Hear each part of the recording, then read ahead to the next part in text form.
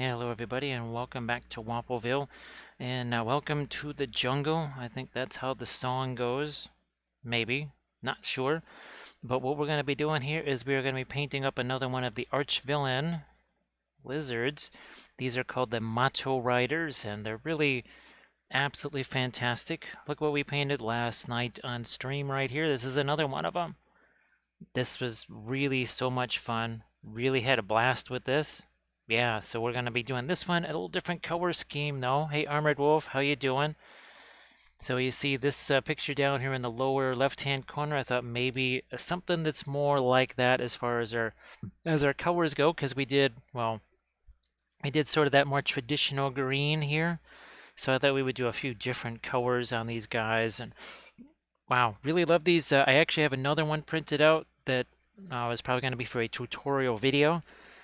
But geez, I want to print out more of these and have some different colors. And this turns out to be a 90 by 52 millimeter base.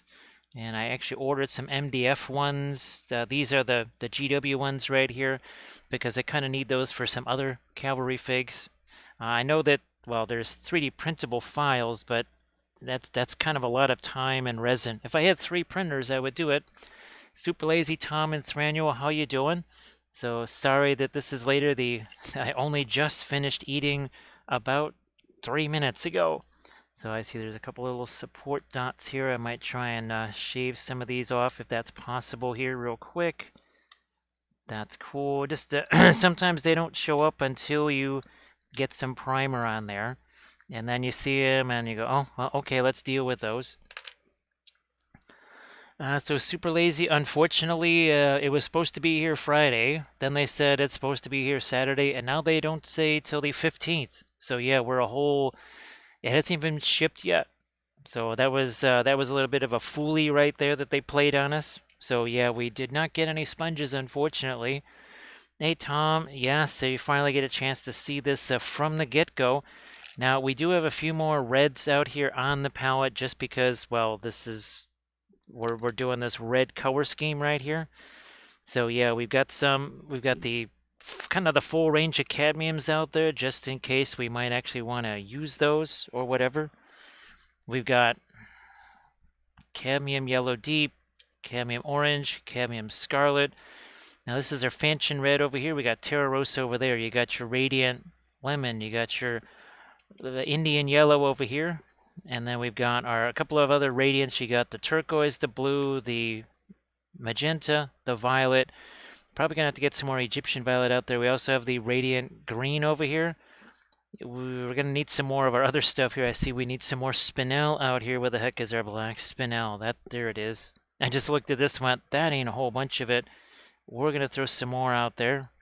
Might need, I don't know if we're going to need more indigo, but yeah, where's my Egyptian violet here? Let's throw some of this out there. I just looked over there. You don't need a bunch of it, because it's Egyptian violet, right? But you need some of it. Hey, Ranzarok, how you doing? And Dano, nice to see you. So Dano, your basing bits went really nicely there with the Davale Orc. That's for sure. Very cool. So I think we're okay. Yeah. Let's just start throwing some stuff down here. Let's get some Van Dyke Brown and other such things, and might let that almost go. We have some of the brown matter over here. I have to say that does kind of set up pretty quickly though, as I'm looking at this going, that really set up fast. Now what we're going to do is we'll slap this stuff on here. We'll remove part of it. Then we're going to also have to do our little black line along the bottom here. So Ranzruk and everybody else, happy Saturday. And for those in Europe and Australia where it's Sunday, happy Sunday to you. And we got Chapman in the house too. Yeah, it really does look good. Oh, Chris, yeah, I saw everybody's, earlier today, I finally got a chance to look at the Discord thing, and I actually got a chance to see what everybody was doing, and Chris, I saw your stuff too, so those were looking really good. So here again, this is another one of the Macho Riders, and I just printed out a third one. Actually, I have a fourth one sitting in the other room, but I'm going to actually try and do a tutorial video on the third one, I think, film that tomorrow. So that might be the next video. Or I might just have to have the second Dark Sword video go up there because I just won't. I don't think I'll have time to get it all edited and rendered and all that kind of stuff and posted. So we might have two Dark Sword videos in a row, and then we'll have our regular video after that. Where's there's the Van Dyke Brown. And we're just trying to throw some of this darker stuff here. This one's going to be a little bit easier to get at the underside of stuff because, well, it's a little bit higher. Chapman, how you doing? Nice to see you too. So Kathy may at some point maybe join us here while we're having some fun, just hanging out, doing stuff, doing the things. Let's see. Super lazy. They don't take up very much space. I never had more than, I mean, if just maybe 20 of them. That's about it. So they didn't take up much room. They usually just ended up in a little box or in a plastic shopping bag or something like that. So if they all went away, I would barely notice them because there weren't many. We don't use a lot of oil paints. We never used a lot of acrylic paints. When I did watercolors, I used, on average, maybe 8 colors on a given painting, 10 max, and that's really max. I mean, that's a lot. Hey, Make Right, how you doing? Let's see. I think we're all caught up, right? Yeah. So here, let me just get to I wanted to see my reference over there. I actually am going to get a little bit of this darker stuff down here. He had a great pre-glazed color of sap green, VDB, and midnight black. Actually, Chapman, I'd be curious if his midnight black was more of a Mars black, or if it was more of an ivory black, or if it was more of a black spinel. That would be kind of interesting to somehow check that and research that. So Make-Ret, hope that you're doing well. And let's see now. I could swear I heard Kathy in the other room when she was doing her stream. You were talking about maybe a new army or something like that, a new goal, new painting goal that you might be having for this year. All right, I'm just gonna switch over here to something a little bit smaller. Oh, we still got our perline black. That's good. Let's get some of our perline black working here. Just a smidge of that too. Yeah, surviving is always a plus, right? Make right. You can't do much if you're not actually surviving. Usually means you're not doing much at all because you're not around. And sometimes surviving it takes all the effort, is just surviving. That's kind of been the last 20 years, is really more the focus on just like, oh, look, we made it through today. This is very cool. Challenge is, can we do that again tomorrow? And that's pretty much what it is. So I always congratulate somebody that can manage to keep that survival thing going for one more day. So Chapman, the Mars Black, think of that as kind of the economy version of Black Spinel. It's not quite the same. Stila was, well, now that she has Black Spinel, she was doing some tests and she pretty much confirmed what it was. Oh, we'll actually make her green. So red on I'm guessing this is the Mato, and then the Rider, who's kind of like skink-sized. Oh boy, let's see if I can. That could be very difficult. I just see a couple of supports here that I want to maybe get rid of.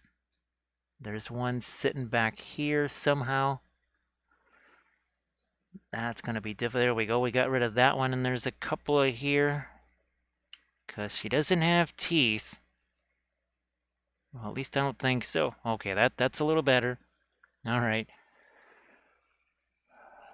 Oh, massive back level Reaper minis. Yeah, that's well, make right. I know a couple of people were sort of doing that. They were kind of going through all the bones stuff, right? People have quite the backlog of bones figures. Now, if you remember on this one right here, the way we approach this, we just basically did the pre-glaze of Prussian blue. We never did wipe it away, but we let it sit there for a while. Yeah, and it's interesting just even now how much less shiny this is. So we're definitely really getting a handle for a couple of things, just how little paint to put on stuff, but those radiants, and I know Grim, I think he did talk about it, those also, they have a tendency to, say, cut down on the shininess of colors. So that's another positive of the radiance that I think I can just confirm. And we're just gonna we're just gonna keep mentioning that from now on when we're talking about the radiance, because I think that's a hard confirmation. I think that we can say that with confidence now. I think I'll go turquoise on the feathers here too. Just, well, reasons. Let's see. Well, it's no problem, Super Lazy Bum, because this is actually stronger than it was yesterday. You can see that the whole arm is actually moving right there. It just took a few minutes after the stream, and that was it. Let's go to some of our reds here now. We'll take our Fanchon red. We got that mixed up with some of our Egyptian violet. Ooh, that is going to be a nice deep red there.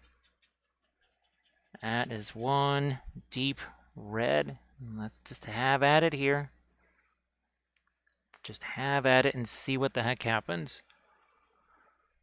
Chapman, the one thing about the Archvillain stuff, it can be tough to see what everything is and know what the heck it is. There's no real indication, right, of what is what thing, unless it's a very distinct character and you can say, okay, that's what the heck this thing is. I wish there was a little more information on their pictures as to what thing is what. Now, I mean, maybe if you're on like the Patreon page or something like that, and you're using that, I don't know. It's just I wish there was a little better guide as to what the heck you were looking at most of the time. Yeah, so we might also be adding some of the additional vellum foliage from Wicked Elf Miniatures. We could be doing that too on these ones once they're done. Yeah, let me just see if I can shove that brush in the sea. Now you know why we like these cheapo craft brushes for stuff like this, right? Because they start getting beat up in a hurry, don't they? And I don't mind if the red gets up here on the saddle, because just like our greens, it's gold. It better reflect. It better reflect what's around it. So, and then we got these bones over here. It's not the same as any of them. It's a very dark, semi-transparent purple. Well, so Chris, well, what do you do? Oh, you could just take Perline Black and mix it with Egyptian Violet, which we did that yesterday. That made a very nice sort of a black color that had a little tinge of violet to it. Even here on our Macho Rider, you can see this is a little bit more purple. This has more of the red in it here. Oh, what the heck? I'll just hit the rest of this. I don't care. Don't really care. So yeah, that was a bummer about the sponges, I gotta say. It's one thing if it's a day late or maybe even 2 days, but all of a sudden to go, yeah, that's not coming for a whole nother week, maybe. That was no bueno right there. That did not, that didn't make me super delirious, I'll have to say. Hey, Megan, how you doing? Where's, there we go. Megan brought in, again, this is from Megan right here. This is her Noir Wappelius spell brush. And of course, Megan is the mistress of Noir. Ah, look at that. See what I did there?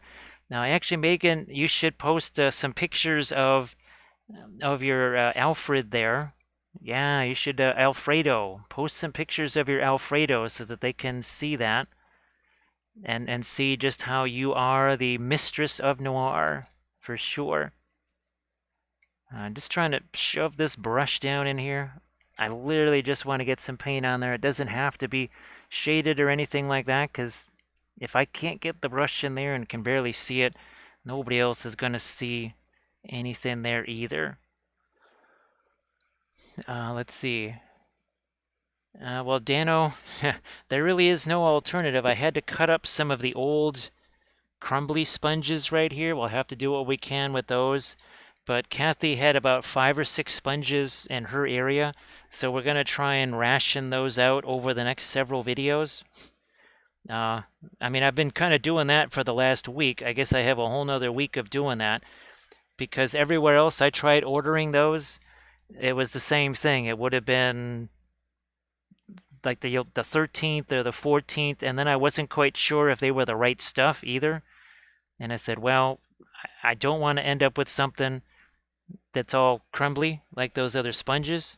So I said, the heck with it, we'll just try and make these last as long as we can somehow. Not quite sure how that's going to work, but we'll just have to live with it. Hey, Grim. Hey, Deck Knight, nice to see you there.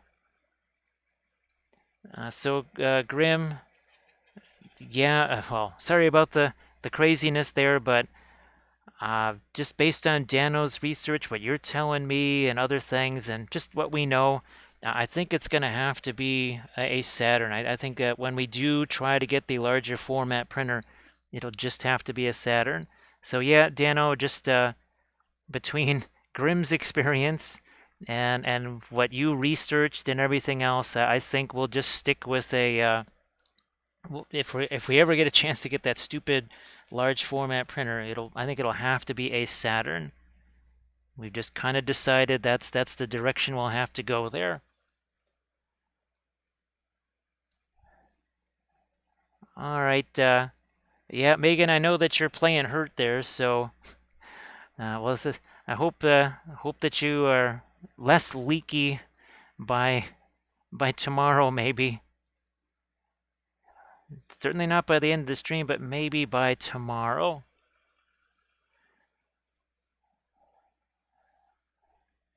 Let's see, what do we got going on here? Hey, Happy Heretic, how you doing? And Black Skull and Thousand Young. Oh, Thousand Young, if you wanted to post a link to your the thing that you showed on your Instagram there. Oh, geez, I never quite hit the tail there. No problem. But that was your commission thing that you did there. Yeah, that was looking really sweet. That was looking really cool. So yeah, you should show that to people in the chat. Now here, I'm just gonna literally hit this with some of this darker stuff here. I don't even care what the heck it looks like. It just needs to be darker. Oh, what the heck? We're going to be wiping this off anyway, and we're actually going to be hitting it with turquoise. Yeah, Dano, now, well, the next thing you're going to have to do, of course, since you're now the Saturn guinea pig, you're going to have to get the Elegoo water washable resin, and you'll have to test that and find all the settings and then share it all with us. And we'll just say, oh, sorry about those failed prints that you had along the way as you were trying to get those settings nailed down, but thanks so much for the settings, now that we don't have to deal with failed prints. So Thousand Young, I hope that you're doing well. And actually, Astrovox, Happy Heretic, all the folks that were posting things. I know Pun Expected, I think he posted something there in the Discord. And of course, that's a place where people can talk about the oils and such. That Grim set that up, and it's a place where people can converse about those and compare notes and that sort of fun stuff. I think are we caught up now? Yeah, I think we're pretty much caught up here. So I'm just throwing some darker stuff on here. This is that messy stage, right? This is the super messy stage. Let's throw some more darks over here. Because believe it or not, this one, well, it looked just like this. It looked just that much of a mess right there. But you can see all the greens that are reflected in the golds there. Well, just the opposite here. We got to reflect reds in the golds. What does that mean? That means in these non-reflected areas, we actually have to go cooler. So the opposite of what we did here. We did warmer up there, cooler towards our Mato. Well, we got to do the opposite here. So let's just do the opposite there, see how this works. Actually, Grim, is that Zemud? Is that Zemud resin the stuff that what's his name likes? Luke from Luke's APS? Because that name sounds familiar, but I've only ever heard it, I think, on his channel there. And thank you so much. We have Eld 1986. Eld, are you an elder? Are you a Meyer? I thought there was only 5 of us here. Geez, they let anybody into Middle Earth now. So thank you very much for that follow. That is appreciated. Let's see. So yeah, apparently there is a shortage of makeup sponges or something because all of a sudden I just couldn't get any. Well, you can get them, they just won't arrive. So we're using the nasty crumbly sponges here, at least on the stuff where I don't think it's going to rip off part of the sponge. We're just going to have to use what we've got and just kind of live with it. That's how it goes. Oh, it is the same resin. It's a detail resin that is pretty temperature tolerant. Well, that's good. Wow, that's really good, actually. Beef, I think that's what must be happening. I think that's what must be happening. Look at this. See how that's turning purple there? That's the Egyptian violet. So the Fanchon red is getting wiped away, but the Egyptian violet stays behind. I think that's hilarious. But we talked about this. Well, I know we talked about it yesterday in the stream, but I've talked about it in some of the recent videos as well, where sometimes I'll add the Indian yellow to something, just knowing that the Indian yellow is going to increase the possible staining property of it. It's weird. They said, "Oh yeah, they're coming on this day." Well, that day came and went. Then they said, "Oh, it's coming this day." It hadn't even been shipped yet, and now it says next week. So that it better be here next week, or that's really going to be a major problem. So Beef, I hope that you're doing well. Oh, here, now I'm going to use the regular sponges up here because we got lots of little snaggy things here. Don't want to get snagged on anything. Now we're going to do this obviously with a little bit of daintiness. Hopefully, oh yeah, you can't see what I'm doing there. So this might wander off screen a little bit here and there because, well, it's tall. It's not the biggest figure in the world. This is one of those, again, 90 by 52 mil bases. So I have just some cheap MDF ones headed this way, just to kind of tide me over. Again, if I had just a second printer going, like get the old whatchamacallit Sonic 4K operational again, that would be for, well, printing out things like bases, stuff that doesn't need nothing super fancy. The nicer things or stuff like this where we want the high detail and we know we want it to print without any problems. Well, we'll use the Sonic that is working. Although I have to say, the more I just keep going, I'm glad that I just got another one of those, because knowing all of the settings and all of the things that could possibly go wrong with it is very helpful. Actually, Black Skull, did you post that to the Discord there? I wasn't sure if you did, but yeah, if you want to post, if you have any Instagram or the Discord or something like that, if you want to post that in the chat so people can see it, that would be really cool. Well, geez, see, Chris, what's interesting is that they had a bunch of other things popped up for latex-free sponges, but they just didn't look like these. They looked more like these, the crumbly kind right here. Although, I don't know, maybe they weren't the crumbly kind. Maybe I just was being a little bit paranoid there.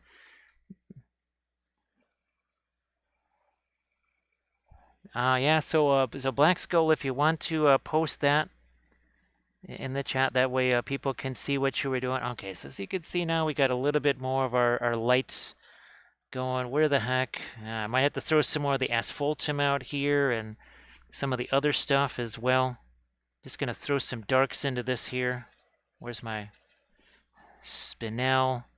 What the heck? I'll just use a little bit of the liquid. I don't care. Just whatever. Just got to get this thing. Just want to get that primer covered. That's the biggest goal here. Let's just get that primer covered up. So there we go. Black Skull. I'll post in the link to the first oil painted project there. And if everybody could please just go check that out, that would be magnificent. Happy Heretic, they're kind of shooting themselves in the foot, aren't they? Because I use those all the time for acrylics. Yeah, when I was doing the shaded base coat and stuff, guess what I was using to wipe the paint away? I was using those same makeup sponges. So, well, you know how they say, what is it, the cancel culture feeds on itself? Ultimately, it cancels itself. So yeah, big acrylic looks like they're going to start canceling themselves soon. That's what's going to happen, I think. So I'm just throwing, this is some indigo over here, such as it is. Again, we'll be throwing all kinds of, I would say flock for sure. Maybe some tufts, Oh, and Armored Wolf has been working really hard on the packaging for some really nifty stuff. So yeah, Armored Wolf has been working on that, and I'm pretty excited about what's to come there. Valfera, that sounds really cool. That sounds really good. You're going to have to send me a picture of that. I would like to see that. And Valfera, I hope that you're doing well. Hopefully today went better than yesterday and such. Hey, Dark Elf, nice to see you there. Let's see, what was the phrase? Oh yeah, I'm not paranoid. Why are you all against me? That's my favorite saying from a show back in the day. I'm not paranoid. Why are you all against me? So I think we're caught up, right? Oh, and they were crumbly, just working with them.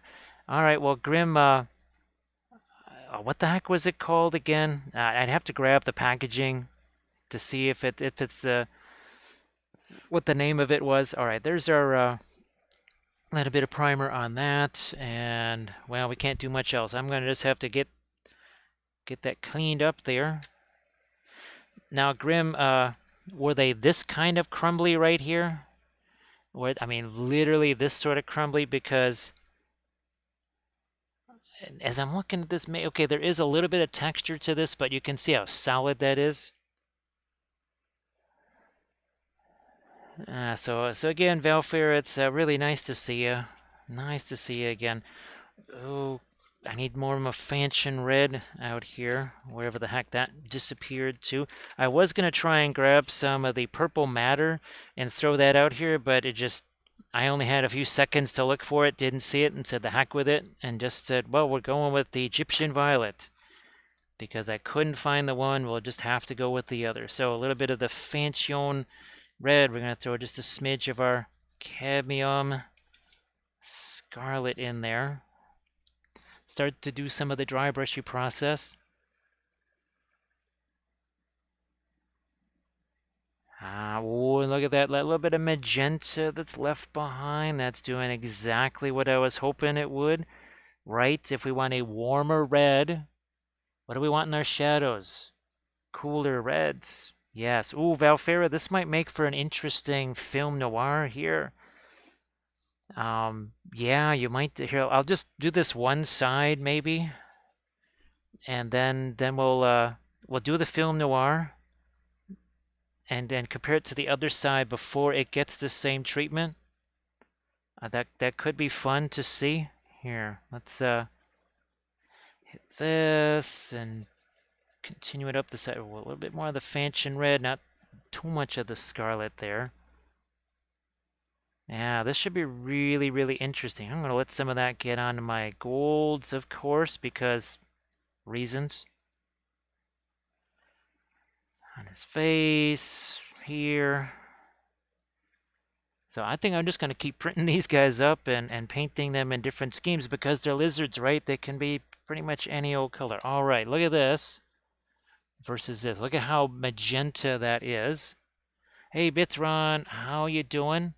Time for the lights to go out. Look at that. There's no difference in the shading. Look at this, right? No difference whatsoever until we do this. Purple, not purple. Very cool. So Bithron, I hope that everything goes well. And oh, how did your ships turn out?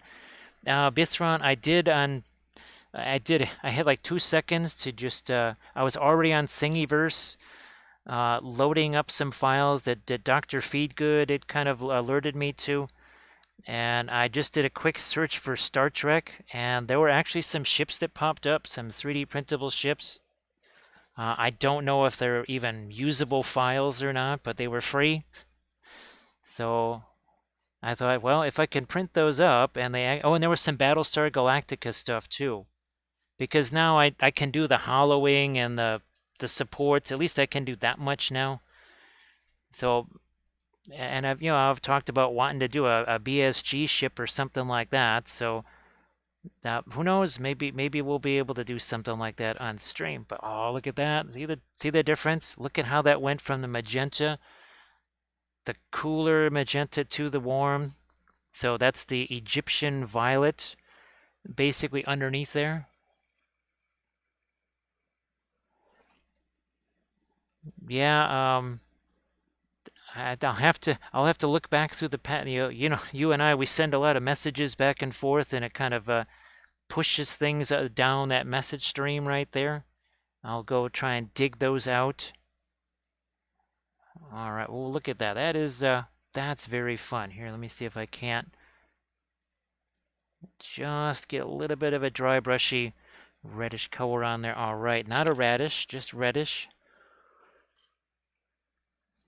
Chris, I have no idea. I haven't had a chance to actually look at the files. They were just, all I did was download them. Don't know what they're, something like 1/9000th or something was the scale. But then given the size that those ships were supposed to be, 1/9000th could be kind of big. Just given how large that was, those ships are. So who knows? If they're workable, you might just be seeing them here. That would be a big surprise for people, wouldn't it? For them to see me painting Battlestar Galactica ships here.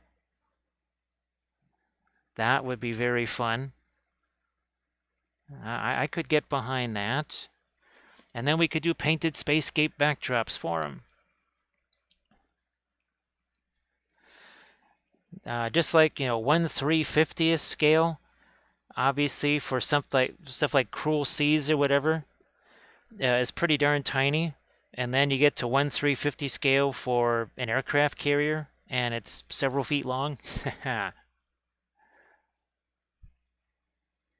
So doing the same thing we did with the other one, just do a little bit of the radiant green. There's not as many leaves on this one as there was on the other. I keep looking around. That other one had many, many leaves. So I had a clump of 3 there, basically 3 on that side and 2 over there. So yeah, it had plenty of leaves on it. All right, that takes care of. See what I'm going to do? Look at this. Look at this. I'm actually already dry brushing my green on there. Of course, we could also do bronze or copper. Doesn't have to be gold here. We could do copper, something like that, and have the verdigris. We could have many degrees of verdigris. See what I did there? You don't get that kind of linguistic gold just anywhere, which is probably really good because people would, here's my Zangors. This is one of our army painting series here. Look at that, verdigris. We used our metallic oils, and then we did I think we're using Perline Black and maybe some of the Radiance there. I think so. Hey, Holt Mini, how you doing? Holt Mini, I think, didn't I see that you also posted something new in the Discord there? I know it was not too long ago. You had some neat stuff in the Discord, but did you just in the last couple of days post something in the Discord? Not sure. Just blindly asking people, did you post stuff somewhere?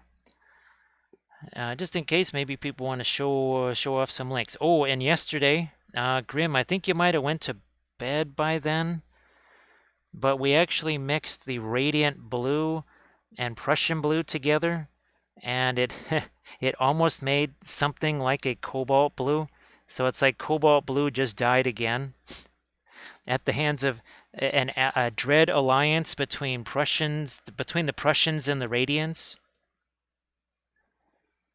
Megan has returned. Yep, not too long. Okay, I thought so. And Hope Mini, if you wanted to post some links into the chat there so that people could see what it was you posted, see what you've been doing with the oils and such. Because I know I enjoyed seeing it, and I think others might too. I think they really will. Boy, these guys, there's something about these. Now, hopefully the Quetzal Riders are just as much fun as these have been. Now, they're going to be difficult because they got some wings like whoosh, they got some big old wings on them. So that may or may not be practical. I don't know. Oh, that's right, Armada Mondays. Holy smokes, I got to get one of those ships prepped for Monday. Oh my goodness. Well, I guess that's something we'll have to do tomorrow. There we go. See, Megan has posted her pictures of Freddy. So go check out Fred that Megan has posted, also known as Alfred Hitchcock. Like, who the heck is Freddy? Or Alfredo. That is her Alfred Hitchcock that she did, which is really amazing. I was tempted to put some warm green under here. Ooh, I see there's maybe no paint there. We're going to have to get some in there. So we'll have to figure out what we're doing here on the bottom of it. Either that or we just go with some magentas down there. I don't know, that could be, what the heck. Maybe we'll do something like that. We got magenta over here, we got a warm red on top, and a cool red on the bottom. That could be an interesting little mini lesson for people to see. So maybe we'll just go that way with it. Yeah, something like that. That is always the nice thing about just being able to do your own stuff and not commission things, because you just go, whatever, I'll just do it this way. Or they have fire on the ships. Well, Chris, something tells me that they might just send those here because they sent the elf ships. So yeah, they might just send those our way, which means I want to get those other guys painted so that, well, we actually do get them to send those things our way.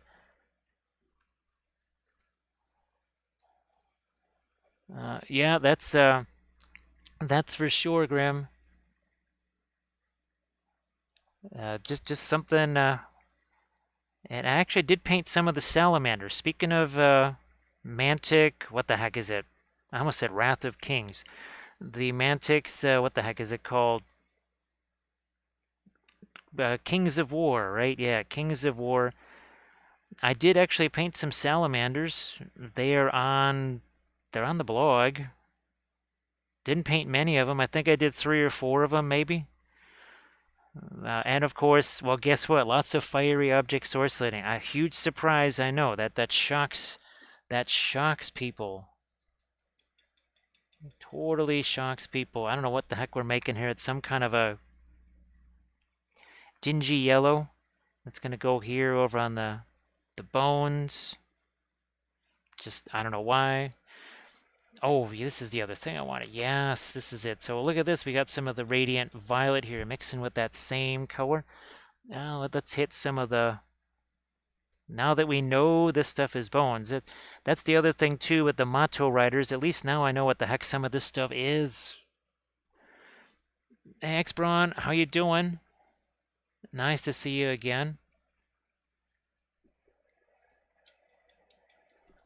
Oh, yeah, Chris, I don't know, those, well, as much as I love the Empire of Dust, uh, that it, that would be that would be a strong rival to the Empire of Dust, wouldn't it? Look at this. Look at this. Seriously, I'm just dry brushing a couple of different colors on here.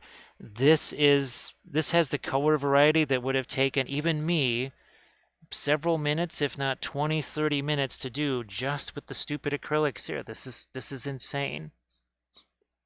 All of this fantastic color variety, and it's perfect because it's mixing to all of the colors that are around it. So it's also matching the colors that we need to match. It's incredible. It is absolutely amazing. I mean, look at this, his tongue right here. I'll take that same color that I was just using over here. We'll throw that over here. Ah, it's so easy. It almost feels like stealing. It feels like stealing. Actually, we got some of those same little either snails or fungus things or something on some of the vines here, which I'm just trying to get a little different color, a little different color on those right now. There's nowhere near as many of the vines either on this, which is kind of nice. Doesn't need to be all over. Oh, it's about some dark here. I mean, a little bit of Van Dyke brown. Dark for the eyes. Having painted one, all the subsequent ones are going to be faster. And then as we sort of, well, paint maybe this one for a second time, then we'll really be able to take advantage of our prior knowledge and be able to dispense with some of the exploration, like what the heck is this? Because we'll at least have a much better idea of what is what. Do I need to, oh, what the heck, we'll throw some dark over there. Now I'm going to think about the color on here.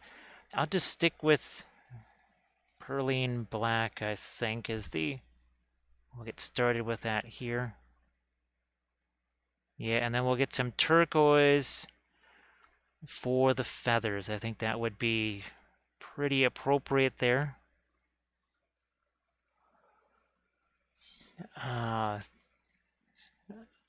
With Thranduil is, Black Skull working on a fire elemental and oils. Well, Black Skull, hopefully that's making the object source lighting a bit easier for you. I'm sure it must be. I'm sure that it must be. So looking forward to seeing that, Black Skull, for sure. Boy, there's just so much detail on these Archvillain vids. It's really amazing. All right, where's that Prussian blue? A little bit of the turquoise in there just to get the ball rolling. And we'll start hitting some of these feathers here. Same out here. That's gonna be relatively gentle there. That's cool, Bithron. Actually, there was the Star Trek ships that I found. Two of the three were obviously your classic Enterprise and a classic era. Sort of like, was it the Reliant class or something like that? There was a Vorcha class Klingon ship too. So I'll see if those are even usable, workable files or not. If they are, it would be really nifty. That would be pretty darn cool, I think. Something we don't often get a chance to do. So Dark Elf, the pre-glaze here was the Egyptian Violet. There was much more of the Egyptian Violet than the Fanchon Red. There was a little bit of Asphaltum that got in there too. And then I started to go over the top with the Fanchon Red and a little bit of the Cadmium Scarlet as well. And boy, did that warm things up in a hurry. Holy smokes. Now I'm trying to get some of that same blue over here on the the rocks just to create a little separation with our Mato from the rocks. Color temperature wise, because there's some magenta that got in there. And then of course there's going to be all that foliage and flock that goes over the top of it too.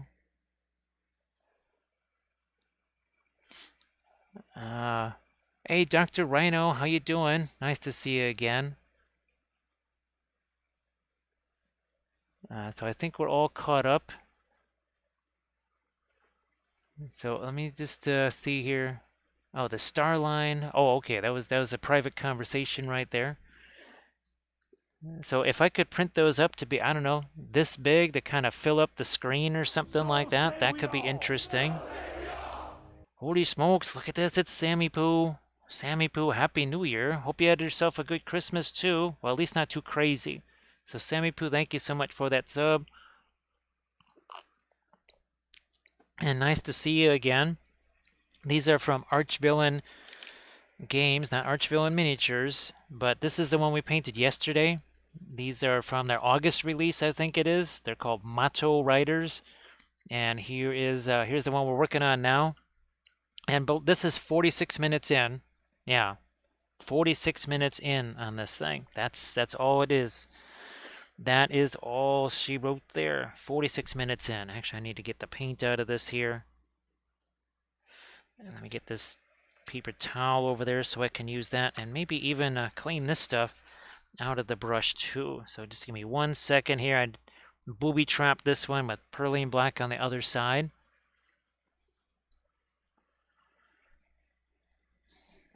I think, well, they might be Randy, Dr. Rhino. They're all female riders, but they might be Randy. Who knows? Who knows? You'll just have to ask them. You'll just have to ask him if they are Randy or not. So I think yeah, you know what? We'll go with this lighter turquoise up here, and then we'll start to maybe work in some of our golds too. Maybe. Oh, I'm a little bit tempted to break out the phthalo green, but I think we won't do that. I think we won't break out the phthalo green. Hi, Cookie Mandius, how you doing? Nice to see you. Well, Happy New Year to you as well.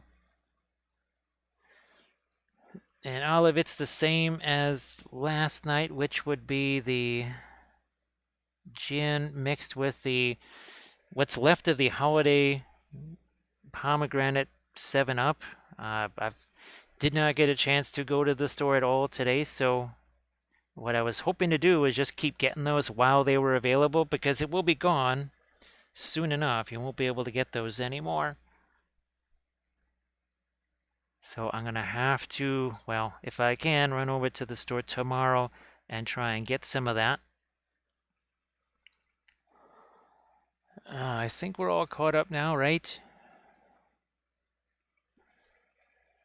Yeah, I think we're caught up. So who knows? Maybe at some point Kathy might join us here in the chat. Not sure if she's in any sort of a hangout there in the other room. That's something I can see from here. So yeah, we'll keep going a little bit of our turquoise here, and then we will start thinking about some of our golds. I want to let this red just have a chance to set, because with the reds it's a little bit different. Also too, what were we talking about here? The golds up here have to be cooler because all of our reflections are going to be warmer because of all of this, right? So golds, a cooler gold, not quite as warm, which means I might be taking something like this here. So you can see we did the radiant lemon mixed with some of the, was it the radiant magenta there? And that it's still a warm color, but it's a little bit grayer than what we otherwise might have seen. Good morning, Yugli. How you doing? I'm sorry if I already missed saying hi to you there. And like I said, as I keep doing these Archvillain figures, I'll get more and more attuned to what all the different shapes are and everything. Figuring out what is meant to be metal, what's maybe not. It's like that. It doesn't matter if it's a printed miniature or a regular miniature, metal, plastic. There's that phase where you go, what is this? Is this a pouch? Is this armor? Is this their head? What is this thing supposed to be? So some morning coffee for Oogly. Nice to see you. We're just gonna bring in a couple of lights here. We just, look at that. We're keeping some of that red there. It's just getting a little bit lighter, because then we have to do our lights along the edges, right? That's going to make a big difference when we do that. Look, we'll take that same color, bring that down here onto these vines, because if a color goes somewhere, it must go everywhere. Look at that. You can almost see some bluish color there, and something that's supposed to be, well, bones or whatever. I'll lighten this stuff up too. Here we go. I'm just going to take this and we'll just let that mix in with our pre-glaze here. We're just going to, whatever the color that turns, that's what it turns. And I think it's, I don't know what that's turned into. Something that's almost a bit like a skin color there. Again, it's not like you can see very much of it, so why am I going to go crazy with that? Who cares?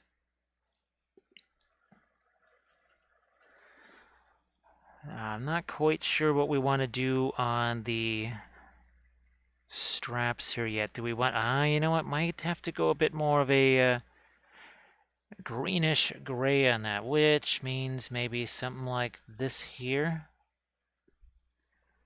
We'll take some of the radiant green, mix it with the perline black, and there we go. Now we might have to darken that back down again when the lighter reds start taking over here. Thranduil, there's no set time or anything like that. Sometimes you don't have the time to let it set forever. I know on the, was it the, that was on the Sangor army painting series where, because it was an army painting series and the paint was going to dry anyway, I just arranged it so that the red would be completely dry by the next time I started working with it. If you're using cadmium colors, it will take longer for those to set because, well, cadmiums. So yeah, there is no set time or anything like that. It's just kind of a by feel sort of a thing.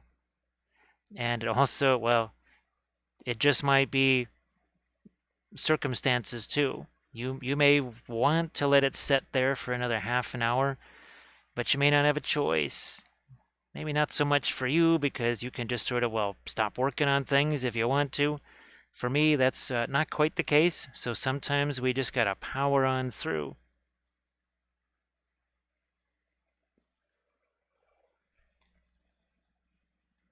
It's just getting the idea out there that you don't want to just keep piling red paint on top of red paint because that is not going to go too well. And remember, with the oils, we're not layering in a traditional way like you would with acrylics. I just had to answer that question on a Patreon video because somebody was trying to take Indian yellow and paint it over black, and I said that's never going to work ever. That is not going to happen. You're taking one of the most translucent colors out there. That's not going to cover anything. So yeah, and you're just going to want to mix that with some kind of opaque color. Well, like a radiant maybe. It will start to cover if you have some of the opaque stuff in it. It's not really going to be Indian yellow anymore. So just to be aware of what colors you're using, and just remember, translucent colors not going to cover. You can mix them with a lighter, more opaque color, and they will, but you're really changing the nature of that color. It doesn't work like acrylics.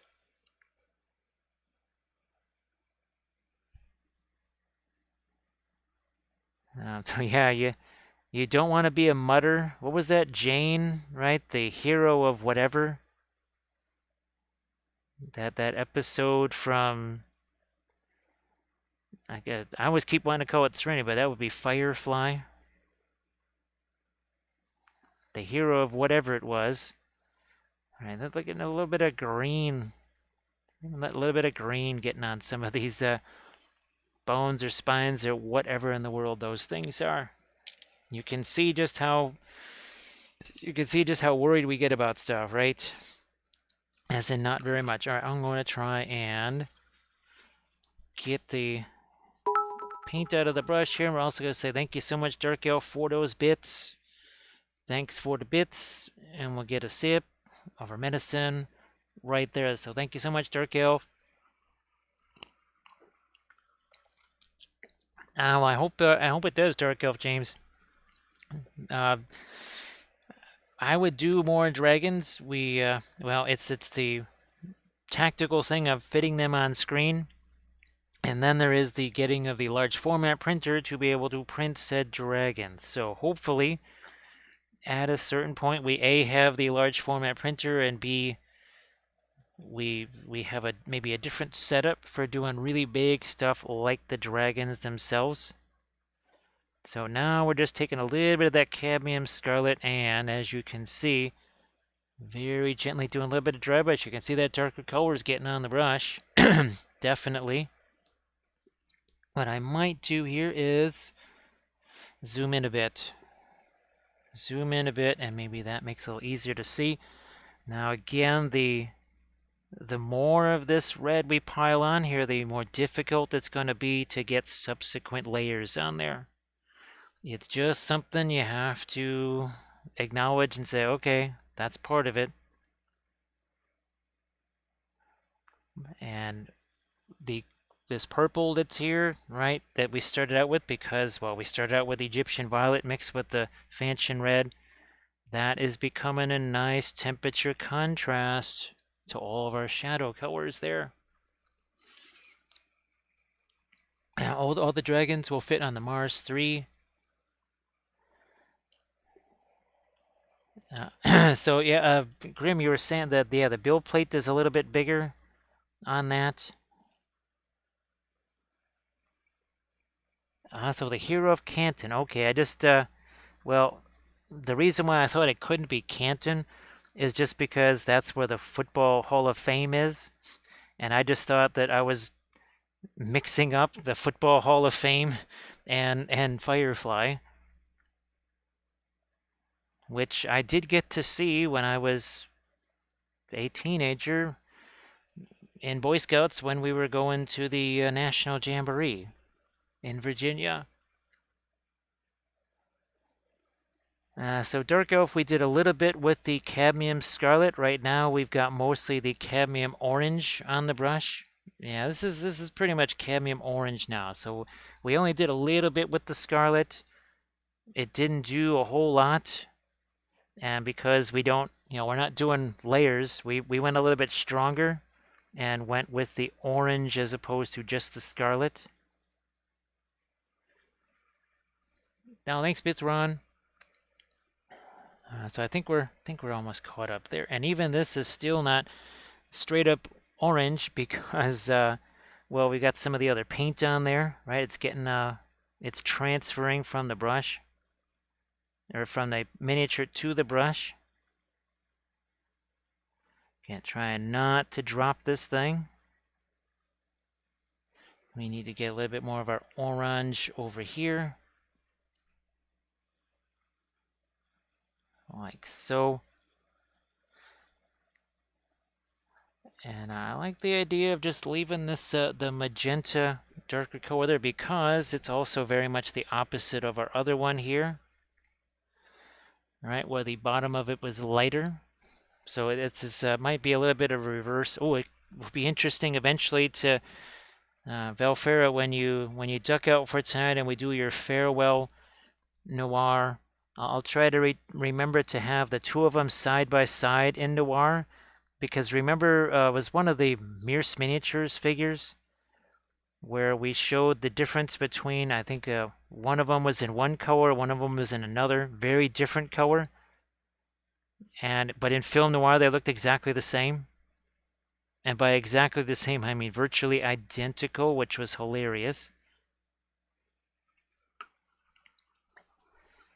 So yes, yummy cadmiums. Maybe eat a little bit less of the cadmiums. So it's almost a half an inch bigger.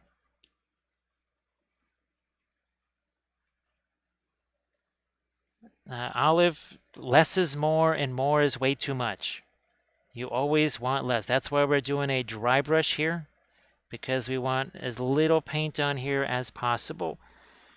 Now, if you've ever done pastel painting, that's another case in point where the pastel paper only will take so much of the pastels, and then eventually nothing more will stick there. Now, of course, if this dries overnight or whatever, well, obviously you're going to be able to put anything you want on there. But eventually, especially with these thicker paints like cadmium, all you're going to be doing is removing paint on your next layer. Maybe it won't be impossible to get another layer of paint on there, but it's going to be so difficult. You might as well just said, you know what, I'll set that one aside, and we'll work on a different miniature instead. So yes, less is more, and more is way too much. Now, I have no idea which Book of Wappel one that is. That's probably in the 20s or something like that. I can we've done kind of our more recent ones, our chapters in the 50s. Maybe we'll try and find some earlier chapters here in just a second.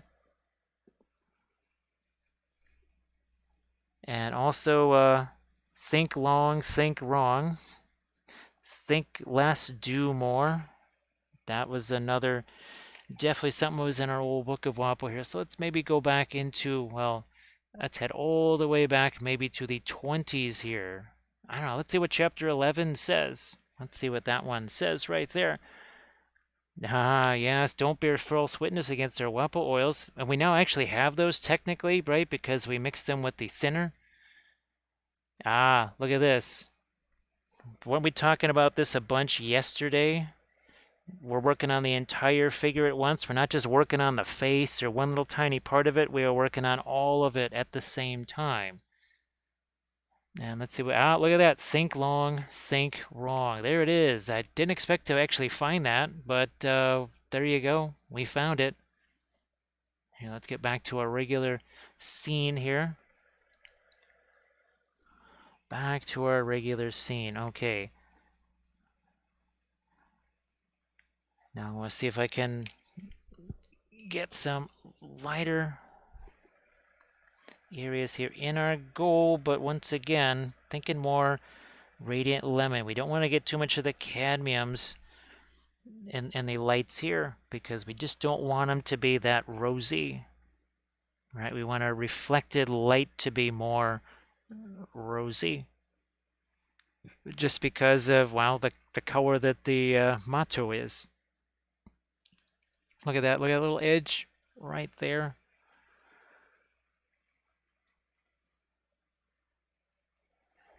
So olive, it's the pressure on the brush. You want a super, super, super, super light touch on the brush. So that's where all this death grip on the brush thing, well, that's going to hamper you, well, in any of your painting, but especially with oils. So no death grip on the brush. And you could take your brush, you put some paint on there, you take a paper towel, and maybe you scrub the brush on a paper towel. That's going to have some more of it come off. But I think it's just you have to abandon that idea of acrylics, where you've got all this paint on the brush and all this liquid on the brush, because, well, with acrylics you need to have that liquid on the brush, because otherwise you're not going to be able to do very much with it. So I understand where that comes from. It's just something you'll have to ditch And Olive basically say, well, I don't have much paint on this brush. Take half of that away.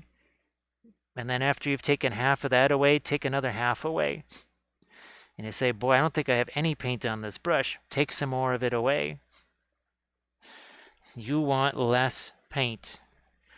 And of course, you're going to want to, you don't want to be doing those layers. You're just going to want to place some paint somewhere, another color next to it, and push it around. And we're not mixing. You see there's very little mixing that's going on in the palette.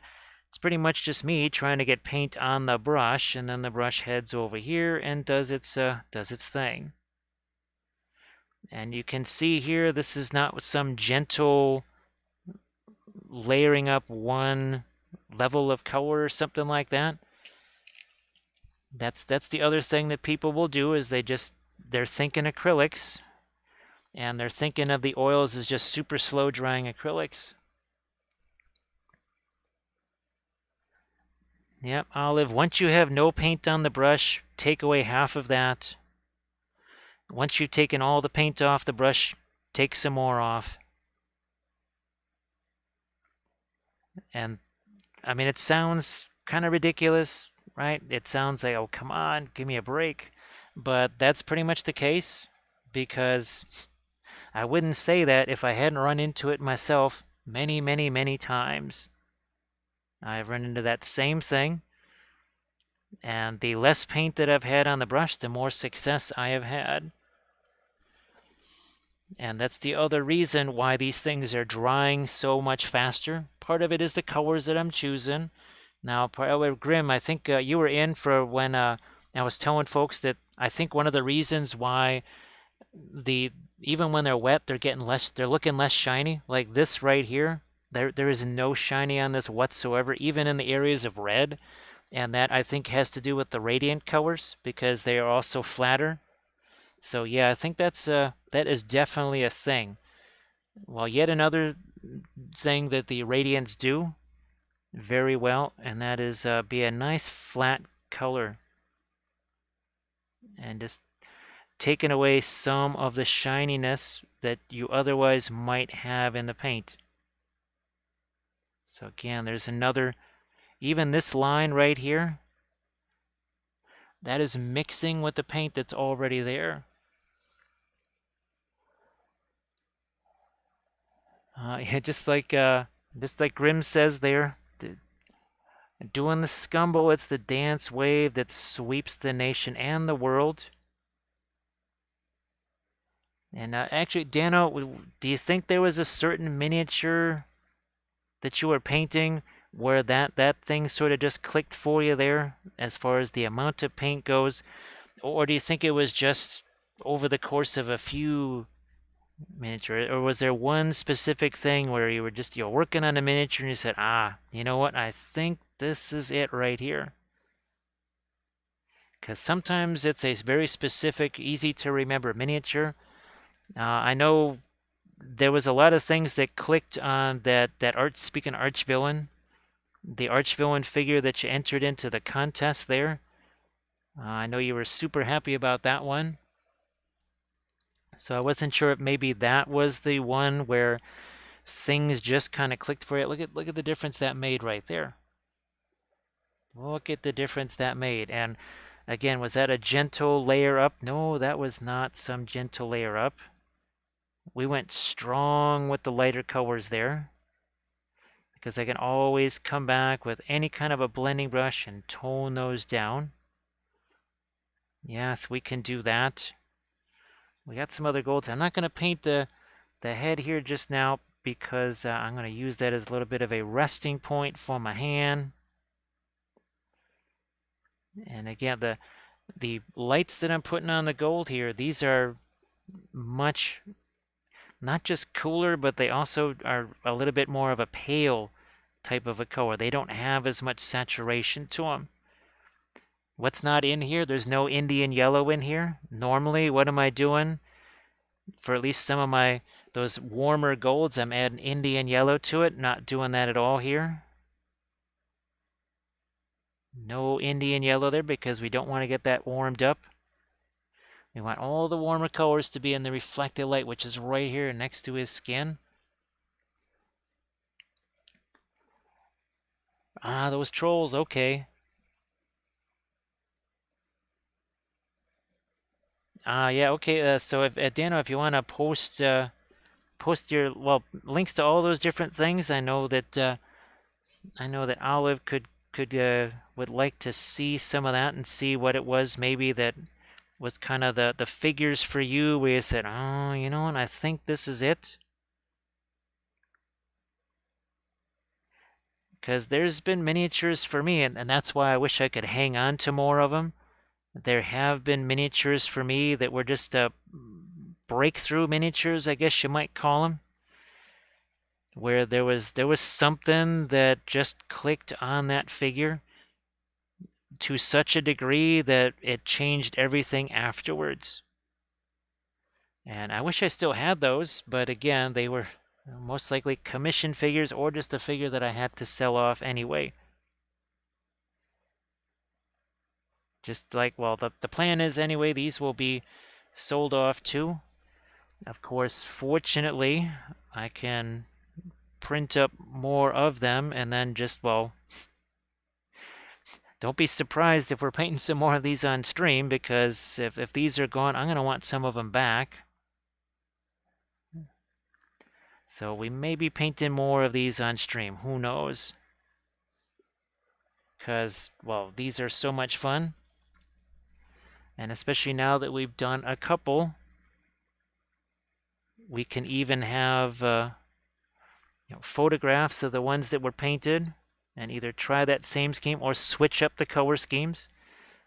So next time around, maybe we try this scheme on the other one and try that color scheme on this one.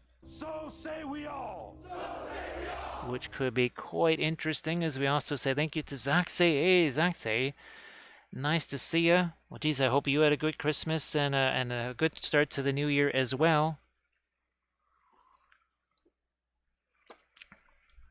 Well, Megan, there's our longtime buyer. He had asked. Well, he was very nice about it. He said, "Look, just let me know. Show me pictures of those before they go up on eBay." Because he's just trying to save us some fees. Because well, eBay puts the fee in FeeBay, as you know. I mean, you don't need me to tell you, and I already talked about that.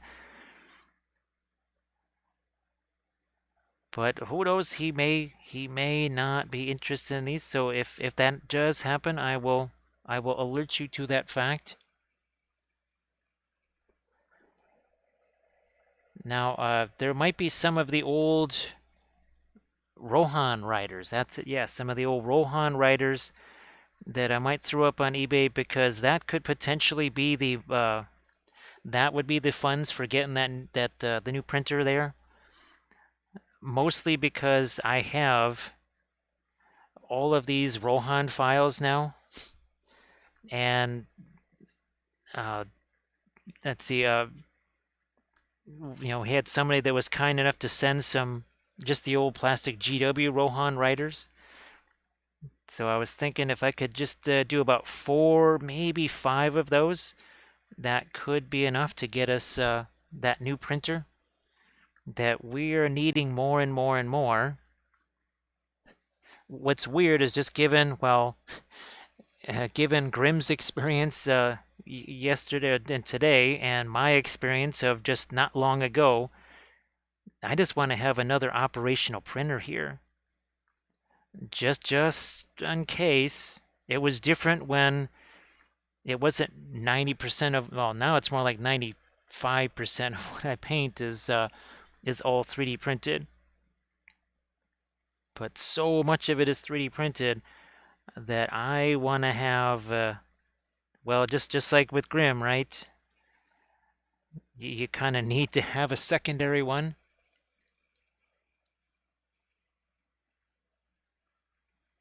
So Arda Michael has watched the Hobbit Feast, watching the movies in one sitting. Now, so that was that the Hobbit set, or was that the Lord of the Rings set? And I guess were they the extended versions, the super extended versions, the ultra extended versions, or the oh my god, this is 3 days long extended versions. Hey, Dr. Feedgood. Oh, Dr. Feedgood, thanks for those links. Now, I didn't do every single file from the one guy there, but I think I did maybe 15 or 20 different ones. Snails, birds, sconces, torches, candles, as many different things as I could, at least just for right now. And I'll see if I can make some build plates of those because they should print pretty darn fast, right? They might be the fastest prints I've ever done. And then Dr. Figa, don't be surprised, like I was telling you, if you see some of those in a basing episode, and I mean really soon, if they all work out. So you started at 9. Boy, Arta Michael, that sounds, wow, that sounds really fun. Actually, what I would love to do is just have those playing and be painting either minis, terrain, obviously strategy, MESBG stuff, but I would love to be playing those while painting miniatures. That would be so much fun. Unfortunately, I don't get to do that, mostly because, well, there's no way I could actually be watching those, since there's nothing that can play DVDs in this room at all. And I don't have any Netflix in here or anything like that, so no way that's gonna happen. Well, that and we're always either filming or doing whatever. So, oh, look at that! Look at the fun oranginess there. So Valfera, I'll try and shoot you the links to those later tonight. They're very, very nice, I have to say. Now they're a little bit on the. They're not super fine. Okay, so the larger you make them, it could be a little bit more dicey, I think. So 75 mil, I don't know, that might be the max size you would want to print those out for as far as scale goes. I think we're caught up, right?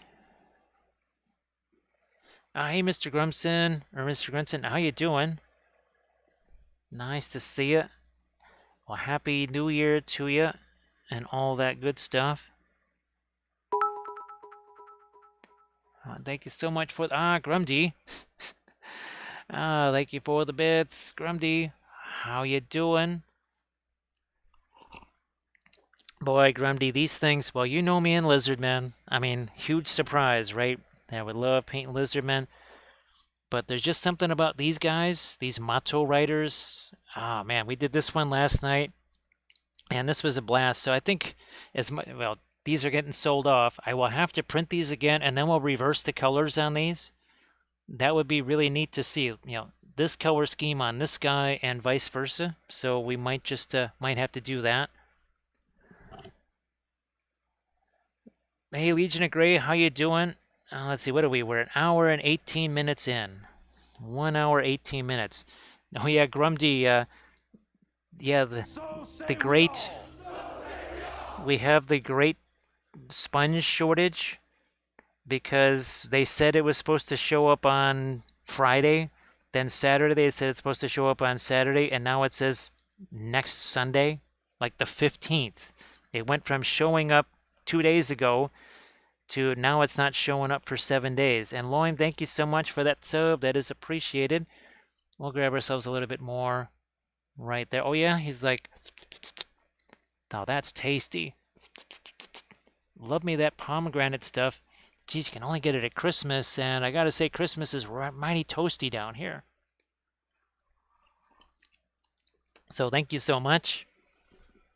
And Loim, how are you doing? So Loim, I've actually, believe it or not, as crazy as it sounds, I've actually had a chance to read a few pages of the Two Towers book.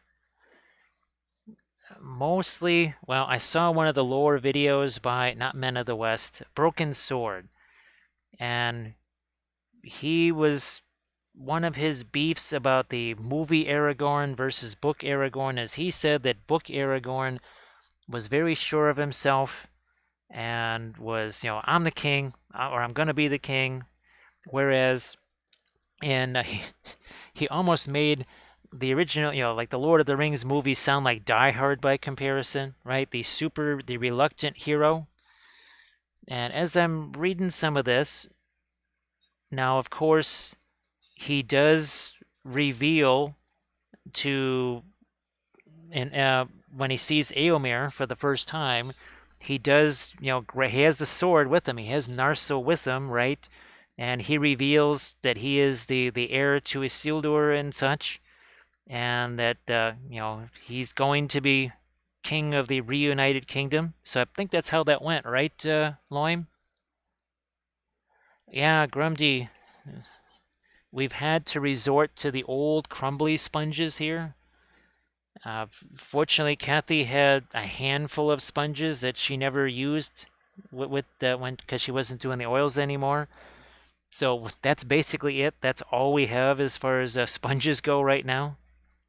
So yeah, the great sponge shortage of 2021 is underway apparently.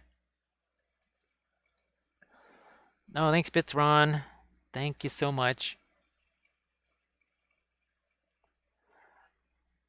Yeah, well, it's kind of funny, Olive, because that some of the puppet shows that I've filmed with just our little stuffed animals and such, that's kind of a sound that they're usually making when they're being tricksy and eating some food that they're not supposed to, and we'll make little videos out of those for Kathy, especially maybe well, like when she was away at conventions or whatever, and we would just film little videos for her, just to let her know that the stuffed animals were getting up to mischief. Well, 2022. Oh yeah, sorry there, Bithron. So Loim, yeah, I knew that he had revealed himself in different times in the books as opposed to the movies, but I didn't realize that he kind of started flashing some sword to Eomer right there. That's not code for anything. That's not code for anything at all. So Grumdy, it was pretty interesting, just because of the well, now that shortage is going to be ended pretty soon because there's Kathy. Just saw her walk by. Megan and Queez were kind enough to send this along. So we're going to be testing out this, mixing this, our new, some more fluorescent homemade oil paints with these and see what happens. But I'm using a lot of the cadmiums here. We got cadmium scarlet, cadmium orange, and cadmium yellow deep. And underneath this was a mix of, what the heck was it? A Fanchon red and Egyptian violet, which created all this really nifty magenta color right here, or purple color. Yeah, Loin, because in the books they really emphasize this whole thing that he does not get to marry Arwen unless he is the king of the reunited kingdom. So he was not reluctant. Also, too, I guess in the books he was 6'6" or something like that. He was very, very tall. But as I see, though, in the books, he still does question himself. I know at one point he just says, well, so far all of my decisions have been wrong. Do you still trust me? And again, that's all within the scenes of the three hunters where they first start going looking for the hobbits and such. Yeah, Grumdy, all that was just the Egyptian violet mixed with some of the Fanchon red. I didn't have a lot of Fanchon red on the palette, so it just kind of took over. Well, huge surprise, I know, right, Grumdy, that the Egyptian violet took over? Huge surprise. So now we're bringing in a little bit of the cadmium yellow. I thought, too, it'd be a nice little contrast, all the warms here. Boy, Grumdy, I wish you could have seen the film noir that we did. when it was still just, I think only one side had the warmer colors on there, and the other side was still just the original pre-glaze that was wiped away. It was pretty amazing to see how similar it was value-wise and how different it was color-wise. It was almost identical value-wise, but the colors couldn't be further apart. Ah, Landrest, how you doing? Yeah, that's right, Loim.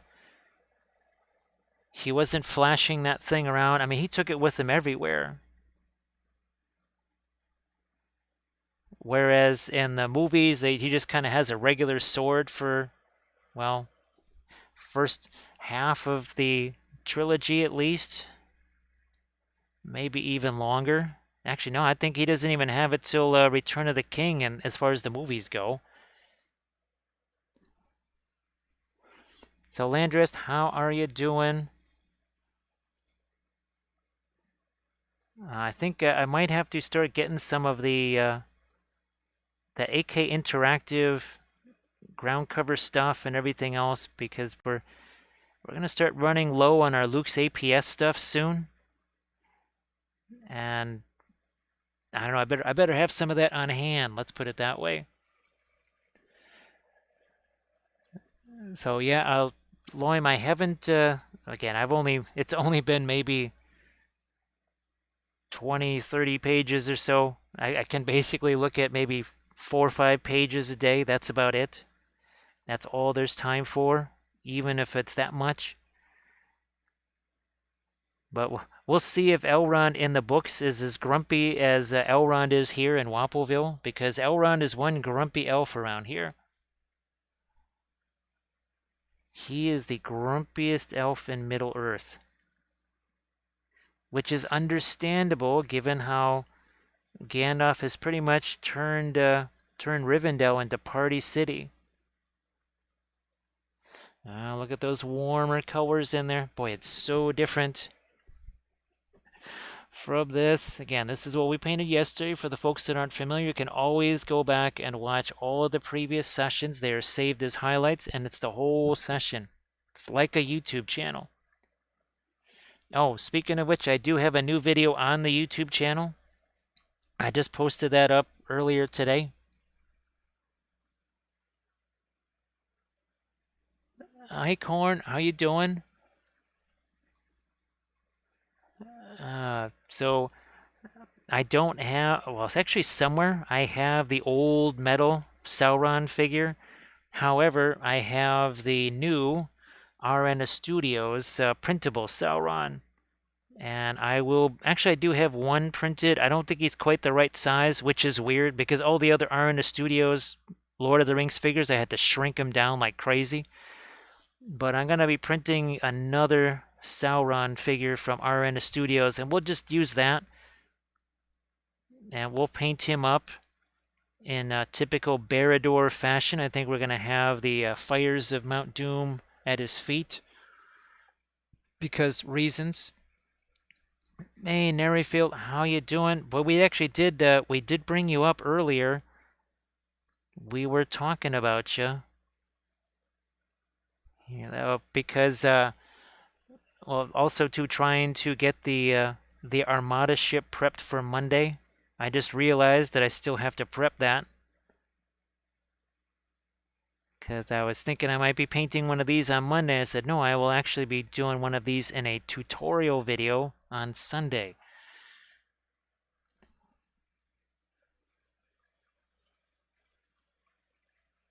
Oh, wow, Battle of Dagorlad. That's, now actually, what was, Loin, what was that wasn't the battle where the Candish chariots, where basically Rohan came to the aid of Gondor. That was a different age, right? Yeah, that was a different age, I think. I think that wasn't part of the last alliance, or was that the battle where they were fighting the Canned and such? Now look at that. Look who's in the house. I hope she is because somebody was just making popcorn in the kitchen, and that wouldn't be me. So I guess that must have been Kathy making popcorn in the kitchen. Uh, so Loim, are those the old? Oh gosh, what am I thinking? Mithril miniatures? I think somebody posted it was another Galadriel figure. How many Galadriel figures did Mithril do? The only one I've ever seen of Galadriel, well, there's one, like a White Council Galadriel, where they're literally it's like the meeting of the White Council. And then there was another one where she was mounted on a horse.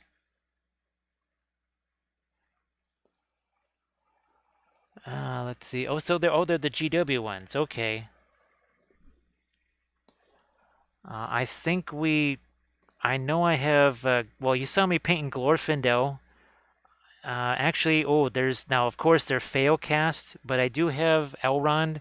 They're basically commission figures. They're not for me. We have plenty of Elrond-ish figures from our 3D printing guys that we can use.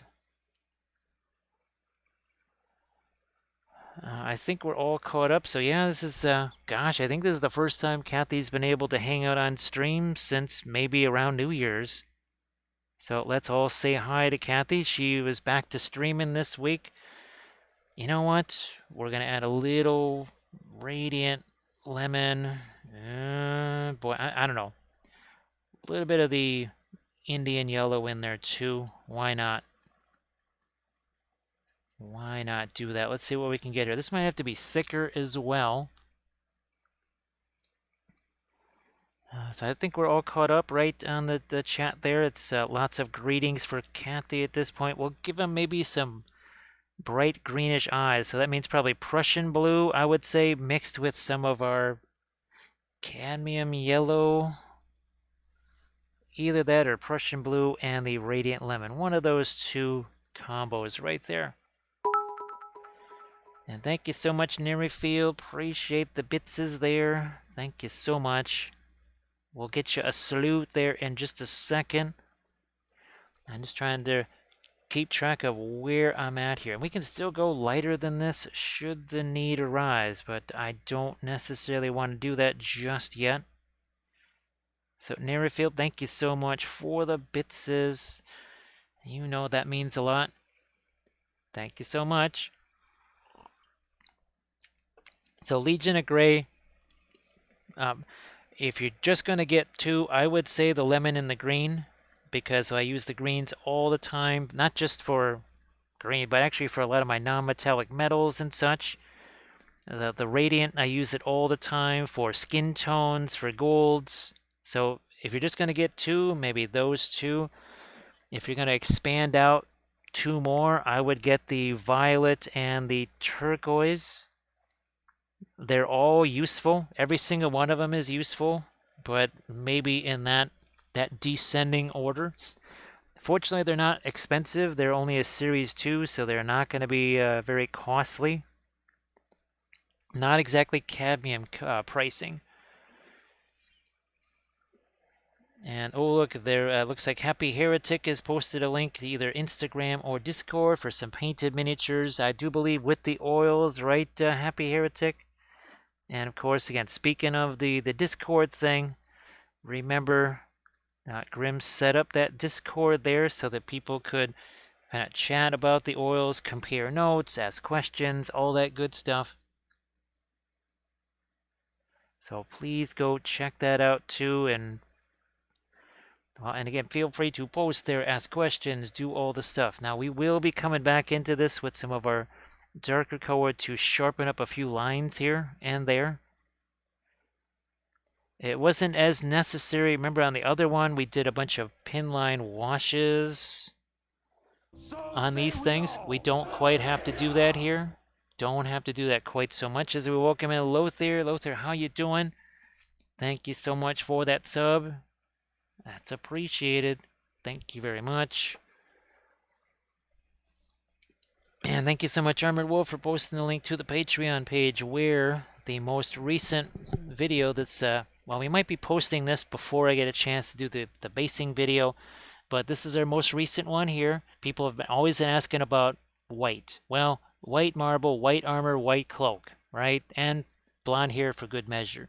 So you want white, there's white. that's going to be, I do believe that'll be the next video posted to the Patreon page. And again, that's you do that army painter pledge.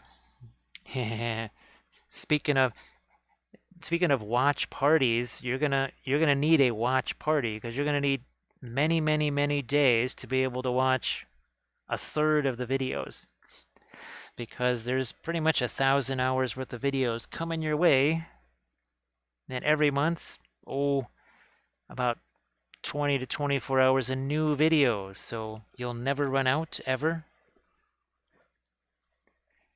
It's an inexhaustible Netflix. Think of it like that. And it's a heck of a lot cheaper than Netflix, too. So where's there, and this again, it's one of our Dark Sword miniatures here. This is part of their Song of Ice and Fire / Game of Thrones line. I think this is Renly Baratheon or something like that because of the stag on his chest there, I would assume. Or one of the Baratheons anyways. So yeah, I guess we could have done yellow on the cloak or something like that, or I guess green, I don't know, because Baratheons.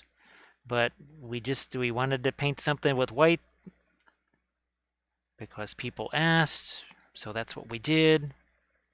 And we're going to get some lighter color on the chompers right here, just because.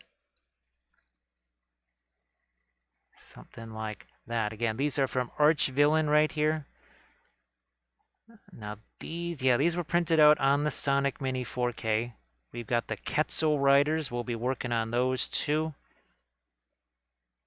Can the other chompers right here, just want to at least get something on those.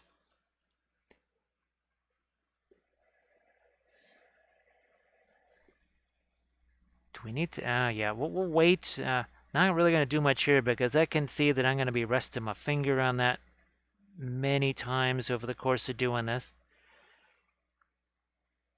So actually, Nerifil, I didn't get a chance to ask you what is the latest thing that you are working on.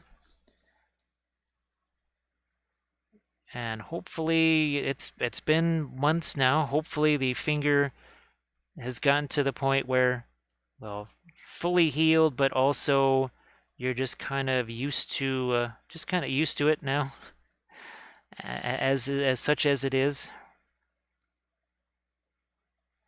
Because I know that was a crazy thing when that happened. That was no fun whatsoever.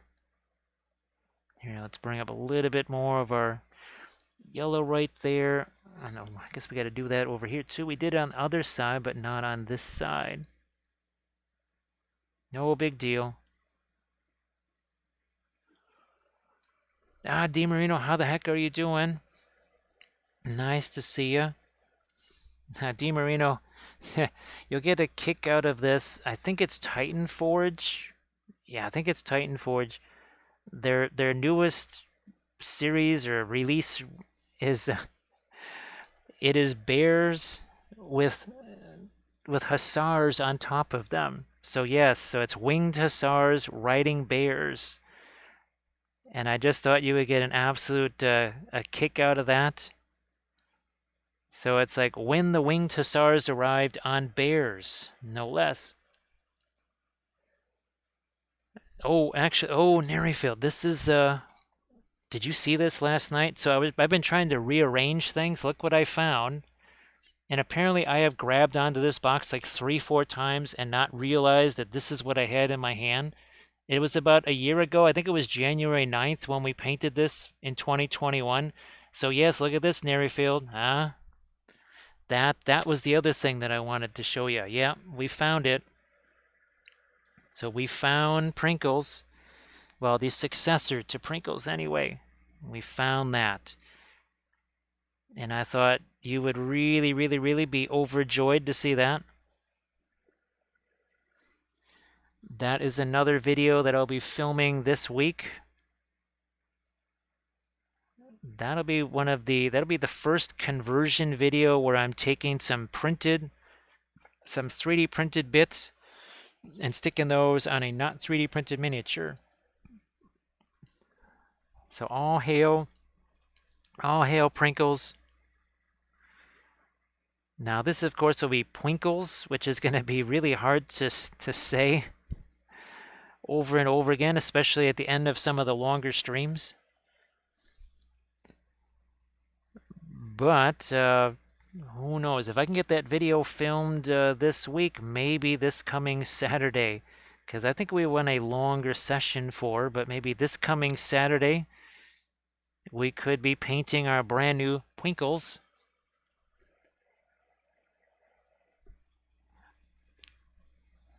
But yeah, D-Burrito, of all the things, right? They're not just bear riders, they're winged hussars on bears. It pretty much looks like, basically polar bears, and you take the Highland miniatures hussars and put those on top of them. It's just absolutely hilarious.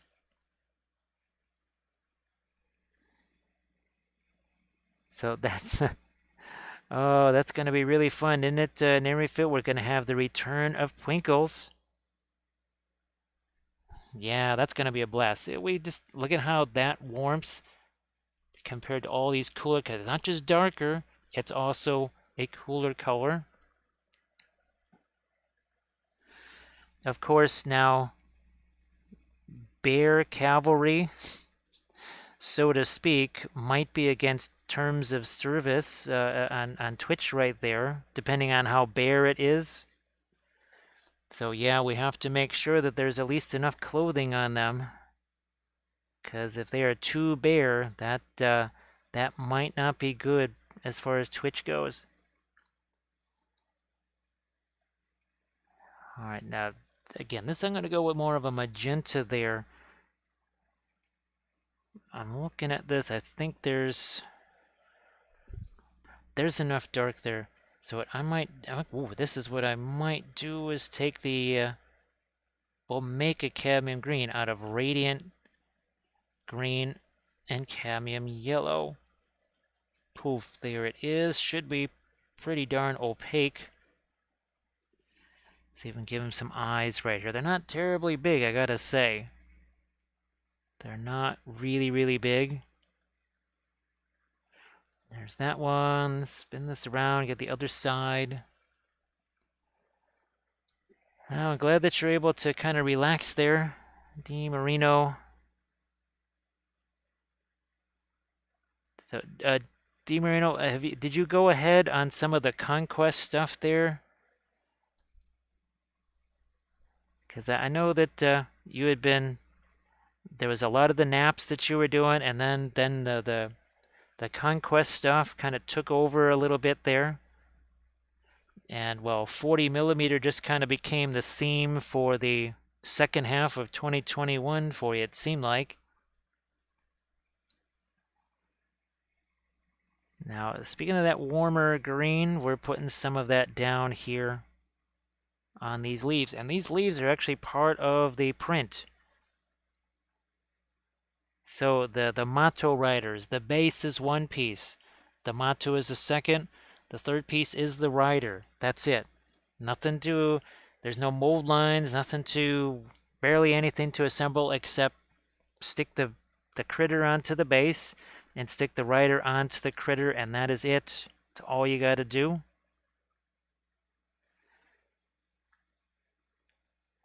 For as many aches and pains as 3D printing will cause you, there's just, well, I mean, for me, there's no other way around it. Have to do it. But even for folks maybe where it's more of a, oh, shall we say it's more of a leisure type thing, I think you can still have more leisure doing.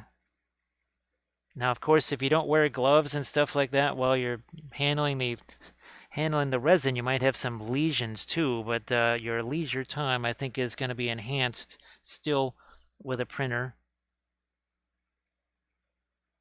See what we did there with a little bit of linguistic gold. There's not so many leaves on this one. Didn't take quite as long. This is that radiant lemon slash, no, radiant green. Radiant green and cadmium yellow. I think it was the other one. Yeah, the mix we did on the leaves there, that was the radiant lemon mixed with the radiant green. So a little bit of 100 Kingdoms, but not able to paint much. So DiMarino, that's going to be pretty much the overarching project then, all the way through spring. Well, late winter, early spring, I guess. Well, actually, DiMarino, if you ever want to send pics of those, it would be really cool to see them. Actually, well, geez, if you got any Insta pics or something like that of them right now, you want to pop them into the chat. That could be fun for a little bit of historical action.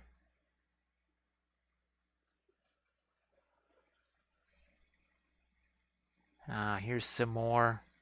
This So I'm sure there's going to be all kinds of interesting discoveries that I'll make when actually getting a chance to really with the books kind of analyze the characters a bit more, because I know that there's a difference with Faramir, and I didn't read any of the Fellowship, so I don't really know how they treated Boromir. Basically, the beginning of the Two Towers,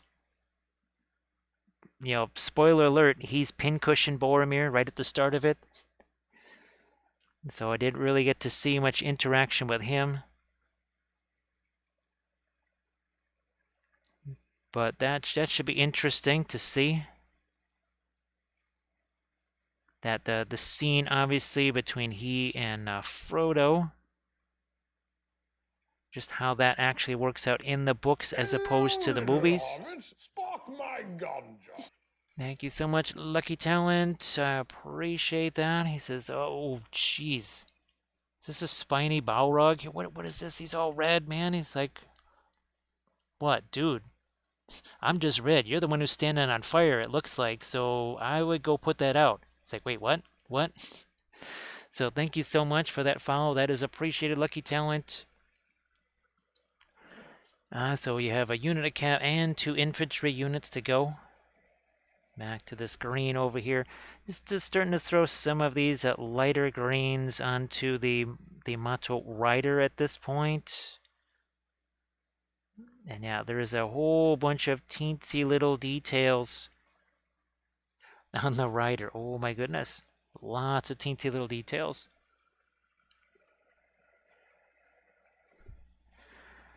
No more of that warm green there. What about on these golds down here?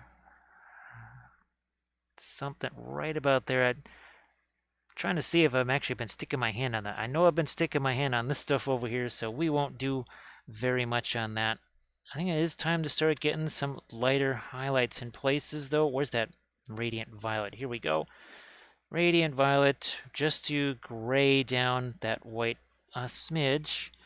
We got the carapace right here. And Olive, see, this is another thing right here, Olive. So look what's going on here. Let's throw that lighter color on there. We find ourselves a blending brush somewhere. And I think, yeah, you can see this here. So I'm just going to take that. See how that just gets spread out there? That is another way to have less paint. Less is more. More is way too much. That is one way to have less paint, is by not doing those little teensy layers. It makes, just like we were talking about, it makes sense with the acrylics. That's kind of how they work. But with the oils, that is not taking advantage of how those work. And we're doing the same thing that we did on the other Mato Rider. At first I thought this was just kind of added on here, but then it seems to be part of our critter, this exposed bone right here. So we'll work with that. No big deal. Here, the bone on this. Blending brush. See all those crazy little brush strokes there? Not anymore. Now they're just lights that we've added. Easy, easy, easy. I'm gonna see if we can get some lights here on these straps, if we can. Maybe a little reflected light down there. You can see, look at how dark the end of that brush is. You can see the paint is mixing on there. That is, I know with the acrylic stuff, you're used to it just, well, you paint whatever color on there and it just covers the other one completely. Here, eventually, so maybe sooner for some than for others, you get to count on that whole idea of it just going to blend there. So you start out with just, well, like this, where it's sort of a radiant lemon, and as we move down here, it's going to keep mixing with more and more of that dark color, and it's going to actually change the color that's on the brush even. At first, you're going to say, oh my gosh, the color on my brush has changed. I got to go back, get some fresh color. The more you do this stuff, the more you're going to see you're taking advantage. Actually, Grumdy and some of the other folks that have been using the oils for a while, do you find yourself doing that more and more?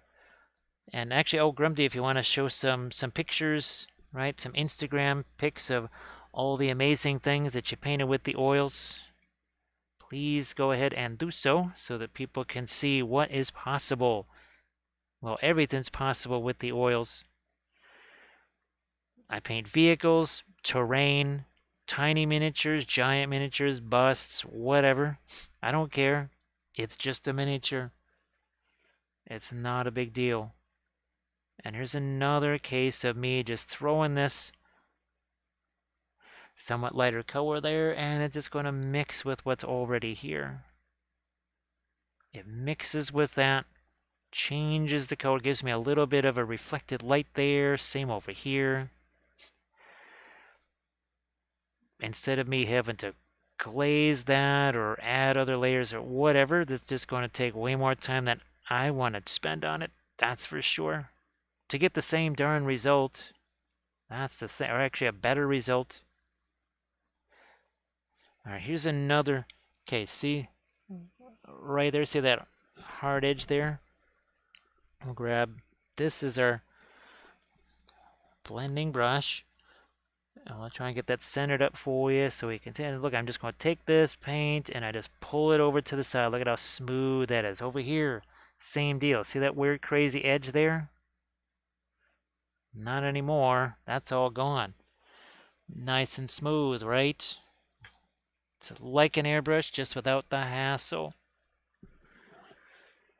Now, Thranule, there's no difference between a large flat surface and really a small flat surface. You're just gonna, well, not a lot of paint, and you're going to want to do what we just did there.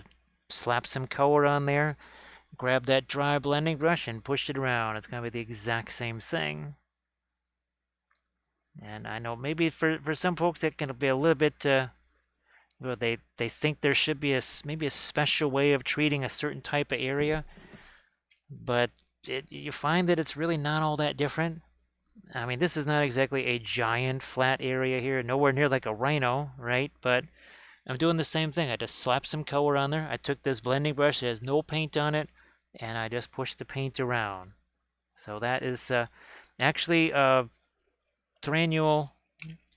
I have, I think, is it a, no, it's not a land, it's a Lehman Russ. Well, it's a Schmeeman Schmoss. It's not a real one. It's a 3D printable file.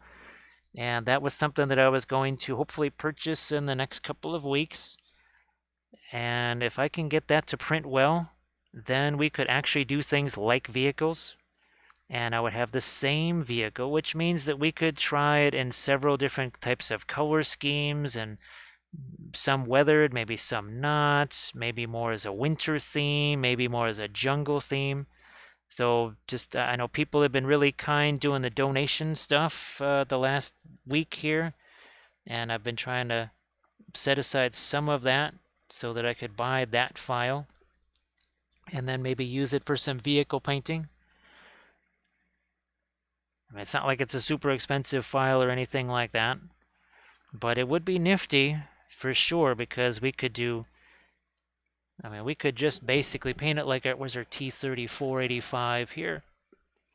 We could do something like this, And you know what? Oh gosh, I don't know where the heck I've got them, but somewhere I do actually have tank riders from Victoria Miniatures. Now that would be interesting.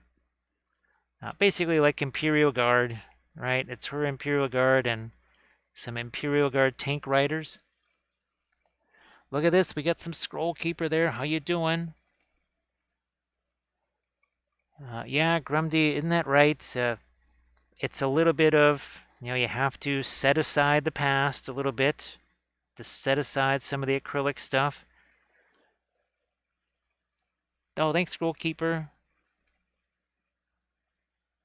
So the smallest mini that DeMaria painted with oils is 18 mil. So let's see. I know some people say that 1/72nd scale is 25 mil, but I think that's not quite right.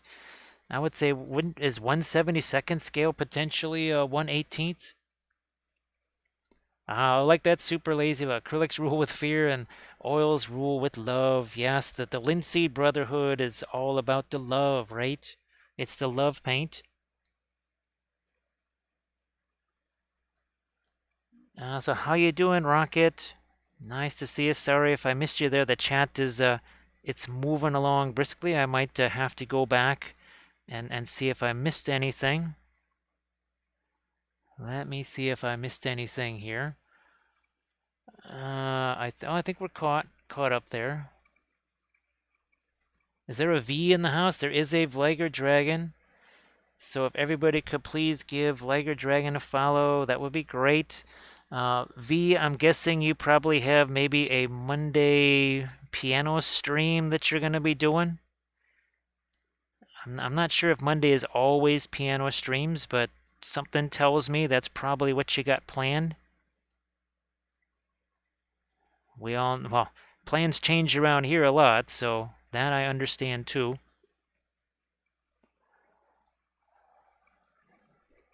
So Scroll Keeper and V, hopefully the session went well yesterday. You can also watch that on the Pyro Club on Fridays. The long running session there. So yeah, you can check out V and Scroll Keeper on the Pyro Club doing some RPG stuff, of course. And definitely can give V a follow, and while you're at it, maybe follow Pyro Club as well.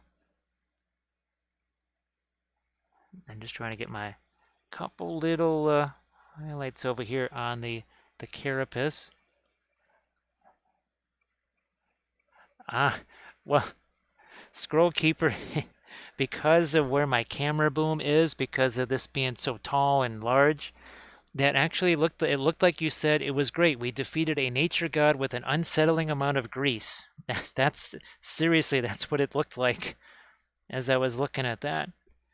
Which I do believe in a D&D adventure years ago, the group that I was playing with actually used some sort of grease to, in a very comical fashion, have something skid around and then catch on fire. I don't know, but it did sound like an unsettling amount of grease.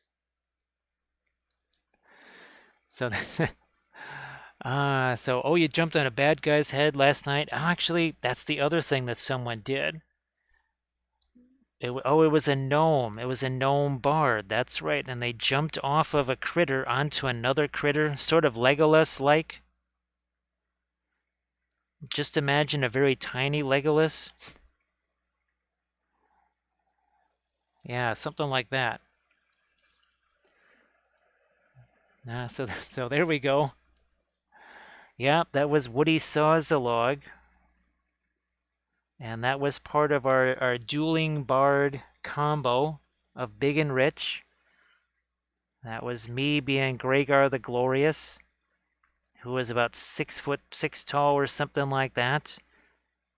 And then there was Woody Sawslog. Now I'm going to take the Radiant Violet here. Oh my gosh, but it takes like 2 tiny bits of the Egyptian Violet to make that. Wow. Here, let's get some lighter colors here towards the toes. But yeah, basically we would pretend that he was a puppet, And I was known as the greatest ventriloquist in the land because I could actually be eating something or doing whatever. And of course, Woody being a gnome, instead of being made of wood, well, he was just talking and singing and doing all kinds of fun stuff. So we amazed the crowds. Here, let's keep going with our little bit of purple on this. So yeah, V. I guess the only other signature move there is taking out the ponytails. That's I guess jumping on things and the ponytails. Those are the classic V moves right there.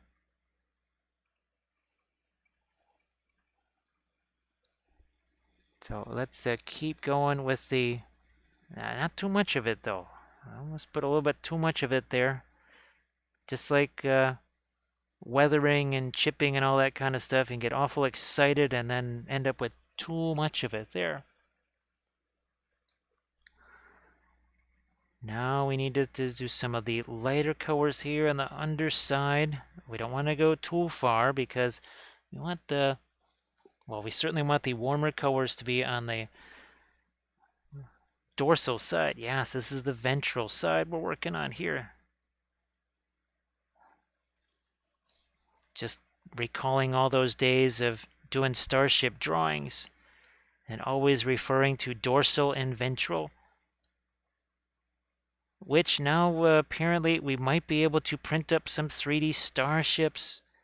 I think I've got some Star Trek ships and potentially a couple of BSG ships. We'll see how big maybe we can print those up. Now, it may come to the point where I have to learn Blender or Mesh Mixer or something like that to be able to cut those into smaller pieces so that I can print them up and then actually have a larger ship to paint on stream. I think they were mostly cut into 4 to 5 pieces already. So again, this is the Radiant Violet mixed with the Egyptian Violet. Couple of pretty darn strong colors here. Again, we don't want to lose. Don't want to lose all the darks down there, but we need to get a little some kind of reflected light at least there. We got Hamburger, help me. Thank you so much. It's like, I like Hamburger. Look at this, it's Hamburger in a hat. Like, wait, who's Hamburger? It's like, that would be you. Looks like wizards are back on the menu. Sorry, couldn't resist that one. That, there's no way I was gonna not do that. So Gandalf, he's never gonna pop his head in here again if we keep painting these Mato Riders. Gosh, what's gonna happen with the Quetzal Riders? And then along comes Gua here and he says, dude, I know you want to take him out, save him for me. He's mine. I'm going to dump him in the fires of Mount Doom. It's like, that sounds very warm. Where's that? And thank you so much, Grumdy, for the bits there. As Grumdy says, you come for the painting, but you stay for the puppet shows. Thank you so much, Grumdy. Appreciate that. Oh, now we got same color we need to do here. The Egyptian Violet / Radiant Violet mix. Yes, a little bit of that down here too. Oh, thanks, Scrollkeeper.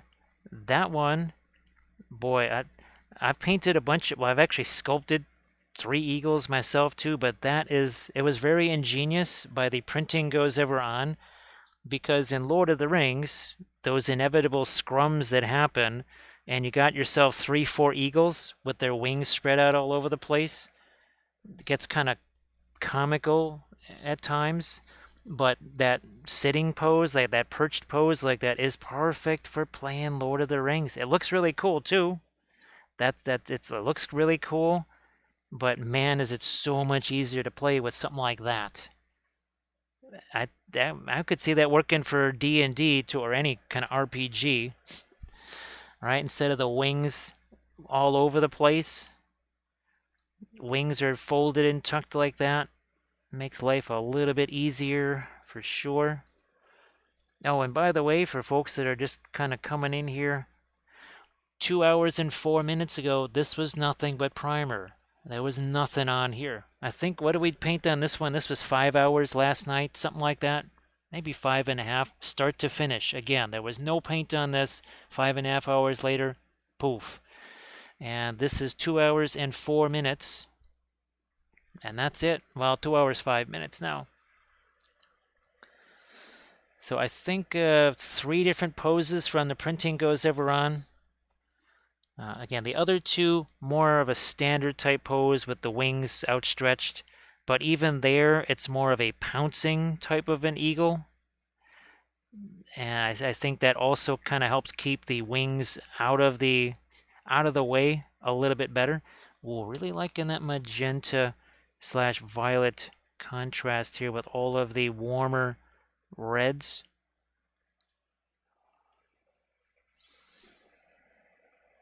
Yeah, actually, super lazy when you use the oils. The miniatures actually, and you you do 3D printing. The miniatures actually start half painted. They're already assembled, primed, and partially painted. That's just the benefit of the oils. That's just how they actually are. So now you know the big secret why we can get through armies so quickly here is because the miniatures are half painted before I even touch them. Yep, they assemble themselves. They assemble themselves, which 3D miniatures practically do, or 3D printed miniatures, sorry. All I had to do was take the Mato, stick him on this base, and stick the rider onto the Mato, and that's it. Sounds a little bit like a recipe for success. Oh, thanks, Bithron. So Bithron, at some point, we're going to have to get that TikTok channel going. That is going to be one twisted version of Middle Earth, let me tell you. My goodness. That is going to be quite warped. So I'm doing a little bit of a changey there. I'm changing that more to the violet side of things. Also getting a little bit more of the light color down here. Here, let's get some of that on this side. And there's some super, super subtle textures here on these lizards. Again, no mold lines, none of that kind of stuff to deal with. You're not wiping out that texture. So you have lots of fantastic texture left to work with. So super lazy. The Archvillain stuff doesn't come with bases. Well, some of it does, but this is on a plastic GW base. What size did I say it was? 90 by 52? Yeah, the 90 by 52, which I think is the bike base. We have some 3D printed from Highlands Miniatures. We've got the Griffin Riders. I'm just calling them Griffin Riders. And I think those will go on this size base as well. And that should be really fun. I'm looking forward to doing not just non-metallic metal golds on those, but also doing some true metallic metal on those. Should be really fun. Oh, look at that. Warm here, cooler down here. And when we do the film noir on this, boy, it's really going to show up so much. So V, I'll never forget I was a bolt action tournament, that's right. And they knew that I had to quite literally make the army and the display board in the few weeks prior to the tournament. And they said, so Jim, did you finish your army? And I said, yeah, I finished that. But while I was in the parking lot, I thought, I'm just going to do something else. So while I was walking in from the parking lot to here, I just painted another army. And nobody really, nobody said that was a fib. Because they know things happen fast in Wappelville. There's also no sleep in Wappelville, which is another reason why, well, sometimes things get done a little bit faster. Now it is time. It is time for some real strong darks to make an appearance here, like Egyptian Violet or Fanchon Red and Egyptian Violet with maybe a smidge of our Black Spinel here. Let's really go strong with some darks. Kind of thin this down a bit. Not pinline wash thin, but thinner. Because some of these need some sharper edges on them. But again, not necessarily a pinline wash. Pretty darn close to it, though.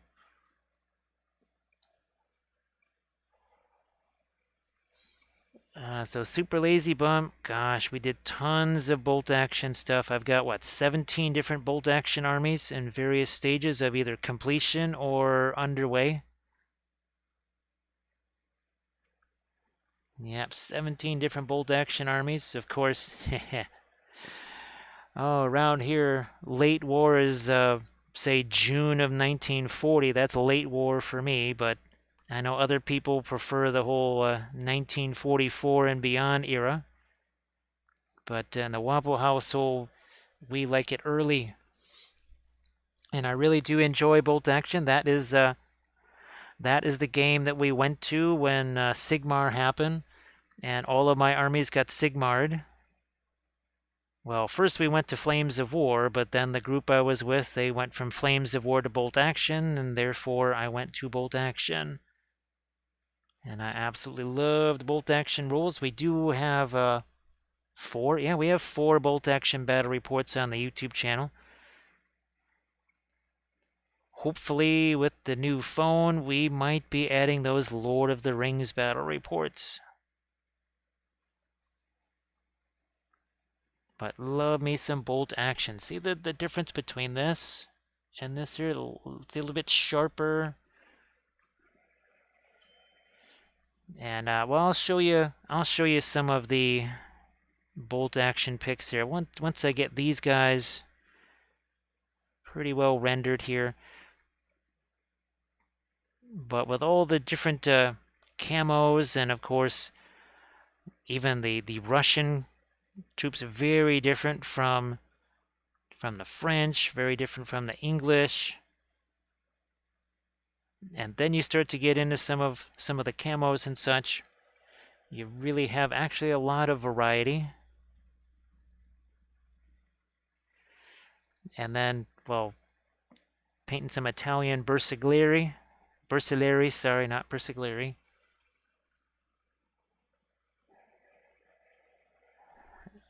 So, Chris, there's oh, you mean as far as favorites go? As far as favorites go, my French army by far is my favorite. Always loved them. And I guess maybe we will bring them out in just a second again. But loved my French army. So we're adding again, the darks here around some of these. And just to trying to solidify some of these shapes here. Because remember, we just did the dry brushing of the lighter colors over the top of this. So the French would be the faves. And, well, let's see. I never did get a chance to play the Hungarians or my Italians. But really, well, I did play my Fallschirmjägers in a tournament. The one and only tournament I'll probably ever get to do again for the rest of my life.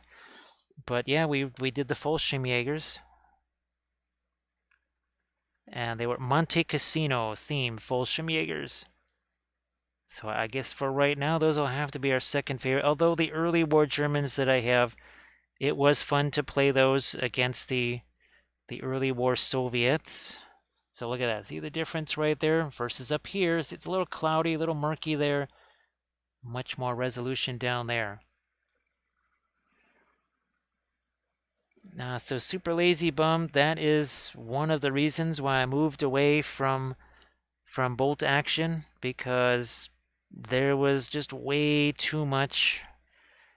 We call that grognards there. Way too much of the grognards. way too much of that. And, well, I've even run into it with Lord of the Rings. Yes, when someone was complaining that the green on my Rohan Royal Guard was too bright of a green, that's like that's not the Rohan green. That's when I said, "Wow, that's taking things a little too far." Leaf painting, how you doing? Nice to see you again. So leaf painting, I love these Mato Riders here. Really enjoy the heck out of these. So as I said earlier, I've actually got a third one of the, well, fourth one printed up, and I just realized that I should maybe do a tutorial video on that. So yes, I've got a fourth one, and that's going to be a tutorial video for the Patreon page, because why the heck not? Because I think that would be a blast. Here, we're going to get some of that same darker color here on the top of his head. So here, we'll just scroll up real quick here and check out some of our old bolt action armies. So here we're getting started with, I have a huge Soviet army. And actually, look, it was part of my army painting series. I think we tried 5 different snow effect combos on those guys. This is the very first, actually, this is also the first miniatures I ever painted in oils. That M18 and those Winter Americans there. And here's my Fallschirmjäger army. That is, again, my Operation Sting tournament army. Here's some of my early war Germans. Those were painted, one was acrylics, one was weathering powders, one was oils. These were painted in oils. Actually, in a Facebook Live on that Crusader right there. And oh, some Winter Germans. Now we're getting into some of our battle reports here. So this was my alternate what if Arras battle right there. Oh, look at that, the bridge to Nouvion. And here's my early war French. And there's our scenic board, our display board for the Fallschirmjägers. If you want to see, gosh, there's tons of blog posts on those guys. All of my bolt action stuff, lots and lots of posts on the blog, step by step, that sort of stuff. There are some again, Facebook Live episodes from 2016, 2017. Can check those out too. A little more on my darks right along the line here. And that is mostly a very, very deep violet color. Not black or anything like that. No, hashtag not using that. Oh, Lake Scroll Keeper. I think you saw the Sisters of Battle Cathedral, right? I think you saw that. I think we showed that a couple of days ago, maybe. We can come back and show that too. Yeah, super lazy. That was not something I expected. I was not expecting that whatsoever. You expect rivet counters in historical stuff. I was not expecting rivet counters in Lord of the Rings. Especially since, having read the chapter on Rohan, nowhere did it mention they were wearing green in the books. Not at all. It said they had blonde hair and they were riding horses. That's it. At least so far. Now here, let's get him some eyes with our same darker tone. Just giving him that little lizard kind of eye right there. Now let's do that over here too. Again, we're using our violet here. I'm not going to bother painting this down here because my hand's actually sitting on that right now. Oh, there's Kathy. I wasn't expecting to see Kathy here and hear my voice. That was a bit of a surprise. Okay, ooh, let's get some darks over here too. Yeah. I'm looking at this going, oh, we need some more resolution over here. Now, the interesting thing, I've actually had some 3D printed miniatures where it looks like there's all kinds of really spectacular texture. And I think we were having that conversation, maybe it was some of the old Asgard stuff. And if you try and print it smaller, especially if you print it smaller, there's no texture to actually paint. It's there, but it's so minute that it's actually virtually unpaintable. Yeah, Bithron. Well, I've had rivet counting in 40K as well. Oh yeah, yeah. Here, speaking of the Sisters of Battle, I had someone say that Sisters of Battle never have green. Yes, they actually said the pretend battle nuns with guns don't ever wear green. And at first I thought they were joking, but they were very, very serious. And that Rohan thing, they were very serious. I had to actually I had to pull the post from a Facebook group because people got so vehemently argumentative about it. I just had to kill the post, say, all right, well, that's how it's going to be. Okay, we'll just take this down. That was not something I was expecting, to say the least. Again, with historicals, if you're going to have stuff like rivet counters, well, that kind of goes with the territory. But pretend stuff, that I was not expecting that. Do I need to get any more dark there? No, I think we're good there. Let's see, the nature of it. They talked about the Blue Wizards. Yeah, Scroll Keeper. Some of the lore guys that I watch, well, like Men of the West and Broken Sword, and I think it's Indie Geek. They were talking about how Tolkien sort of changed his mind. At first, he said they were just a failure, and then he started to relent a little bit, and he said, well, there would have been more Easterlings at Erebor, at the siege of Erebor, if he had, or also at Minas Tirith, right? There would have been more Southrons there. So he said, well, they disorganized them, and they did do some good, but they never end up at Valinor. I think, according to him, the only one of the Mire that actually accomplished their mission or their goal was Gandalf.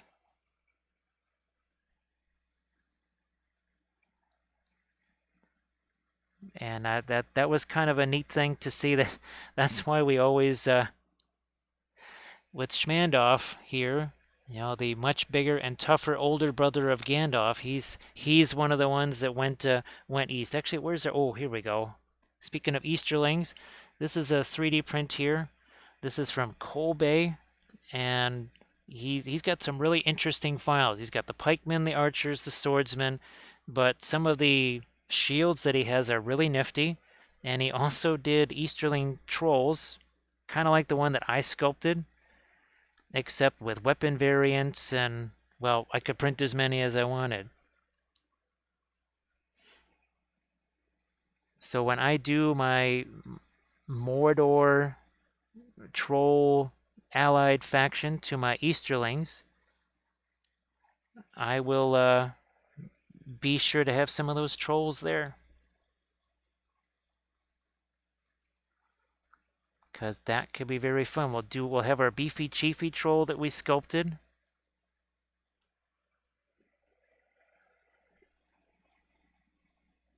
and then we'll do those extra guys.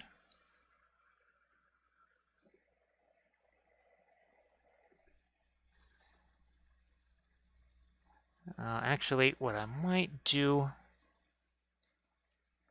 just very quick, I see I might have to turn off one of my little heaters that I've got going. I think I might still have that one on. So we might turn that one off in just a second. I forgot I started that print and never turned that off.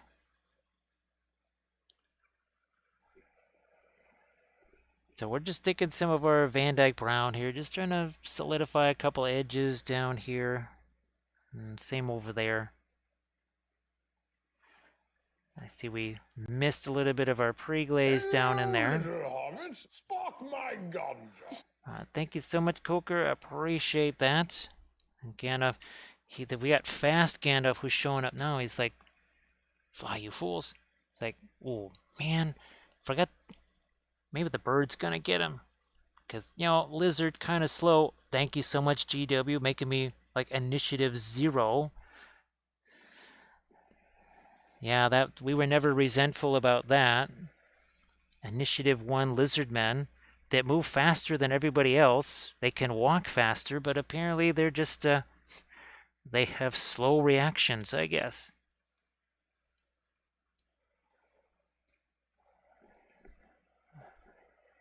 Let me see. So, here, let's get a little bit more of our darks here. And Vandus wants to know, speaking of Gandalf and speaking of things that Gandalf is afraid of, yes, Gandalf is very afraid of what lurks in Moria, and it has nothing to do with Balrogs. Hey, Lady B, how you doing? Yes, it has nothing to do with Balrogs.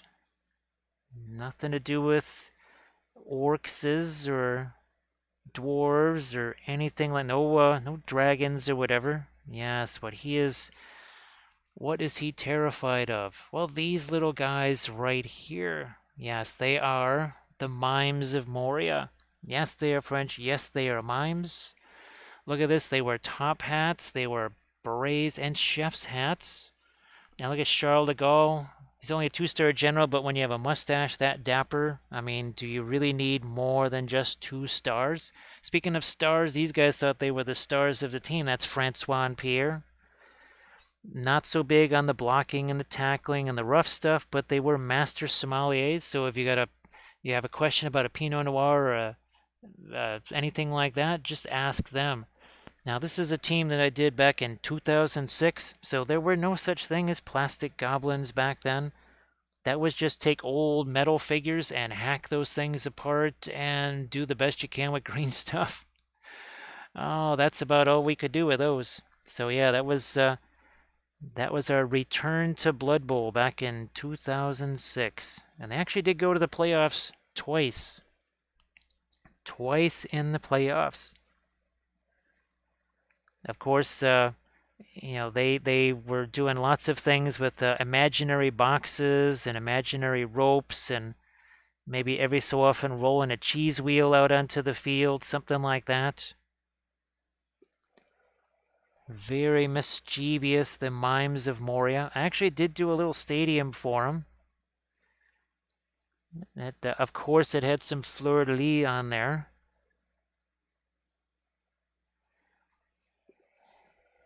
So the mimes of Moria, that was definitely one of my favorite Blood Bowl days. As much as I loved my old Lizardman Blood Bowl team, and I did actually have a Chaos Dwarf Blood Bowl team. There was just a little something about the mimes. They were pretty crazy. Here, let's get some of our brown matter here. Little bit, it's almost a pin line wash, I gotta say. It's so close to it. That sort of is, yeah, that's kind of a pin line wash right there, I have to say.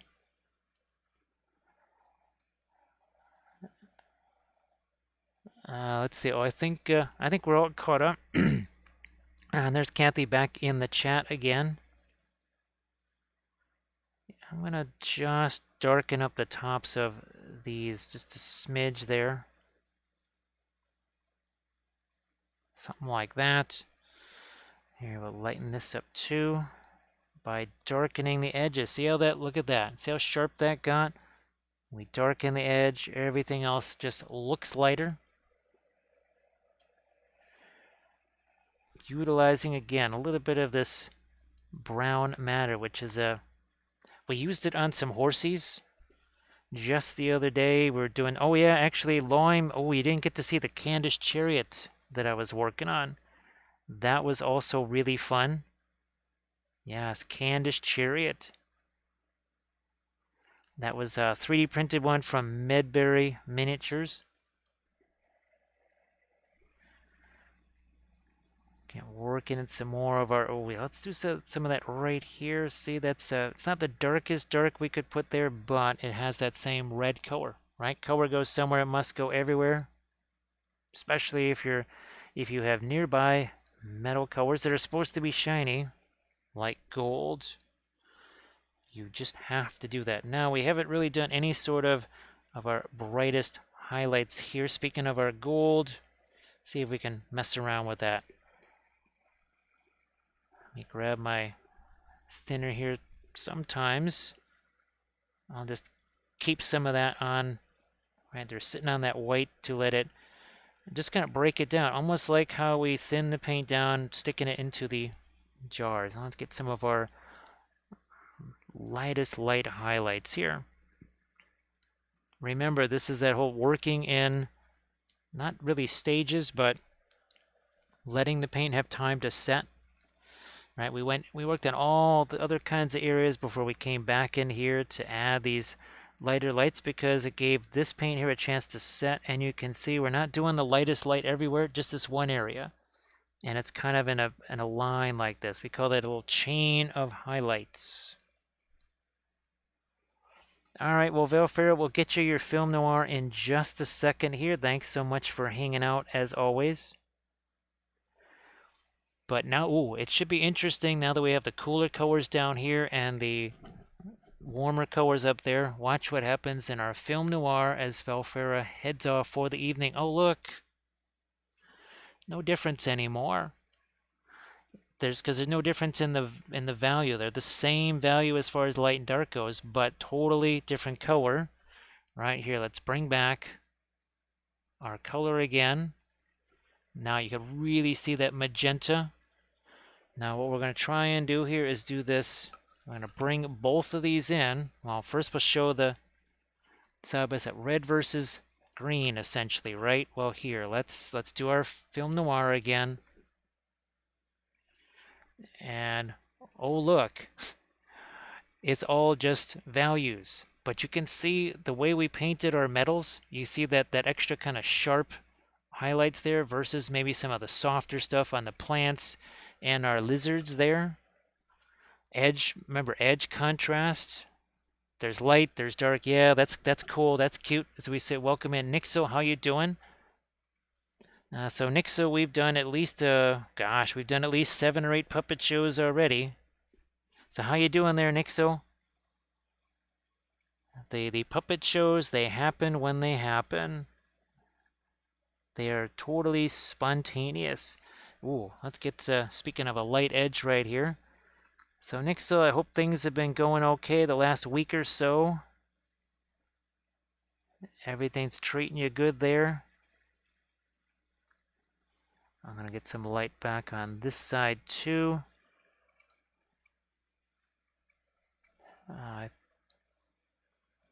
Yeah, so I think, well, yeah, we showed the 2 together there. It'll be kind of crazy when I have 3 of them painted and we try and have all 3 of them side by side. That'll be interesting to try and do. But yeah, that is the magic of film noir right there. And I think it should be really interesting. We'll try and print these guys up again and then maybe do them, reverse the color schemes. This one will be that greenish color and the other one will be this red/magenta one, because that could be very interesting. Well, I'm glad that stress is not bad stress right there, because I saw the word stress and I was just immediately thinking standard stress, which is never fun. I'm going to try and get some of my lightest. That's right up here onto these scales, because they are so much closer to our light source. Couple of edges there. Oh, there we go. So Bithron has been kind enough to not only clip the puppet shows, but also now pop them into the chat. So there's some of the puppet shows that have happened this evening. Our guest Mato Rider here has been very active in the puppet shows, And of course, Guahir showed up because, well, Gandalf keeps showing up. And as we know, Guahir is bound and determined to extinguish Gandalf. I think actually Guahir is more determined to take out Gandalf than Saruman is. I think Saruman's just enjoying just watching that happen. Who knows? Maybe it's been Saruman all this time that has been trying to set Guahir against Gandalf. Although Saruman might just say, "No, it wasn't me." Let me see. So let's get more of our light color in here. What the heck? Oh, that is a little strap right there. All right.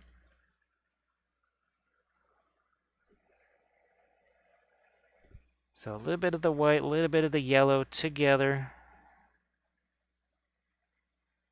Like so. Let's see if we can get some of our golds up. Then we're going to see what we can do with our the turquoise stuff that we need to do on these feathers, because we haven't really messed with those very much. This is another thing that I was kind of letting the paint set up here a bit more before we got into these lighter highlights up here. That may or may not be some kind of an inset gemstone, not sure. But you can see we're not doing any little gentle layering here, right? We're taking our bright color, we're getting right in there, and then we're letting it mix with what's already on the surface. That's taking advantage of the oils, of course.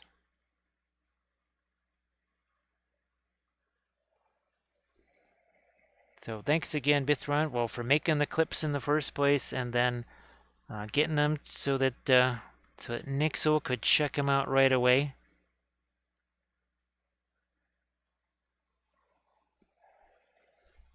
This right here, too soft of an edge. We need a hard, almost like a horizon line kind of a thing happening here. We'll be going back into that with some of our dark too. Couple more light edges on this couldn't hurt. Maybe the top eyelid, just a little bit of a light there. Actually using this to even lighten the tongue just a bit there so that it's not quite so purple / pink, because we got that here. Don't need the tongue to be the same color as that. I think we need a little more reflective light here. Again, it's golds. It's going to reflect a whole bunch of things. Well, any kind of shiny metal is going to just reflect like crazy. Well, at least it should anyways. Not doing a lot of extra painting here on the stones, because that's going to get a lot of the flock and grass and other such things. Ground cover. Putting a little bit of the lemon type yellow over the top of that. And we've got ourselves, I forgot we have some fungus here. It's growing on the vines.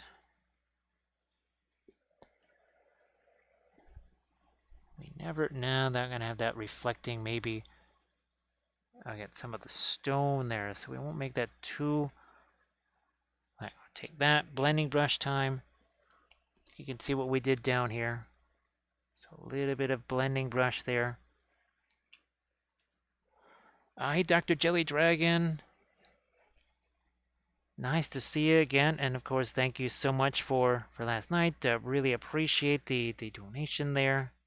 Very helpful indeed, because, well, especially since the makeup sponges that we had ordered, they're just not showing up when they're supposed to. So, and we've also there's some 3D printing files that we're going to try and get that should make for some really good tutorials, especially vehicle-wise. There we go. See, just threw a couple little lights on there. Take the blending brush and poof, there it is. Dano has returned. And here, we'll just compare our two together. So this is the one we painted last night. This was what, 5.5 hours start to finish. Seriously, start to finish, 5.5 hours. And this is 2 hours and 40 minutes. 2 hours, 40 minutes ago, this thing was nothing but primer. That's all it was. I kid you not, just all you have to do is go back and watch the beginning, and it will be quite clear that the magic happens fast. As they say, don't blink. Seriously, don't blink. It'll get done so fast. Don't ever blink. That goes back to our cookie decorating stream of last year. So was it December 21st, December 24th? We did a pair of cookie decorating streams. That was really fun. This year we painted ornaments, and you can go back and watch those if you're still wanting a little taste of the holidays. Go back and check out the ornament painting streams. And that definitely got the taste of the spacescapes back for me. I really want to. I think our next 2D art session will have to be spacescapes as a result of that, because love me some spacescapes. Oh, hey, Painting Critics, how you doing? Now, I do know that Kathy's the cookies that Kathy did, they were, shall we say, a little bit more spicy. They had a little bit more. They were a little racier, for sure. Some of the cookies, anyway. Ours were more. Well, there was even some Star Wars theme. We actually had some historical theme. Well, as always, right? We did our usual Dauntless Dive Bomber cookie and such things, but we also had some Star Wars cookies. Even that was the first time ever having some Star Wars cookies. Plenty of Lord of the Rings themed cookies, no doubt about that. And actually, now that we have some sculptable chocolate, we'll be able to maybe sculpt some vehicles. That's going to be a winter stream for sure. It's going to have to be mighty cold to be able to be sculpting the chocolate. Yes, they were a little bit spicier maybe than the cookies that we did here. Let's see, what was some of the we did a T30 485. I think we did an M3 Lee. We did our usual King Tiger. More of our lighter blues here. Acting as a nice little foil in contrast to all of the much warmer reds. Yeah, there was a guest appearance by Arathu, I guess you could say. Sort of. Well, at least for a limited time before, well, things happen. Things happened and things were done. Where's that? There it is. I just looked over here and I said, oh, wait, we never did get to these feathers over here. So let's hit these guys too. And I think we'll let the edges of them maybe be darker. Yeah, we'll get the lighter colors up towards our Mato Rider here. Yeah, so I'm not sure. I think those might have been saved. Maybe I might have saved those. I don't know. They might still be highlights. I know that the cookie decorating streams we did here, they are definitely saved as highlights. So if you want to see last year's cookie decorating streams, you just have to just go back there and check them out. So we did do our little pin line washes here. We're going to try and add some of our final highlights here to some of our gold on the shield if we can. A little reflected light down there. And of course, we still have our hype train cookie, of course. We have that. We bring that out every so often. I think, yeah, once we have a level 2 hype train, out comes the hype train cookie.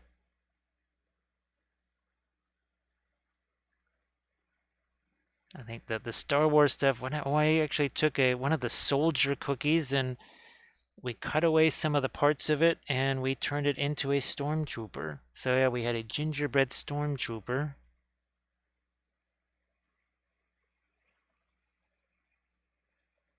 And well, hopefully for next year I can use more of the nutmeg log recipe to be able to really sculpt some very specific cookie shapes. That would be very fun. Where's me, we're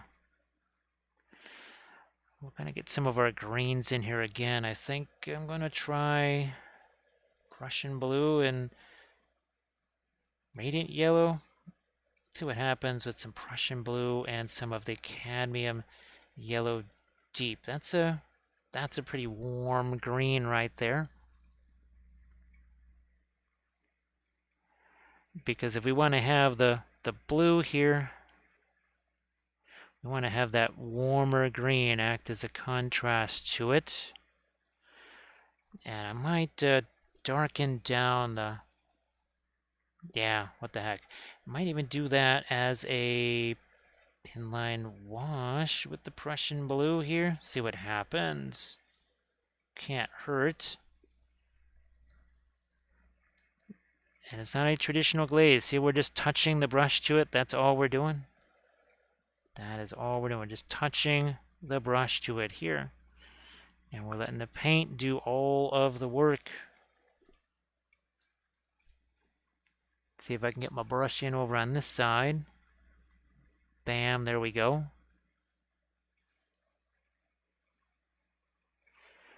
That's going to need some more highlights, but until I had that darker color there, it wouldn't have mattered. I could have had the highlights practically straight up white. It wouldn't have mattered one way or the other because there would not have been enough dark next to it to make a difference.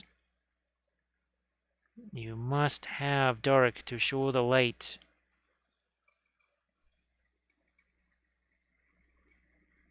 Speaking of some dark here, that's some dark just to sharpen up a few edges and actually using a little bit of my green right there.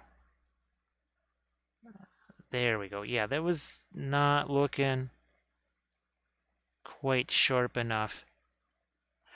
There, much sharper. Some more of my Prussian blue here. Some of these recesses. Maybe the underside of that too. Up there because that's not facing down towards his skin.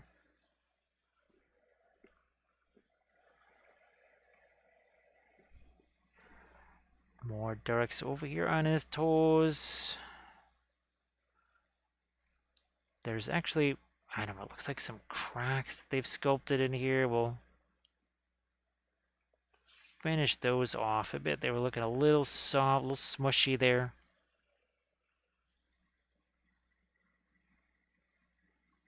Little bit soft. So yeah, I might just for a brief second run off and turn off a little heater that I've got going in my printing area because I just realized that unless maybe I turn that off, I'm not sure.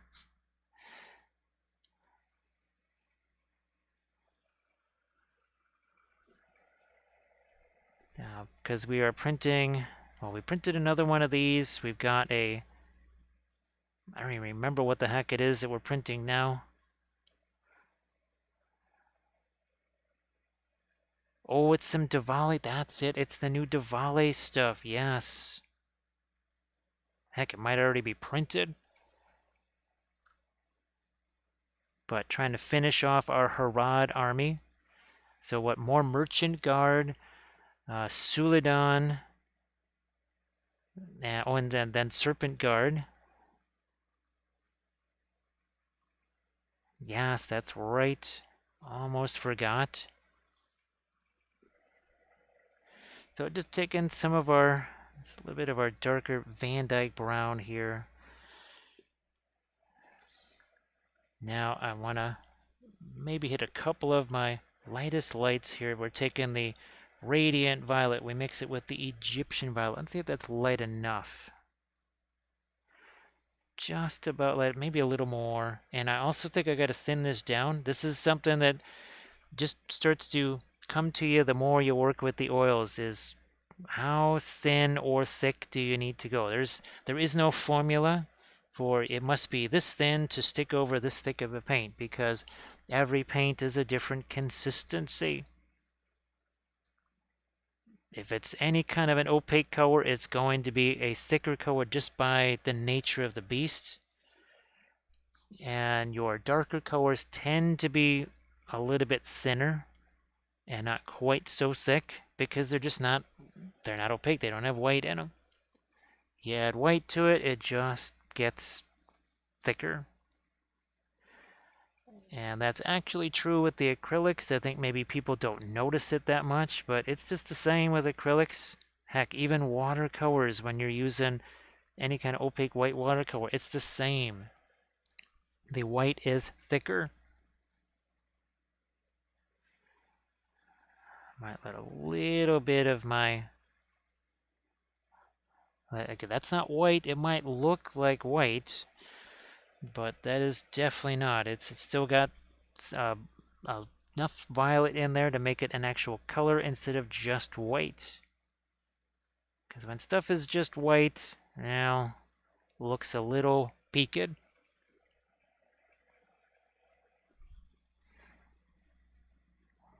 All right, there we go. And of course, we are going to be adding, like I said, all kinds of foliage and such here.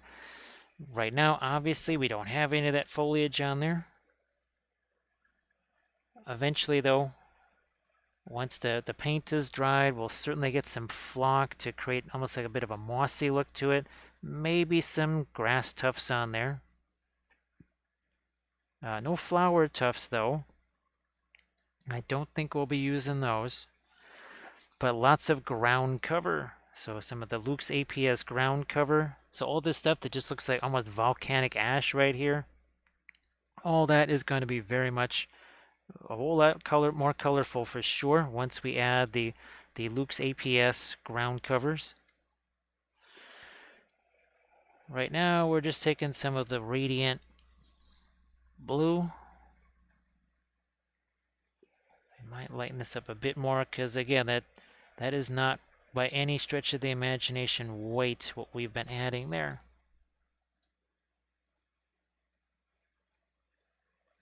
We don't want it to get to the level of, say, something like this. This is our Monster Mini Mayhem figure that we painted. You know, here we wanted those crystals, right, to have those bright highlights. Here on the rock, not so much. So super lazy. I don't really shade them because Armored Wolf does a really good job of creating tufts. But here on our latest tutorial, we painted some grass tufts. It's way easier to paint them with the oils. If you try and paint grass tufts, well, especially with the acrylics, you're going to have some wilty grass tufts. Because, well, the water's going to get in there and is just going to make those look very, very sad and wilty. The oil's not so much because you're using thinner as opposed to water. So you can actually get a little bit of paint on those, which is nifty, kind of handy. See if I can light. There's a couple of these stones here. Again, a lot of this is just going to be ground cover. You could use ground up dry tea leaves. I've used those. I usually save those for terrain because, well, I'm trying to cover a much larger area, and then I save the snazzier stuff maybe for my bases. To make this thing integrated with the oval base, I just threw some of the the Vallejo texture paste like we use all the time on our basing videos. And then just threw some of the Luke's APS. I think it was the Arid Wastelands. Yeah, something like that. The Arid Wastelands. Threw some of that in there. This is the Radiant Violet. Some of the Asphaltum here. Maybe a little bit more of the Asphaltum. Neutralize that a bit. Yeah, there we go.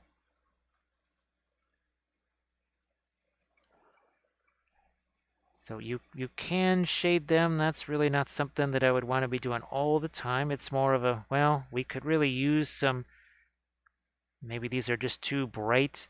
Of course, Armored Wolf makes sure that those grass tufts are in, they're not the atomic green colors, because you can see that in some of those grass tufts. It's like a nuclear green. I mean, it is just super bright, way too bright for the grass tufts we would probably want. But if you're using maybe some of the, I've tried to airbrush them. I know back in the day I needed a whole bunch of forest green ones. So I took some wintry theme ones and tried to airbrush those. All that did was make them super stiff and practically unusable. So that didn't work so well. That was an experiment that, yeah, that didn't work very well. So actually what I'm going to do is real quick, I shall return. I'm just going to go turn off that heater real quick. We got a little slideshow we can show you of Song of Ice and Fire stuff. Speaking of tufts and basing, there's lots of wintry themes here. So we're just going to, again, we'll be back in just a few seconds right here.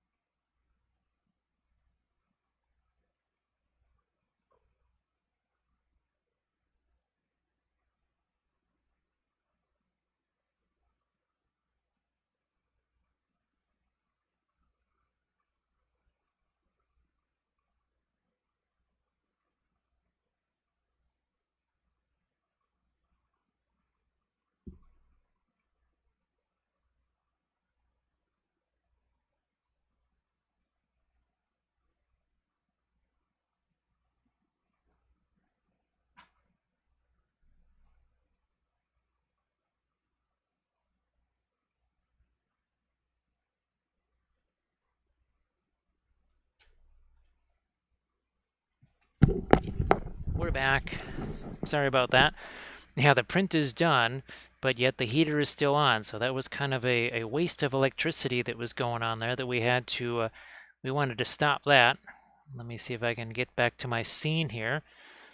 1 second. There it is. So what did I miss?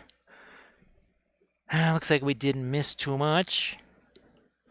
Didn't miss too much. All right, we're going to get, I think this is what we were using here. Yep. Just realized back here, could also use a few lights. It's a little bit hard to see right now, so I'll probably have to, I sometimes go back over these again after a session or a video or whatever. Because sometimes there's just things you don't quite see in the fury of working.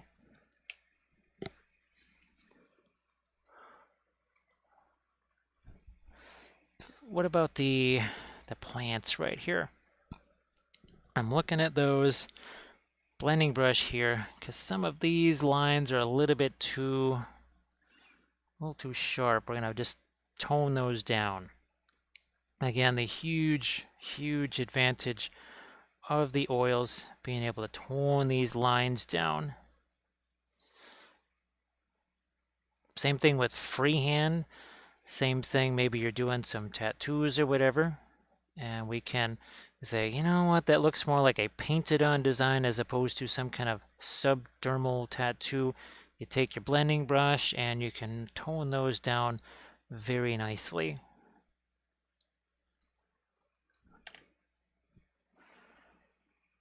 Okay, do I need to go any lighter? I'm going to get some of my lighter orange here just for funsies. I'm going to start with the cadmium scarlet, a little bit of the orange here. And just on the end of his nose, I think we can get some of these a little bit lighter.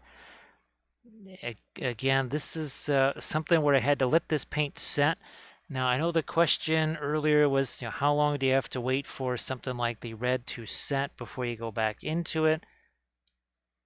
Some of this was done a couple of hours ago. Now, we've obviously come back in and done a lot of this way sooner than waiting a couple of hours, but here in these little tiny detail areas, guess what? By being a patient, not being a hasty hobbit, by being patient, I'm able to, yeah, look at that. This is covering real easy right here. But think of it too, the cadmium colors, well, they're in opaque. They're kind of designed to cover things. So if this was Glycerin Crimson or something like that, it's not going to do that. Not going to be the same. You have to always be considering what kind of paint are you using. I mean, it's not all that different. You're using your acrylics, right? But it's kind of in reverse, where your yellow is not going to cover, or your orange is not going to cover it because it's not opaque, because it's not cadmium. You want opacity in things like orange or whatever. Well, then you might just have to go with something like a cadmium. I know they're expensive. Now you can take things like the Indian yellow and mix that potentially, if you want to just go as bare bones as possible, Indian yellow and white. That would get you a relatively opaque, an opaque yellow that's got some punch to it. So this right here is more of the cadmium orange at this point. Less of the scarlet, more of the orange. There is some texture up here I think I might want to bring out too. Thanks, Bitsron. I just think of some of the other Mearce lizards that we did. Where is our kimono dragon, as we like to call him? He's around here somewhere. Where are you at? There he is. I don't know if, I mean, we could try that pattern on one of these guys. I don't know if that pattern would work quite the same. But remember these guys with the red feet and the green? So I don't know if we try one of those, but we could try and give these red feet. It would be like the prinkles of lizards. So maybe we try one of those color schemes. Ah, boy, Dr. Feed good. What is that saying? Great minds think alike. Because I almost had to stop myself from saying that on accident. I almost said that on accident. So, great minds do think alike. But he is he's like a lizard in crimson. That sounds like a movie. It sounds like a musical. I'll have my own music. I'll be a star. So wow, this guy here, he is very talkative for a Mato. Our other Mato is not so much. Maybe it's just the bold reds here or something like that. I don't know. He's bolder. He's not quite so, well, we don't want to call our other lizard bland. But yeah, remember Oh, geez, Bithron, didn't you clip some of those where we would do film noir, and the one lizard would tell the other one, I guess they were salamanders or whatever, that hey man, your shoes are gone. What happened to your shoes? Yes, remember that? Wow, think of the fun we could have doing these guys with the red feet. Oh my gosh, that would that would be absolutely crazy. That might just have to happen. Let's see.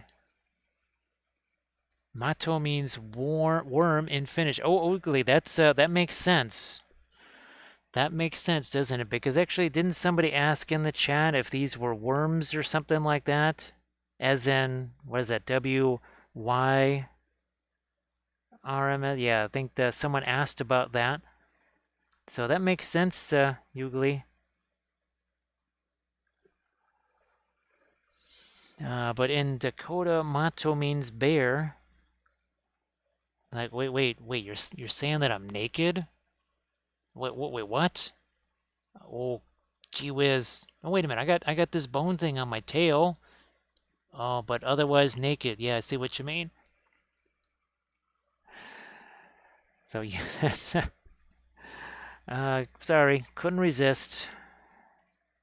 It's one of these kind of episodes here. Who knows? Maybe it's Prinkles already causing problems, all causing mischief, I guess I should say. And Prinkles is still in the box. Prinkles is still in the box, already starting to create mischief. So yeah, actually, Bitsron, I think that's what Darksword calls all of their little baby dragons. They just refer to them as worms. I think I could be wrong, but I think that's what Darksword refers to all their little dragon guys. I think these could probably get some of our reddish tones here too. Yeah, something like that.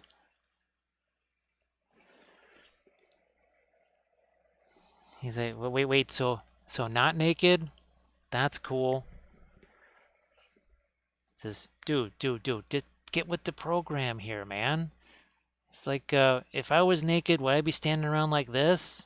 It's like, I see what you mean. See, see, lizards are very smart. They can talk. Lizards can clearly talk to each other. We've seen it happen several times on stream already. They're very, very intelligent creatures, of course.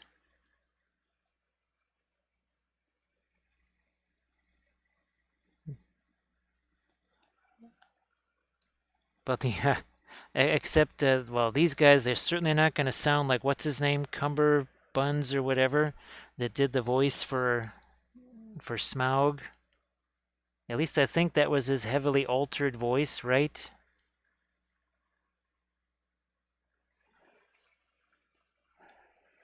We're back to again our cadmium yellow mixed with a little bit of our cadmium orange too.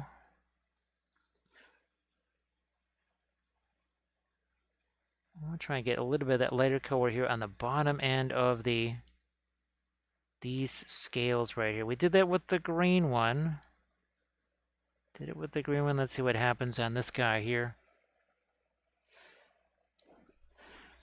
So yeah, Grim, they've I think some of the Darksword ones. Yeah, there's a couple that don't have any wings. A couple don't have any wings. I know that's well, haven't done a whole lot of D&D in my time, so I'm a little bit less up on all that.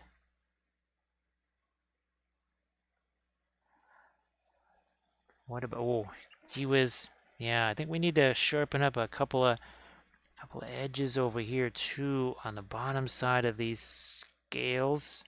Well, this one right here, the highlight just got, look at that, that's a gigantic smudge of light color there. What are we gonna do? Let's have no fear. We're gonna take some of our Fantian red mixed with our violet here. We're just gonna take some of this away. There. That is more like it, because the later highlight that was there, that was way too thick. That was way too thick. Didn't need that. Took some of it away. Very easy. Let's see, I had fun doing anything else. Oh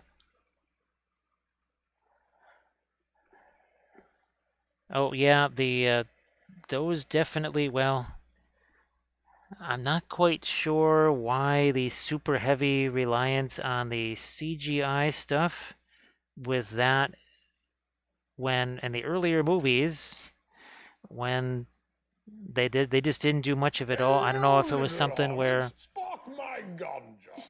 it was more convenient, or they just had less time or less people or something like that. And thank you so much for that follow, Dead Jester. It's like, you're going to be a dead jester very soon. It's like, oh, so I just like to start off some fireworks. That makes me a court jester.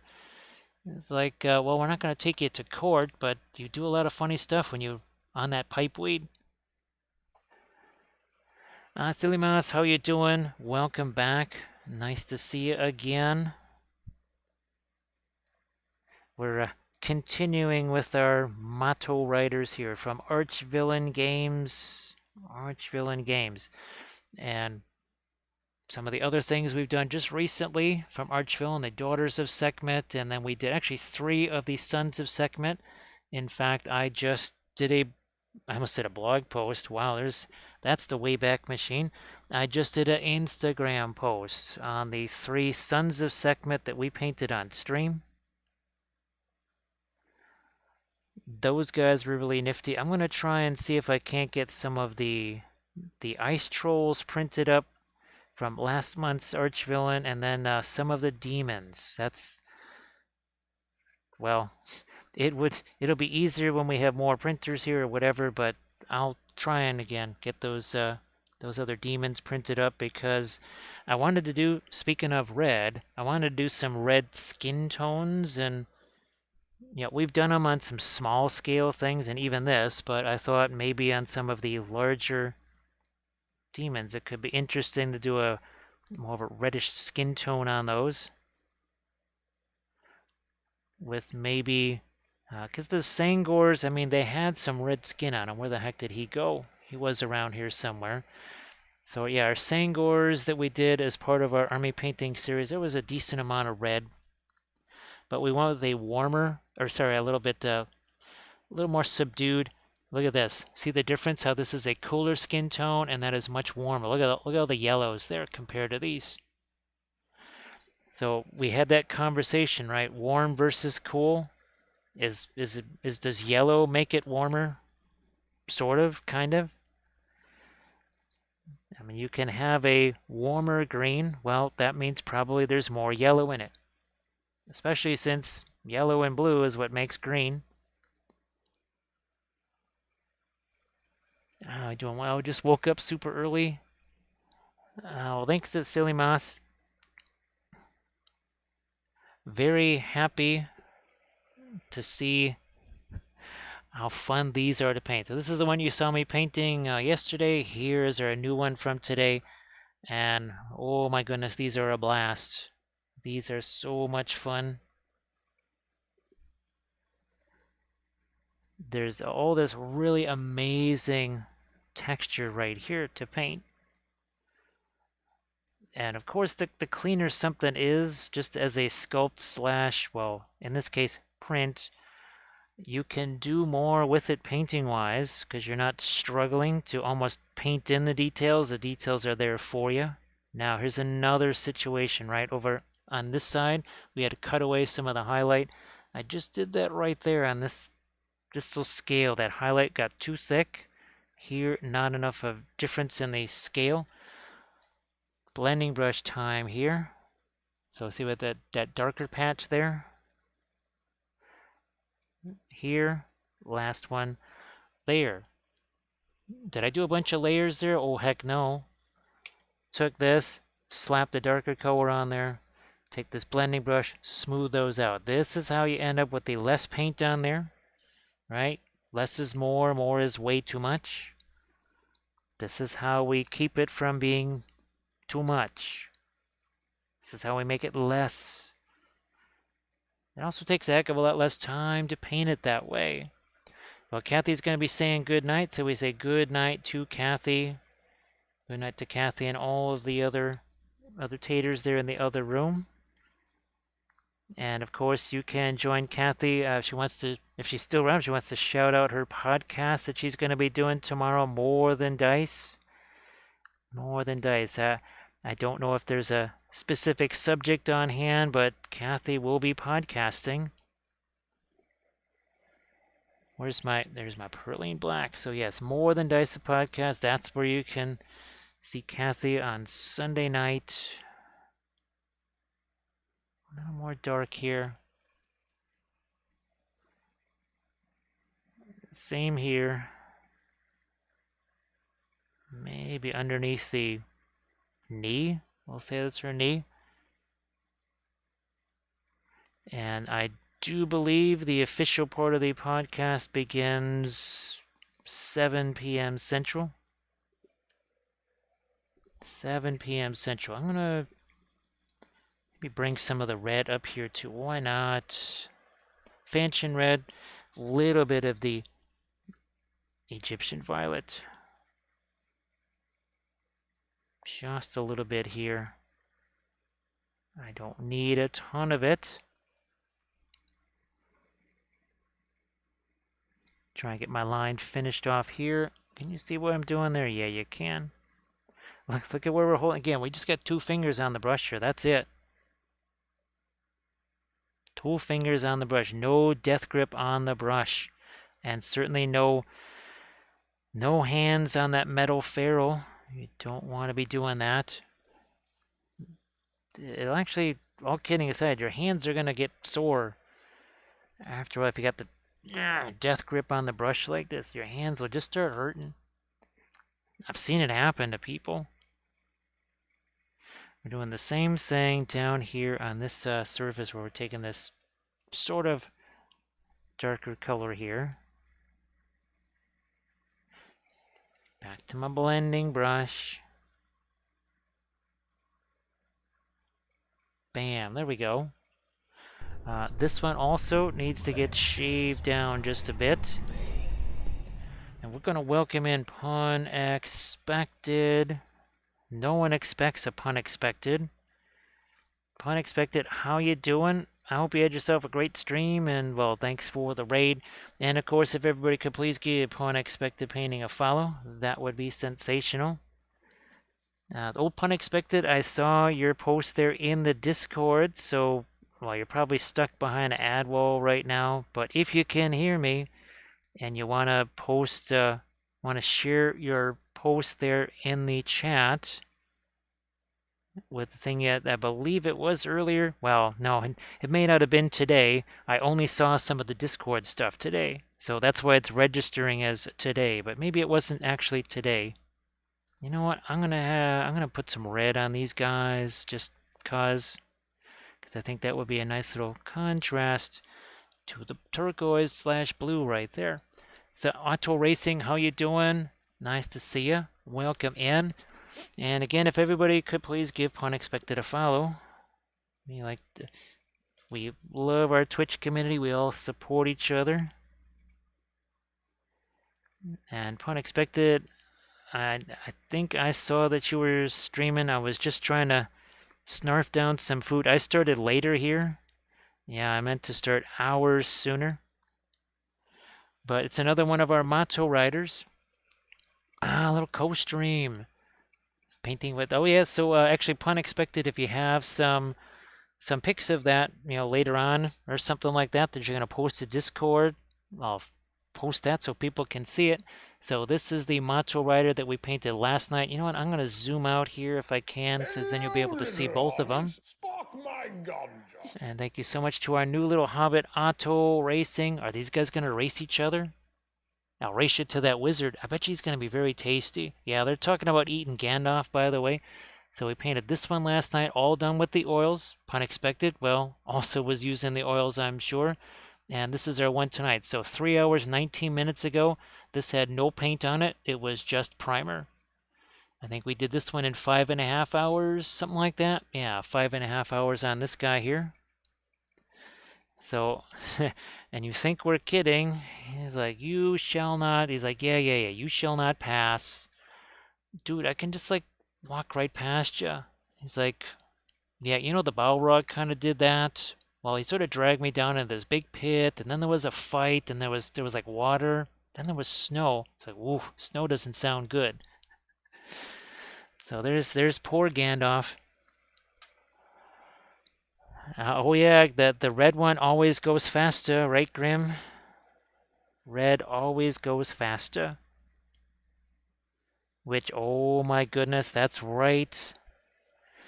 That was my favorite role-playing experience at even, maybe even more so than Deadlands, was Inquisitor, that's right.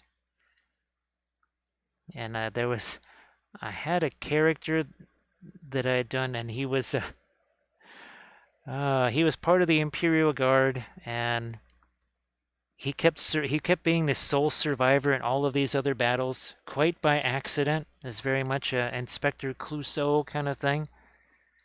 And in one battle, the only reason he was left alive is because I think it was a basilisk that he was in. Yeah, it had just been, it hadn't been repainted yet, so it was just red primer. And when the orcs overran all the other guys and killed them all, they stopped at his tank. They looked at it and they said, "Go faster," and they ran past it. So yeah, he was the only one to survive because his basilisk was just red primer, and the orcs, of course, love that. So yeah, they. I think the other promotion he got is that at the academy, well, the tank academy where he was at, he was the only person that didn't crash. So that was why he got a promotion. All right, Unexpected is going to post some pics for you once some things are settled and out of the way. I can certainly understand that. Ooh, let's get a couple more of these. I always like to do this here if I can. Sometimes there's just not enough detail to do that on our lizards, where you've got these little separate scales here that are, well, they not lips. Now I am going to see if I can take some of my darker red here and just throw some color back in here. There's just not a whole lot here. That might be getting on his tongue and creating some mischief there. I don't know. We'll see. Also going to have to redo some of his chompers here now that we're doing this. I'll go with actually maybe what the heck, the Radiant Violet of all things. Well, there's a little yellow that's also getting mixed into it. Now, thanks so much for the clip there, Bithron. Well, they certainly came in handy for Nixel, so thank you so much for clipping those, because otherwise Nixel would not have been seen some of the mischief that this little guy has been getting up to here. He's been very mischievous. More of the light on the chompers over here. He just got some here. Ah, there we go. So looking around, go, wait a minute, I could swear we needed some more light somewhere here.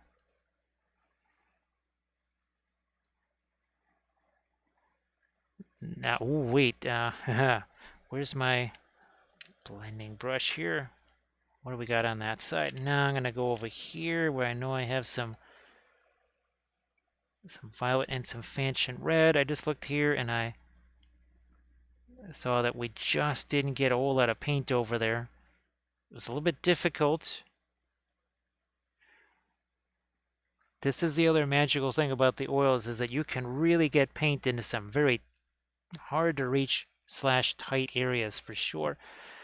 Now, down here, I need to, speaking of some green, oh, what the heck, we'll mix green and our violet together. That's gonna make a gray,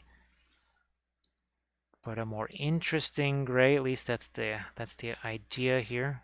See if we can't get a little more reflected light down here.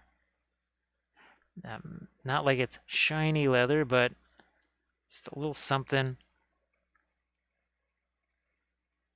Where's my blending brush again? Makes that nice and soft. That's how you get that, one of the advantages of the oils, right? I can just shove a brush down in there, get some color on that, take my blending brush, move it around, and it looks like I spent all this time shading that and doing. No, I didn't have to. There was no extra time spent shading anything. Didn't have to do that.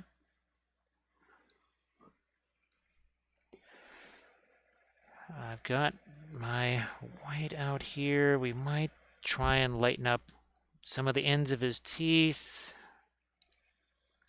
especially maybe there.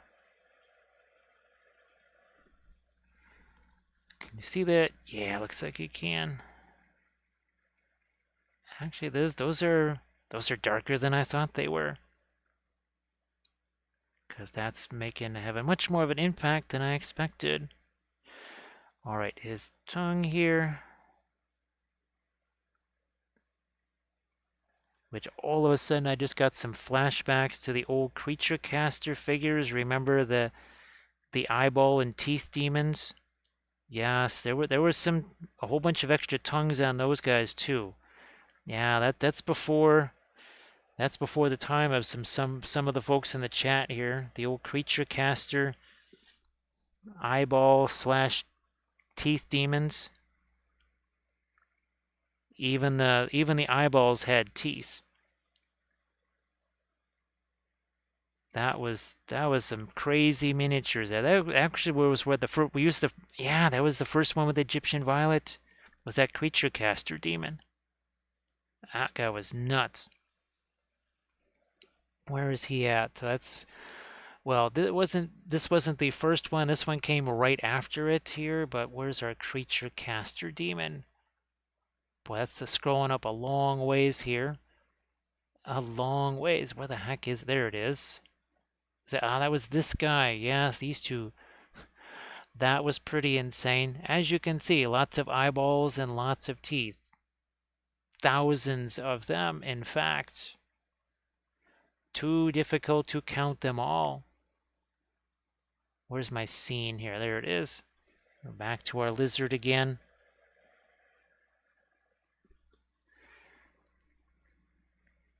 Couple of lights on these. Oh, there's one more of his teeth back there. Wow, gee whiz, there's more. I didn't think there would need to be more of this, but I need to actually get some of this on the back of his tongue. I could have sworn. No, we do. That's just a reflection, it looks like. Okay, that's all it is. Just a reflection there. I thought, wait a minute. Why in the world do I need to also get more light over there? Or more paint over there? Some of these spines, I'll lighten them up a bit. Yeah. So for the Patreon page, I'm actually going to do a tutorial on one of these guys because, well, I really like him. It's a little bit of a challenge to fit on camera, but I think it should make for a very interesting video, and maybe we'll do this color scheme right here. I don't know, maybe we'll do something different, I think. A different color scheme.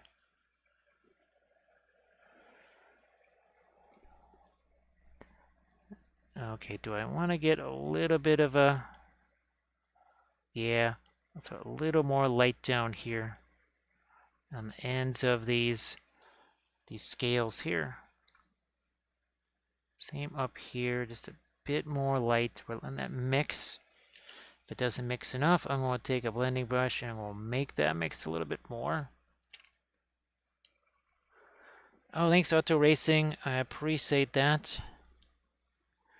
And here's some of the other, these are all from Archvillain here. These are 3D printed. We did all of these on stream. You can go back and watch these. We actually did a couple of blood effects tutorials for the Patreon page and the YouTube channel on those.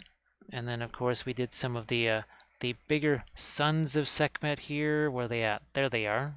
So there's the sons of Sekhmet. There's the daughters of Sekhmet. Again, all 3D printed.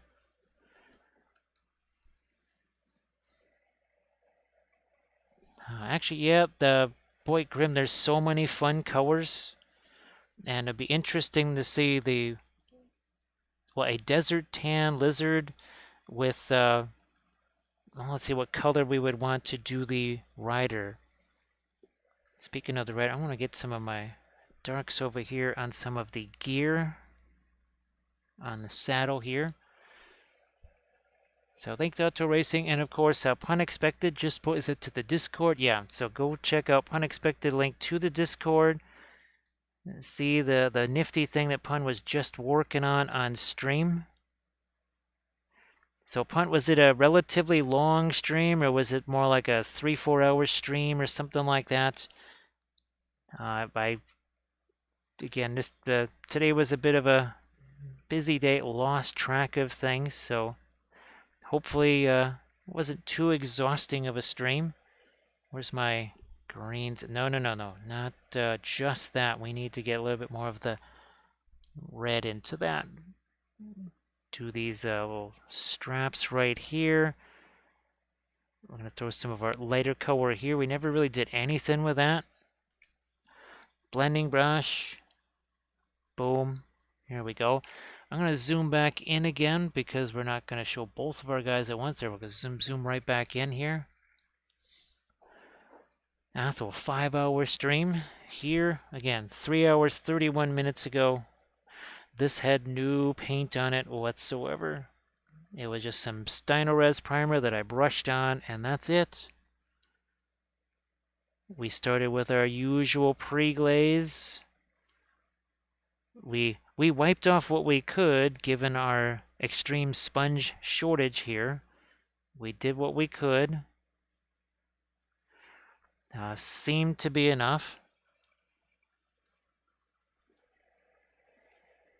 So let's see. Oh, what time is it now? So it's 10:17. I think maybe Megan has probably again playing hurt there a little bit. Her and Queez might have gone off to bed there, especially since Queez was constructing furniture. I saw that picture. Oh yeah, Dano, how did the furniture building go? Gee whiz, I never got a chance to ask you how the furniture building went.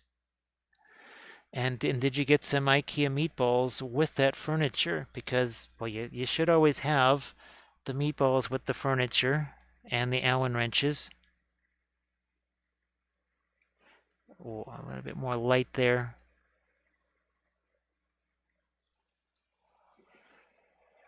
Let's get some more here.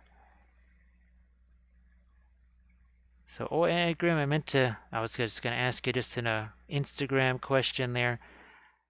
I know that we had a big conversation in the chat about, I think with the Saturn, there were folks that were really insisting on the magnetic build plate attachment there, and some folks are not really in favor of those, and other folks really swear by them. That is not something I've ever tried. I've just kind of heard too many stories about those. Definitely had the meatballs, but not too bad assembling that. Yeah, sorry, Dano. There was something that I said, "What the heck am I not asking Dano?" It was something that I wanted to ask you since last night, and well, now I finally remembered. Did I? Oh, no! I did not get the latest yellow on the ends of a couple of these spines over here. So let's do that. There we go. Maybe a couple of, there's a few of these little spines that kind of stick out there. That's a little too much. Oh, look, the blending brush takes it away completely. Yeah, those magnetic flex see, me wanting to say flex or flex paste, right? Because I used to use that back in the day. but the flex plates is something different. So yeah, the couple of folks, they said, oh, you got to get those. It'll save you all kinds of issues and problems. And then other folks had said, no, it's just going to cause you problems. So sometimes you never know. And it could just entirely depend on just where you're at, climate-wise and such.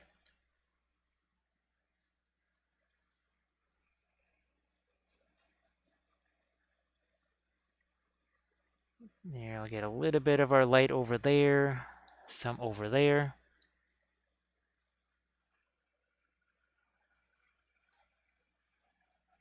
So Grim is of the flex plate.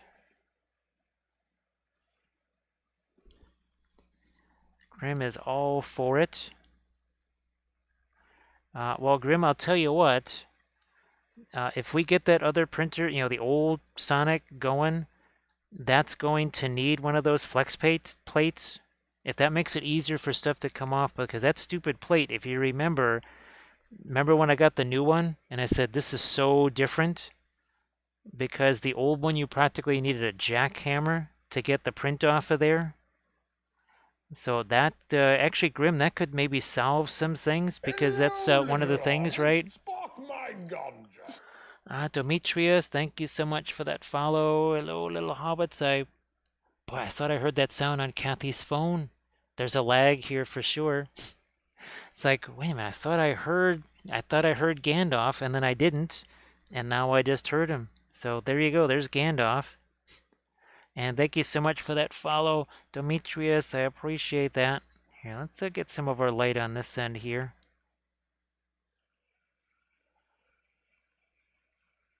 Oh, thanks, Grim. That's right. Well, that's very sad to think that, but I understand. Very sad. Oh, the Wham Bam. That's right. And I remember. That's right, Dano. That was the one thing you were talking about, and I think Grim had already headed off to Sleepland there when you were asking about that. All right, I think this is going to need maybe a little bit of pin line wash almost. Because that, yeah, see, that's almost a pin line wash, not quite. It's close, but not quite there. And we need some darks down here, I think. Let's do that. It's more about keeping than removal. Hey, Dio. How the heck are you doing? And Dio, thanks so much. So Dio, well, I think you saw the other guy pretty much the whole thing, right, being painted there. So there's our two, well, there's two more. I actually have a fourth one that I just printed up earlier today. So yeah, we're gonna have a nice little group of these guys here.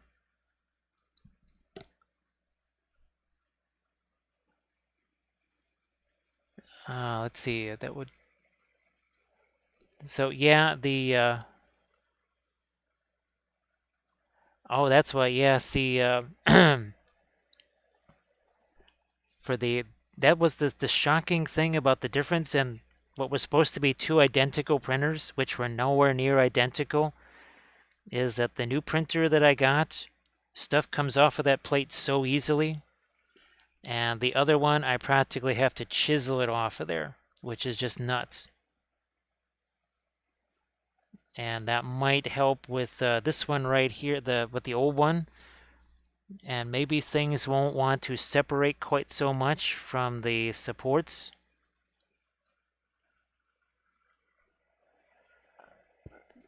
Now, what's interesting is I can tell that, and this is an interesting thing, I don't know if it's just because the printer is not on a level surface or something like that, but the first layer, well, like when you did the rafts for the supports, right? It's much thicker on one side than on the other. And I can only imagine that's just because the printer itself is not level. So like the table that it's sitting on, the printer has been leveled clearly because it's been printing just fine, but I think the table itself is not level.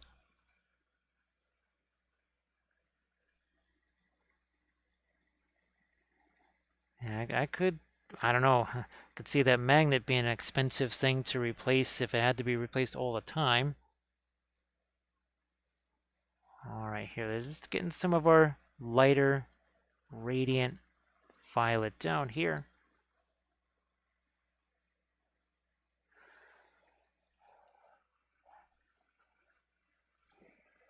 More of that radiant violet. Trying to keep that little bit of yellow out of there too. Let's maybe get some light on the end of his toes here. They're not so much claws. No, we didn't do that on this side. That we already had. That might be the difference. No, I think the other one, his feet are pretty much the same way too. So yeah, we're gonna have to do those same crazy feet, or that color scheme with these salamanders with the red feet. Oh my gosh, that would be really hilarious.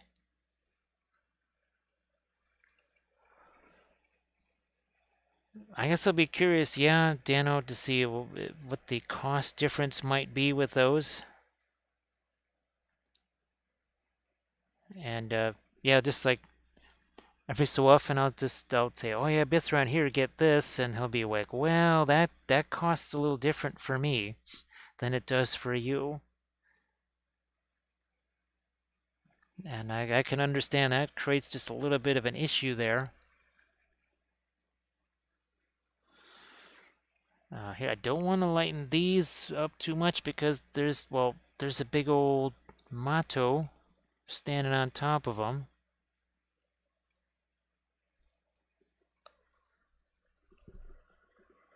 This is a pretty light blue, I gotta say. Well, it's a kind of a grayish blue. It's got a little bit of turquoise in there. And just a little hint of some of our violet in there too, so it doesn't look too sky blue colored. Maybe throw a couple of highlights on some rocks here.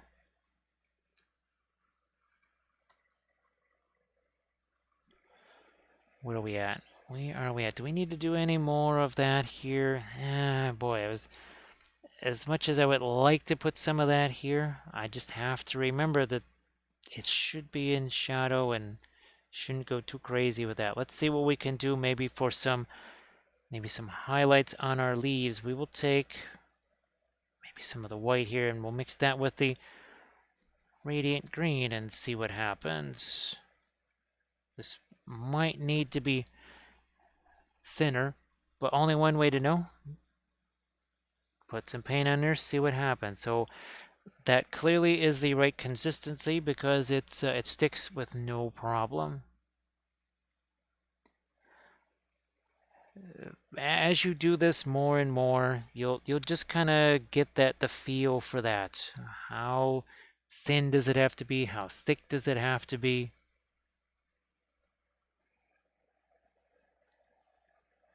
Oh, almost went up to the blue there. Don't want that.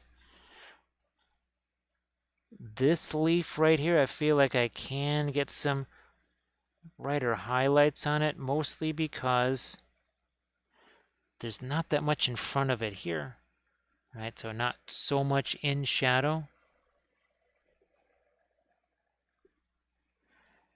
See if we can't drop ourselves a couple of highlights down there, and then these crazy little mushrooms, funguses, whatever these are. Why, there's a bunch of them on the roots here.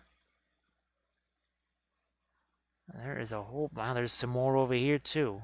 Didn't even see them. And we're just letting that, again, mix with the color that's already there. And I'm just going to fade some of those little lighter strokes that we just threw on there. Also toning down some of the little, whatever they are, fungi. Let's see. Oh yeah, try it out, see what happens. It can be terrifying. Silly mouse, it really can be. Um, yeah, that kind of, in some ways that happened with the 3D printing too, was just, well, let's see what happens with this resin. And sometimes it didn't go well. Uh, just ask Grim. There's been times where I said, "Oh, hey Grim, guess what happened?" So yeah, sometimes things go a little haywire.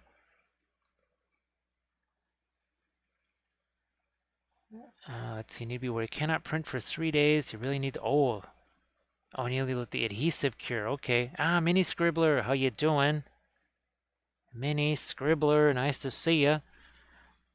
Actually, Mini Scribbler, you should take your latest Instagram post. You should toss that up into the chat there so people could see that.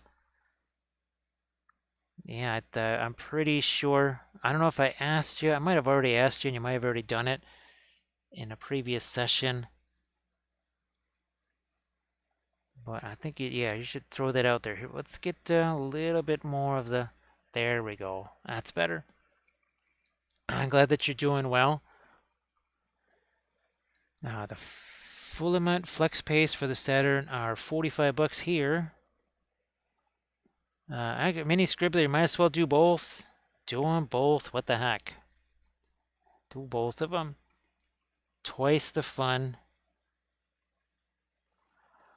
Now here, oh boy. This is a little too much shadow there for something that still is actually going to catch a decent amount of light. And I'm actually using the same greenish color that I used on the leaves. Look at this. See how that mixes with what's there? You can see that darker color on the end of the brush. So yeah, actually a pale green, using that to highlight some of this bone right here. Because why not? Gotta keep things interesting. Gotta make sure there's plenty of color variety on this. Maybe throw a little bit of light over there. So yeah, we just having a blast with this guy. Really enjoying the heck out of him. Now, let's say with the purples over here, I'm going to take this is the Radiant Magenta, mixing that with the Egyptian Violet here. It's going to intensify it a bit more than, say, the Radiant Violet mixed with the Egyptian Violet. So yeah, Mini Scribbler, this is, well, it's, I think the Agama Rising was the August. Yeah, I think this is the August release, right? And this is the one that we painted last night. This was about 5.5 hours. We're 3 hours, 48 minutes into this one here. Again, I'll start to finish. I think we're going to start to do some more stuff up here. Yeah, let's get some more of our darks up there, I think. So yeah, that was the August one. I still have some more stuff to print from their Blood Rain. And then I also want to get some of the, I think it was, what was the demon one? I forget that one, the Tome of Demons or something like that. Maybe that's what it was called. But I need to get some of those printed as well. And I actually do have was the Ice Troll King or something like that. That's actually printed out. Originally, that's what I was going to try and paint today. But, well, we're trying to get these done to bring in some income real quick here. So we might be painting the Troll King. Who knows? Maybe we paint that one in a video. He's awful huge. So that's another reason why I wasn't quite sure he would work out for a stream. He might be a little too big for that. Now we've got some of our darks in there. I need to go back in with some really light highlights here. So yeah, it's called Agama Rising, and really amazing. There's basically like a Slan priest as well. Of course, some big critters too.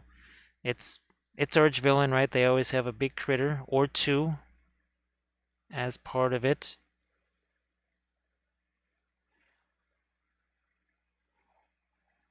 All right, here, let me get the light on top of that. Over here. Some of these little bits, and then we need on our crown slash headdress here. See if I can get this also to where you can see it. And now I just had to let some of the darker glazy things that I put there. Actually, that's supposed to be more of a skin tone there. Okay, so we'll make a change there. It's not part of the crown or headdress or whatever it is. So we'll make a little bit of a change there. Boy, so tempted to break out some phthalo green here, but let's see what we can't do with the perline black here. First, some dark.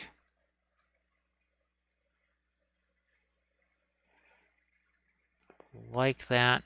And now let's see if we can lighten some things up here. Maybe some radiant green.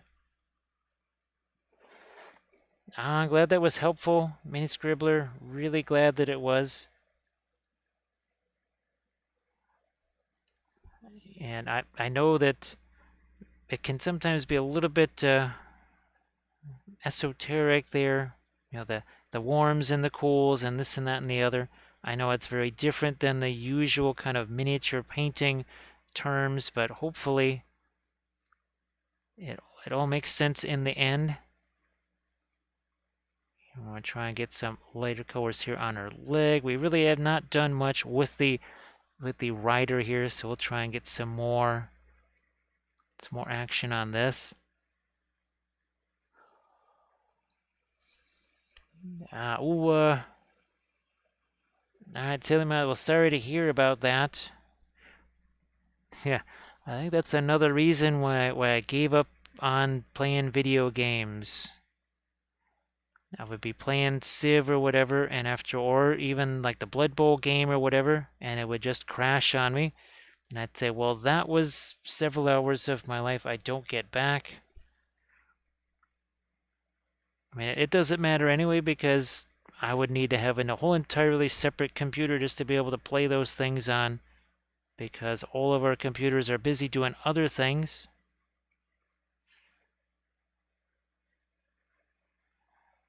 Quite literally, no time.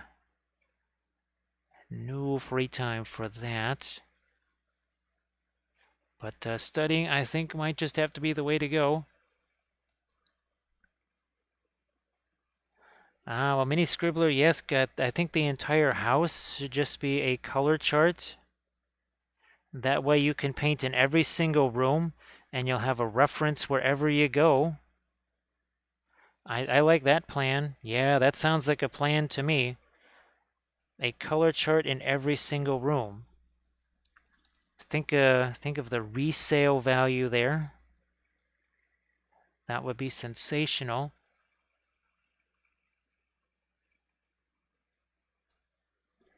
But yeah, I'm glad the color mixing video was helpful there. They're always really interesting videos because I end up finding out that, well, because I'm trying new color mixes and such, so I always kind of see a few new things over the course of doing those. I'm gonna make another change here. We're actually gonna go red, at least here, because they are actually divided up. So I'm going to do this for right now, unless we end up doing the whole thing as red. But for right now, we'll just go with that. definitely, pun expected, a color chart in every room. Because, what if you have to paint somewhere where you don't normally paint? If you have a color chart in every single room, you won't have to worry about that at all. So I'm just going to, we'll just change that over to some red there. Yeah, we're going to make a kind of a change out of this. I was thinking the turquoise, it just was not working the way we wanted it to, so we'll completely change that from turquoise now to more of our, I think, our orange.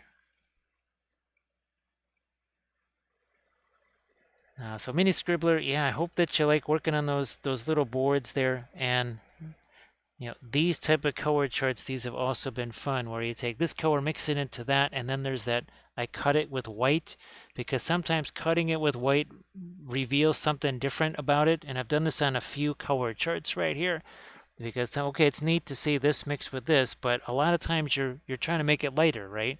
So this also reveals, you can see just here where the Indian yellow really took over, but the cadmium tea didn't really take over so much here, because this is the Prussian blue versus the ultramarine blue, which got wiped out right away. I mean, it just got manhandled by everything pretty much instantaneously, because, well, unfortunately, that's what happens to the ultramarine blue. Hey, Dan Does Minis, nice to see ya. And we got ourselves a Thunderhead Studio. If everybody could please give Thunderhead Studio a follow too, that would be sensational. So Thunderhead, how the heck are you doing? I'm guessing that you'll probably be streaming tomorrow night, right? Sunday night is Thunderhead night.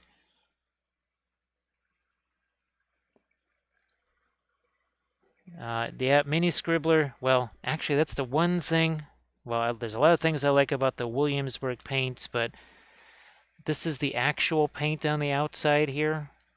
Yeah, this is not just some weird printed representation. This is the actual paint, as you can see by all the stuff that's outside here. So yeah, they actually do the paint there, and that really gives you a good look at how opaque it might be, or not opaque. So that is another handy thing.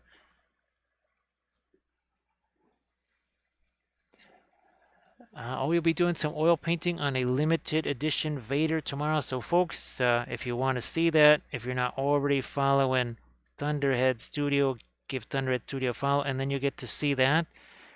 But yeah, Thunderhead, I've seen some of your sculpting on Instagram there. If you want to throw a couple of your Instagram links into the chat so that people can see what you're doing with your sculpting. And oh, actually, I think you already said Thunderhead, but are you going with ZBrush, or are you using Blender or Mixer or something like that for doing your sculpting? Because I need to get into just even some very basic, simple sculpting of just objects that I could potentially use for basing. And I think it might have to be something like a Mixer or Blender or something like that.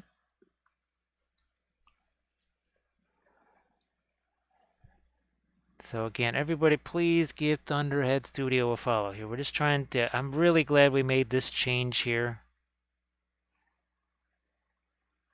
because the turquoise just was not getting things done over here, and that is much better.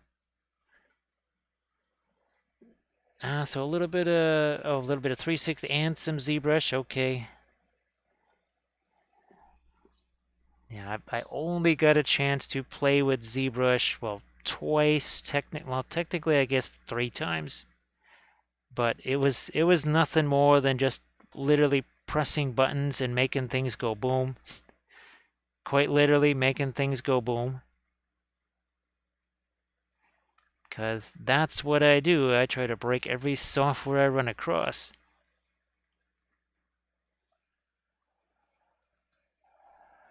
So I think we're all caught up. Yeah, I think we're caught up here. Now let's get some more of our yellowish orange up here on the top of her crown, which I thought these were feathers, but I don't really think those were meant to be feathers, actually. And again, these Mato Riders, they are from Archvillain, printed them out on a Sonic Mini 4K. Bithron, well, I think you're good on containers. You're shipping containers. I think that's the one thing that you are pretty solid on. Well, and everybody else is too, because what was it, 15 of those that you sent off? Yeah, I think it was 15 of those that you gave. Oh, there's some more jewelry there I didn't see. Oddly enough, I can still actually go lighter here. So Thunderhead, is it one of the Vaders that has the lightsaber, so chance for object source lighting? I'm just going to take some of this here, because that strap cannot be just green like everything else. All right, and then just leave it from there. Good enough. I'll make more. Boy, Bithron, well, you can have a. Bithron, I'm just imagining that you're playing a game and you have a stack of those things, and you have some kind of predetermined set of hit points on that tower of the containers, and with a certain amount of vibration or nearby blasting or something like that, the whole pile falls on a mech, and that the mech might take some falling damage from that for sure. All right, a little bit more of our light there. Yeah, let's get some more of this. Well, we need some reflected light down here. Blending brush. Take some of that away. All right, well, Punexpected, thanks so much for the raid. Thanks for hanging out. And again, everybody, please go follow Punexpected Painting, who also works with the oils. So Thunderhead's got all three of them, and trying to work up to a wee spot of object source lighting. Love us our object source lighting. I think we're the Celebration Limited Vader. That's that's even more cool there, and we got ourselves a new little hobbit. We have Yorokobi. Thank you so much, Yorokobi. I appreciate that. He's like, yeah, seriously, you again? It's like, what? I just wanted to say hello to the little hobbit. It's like, is Treebeard gonna step on that hobbit like he stepped on the other ones? Boy, poor Treebeard. He's just they never let him forget. And he says, seriously, dude, nose blind, man. You know, they all smell like orcs to me.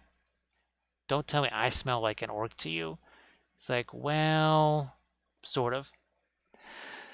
So thank you so much for that follow. We have Flight Sim in the house. Yeah, Thunderhead, that's kind of how it all starts, right? You build the army of the acolytes, and then you just start, then you just take over the rest, right? It starts with Twitch, then you just take over everything else. Of course, you know, we need our swanky hideaway in some kind of not extinct volcano. Because, I mean, why have a hideout in an extinct volcano when you could have one that might just erupt at any time? Nobody's going to want to mess with you then.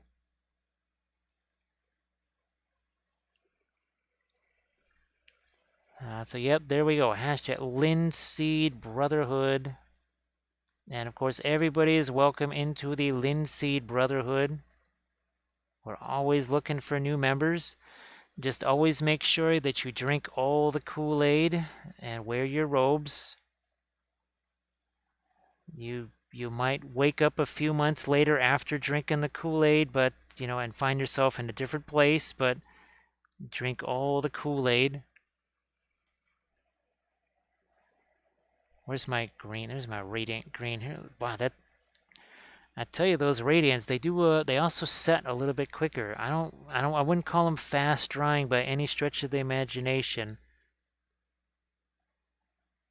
but without a doubt, they make things less shiny because this thing, it had lost that little bit of wet paint shine far sooner than typically would happen. So yeah, love me that property of the radiance. So Flight Sim, I hope that you had yourself a good Saturday and now you're having a good Sunday. This is some of our warmer green here. Especially on this leaf, which there's no shadow being cast on this. So see if we can't get a couple of more lights in here.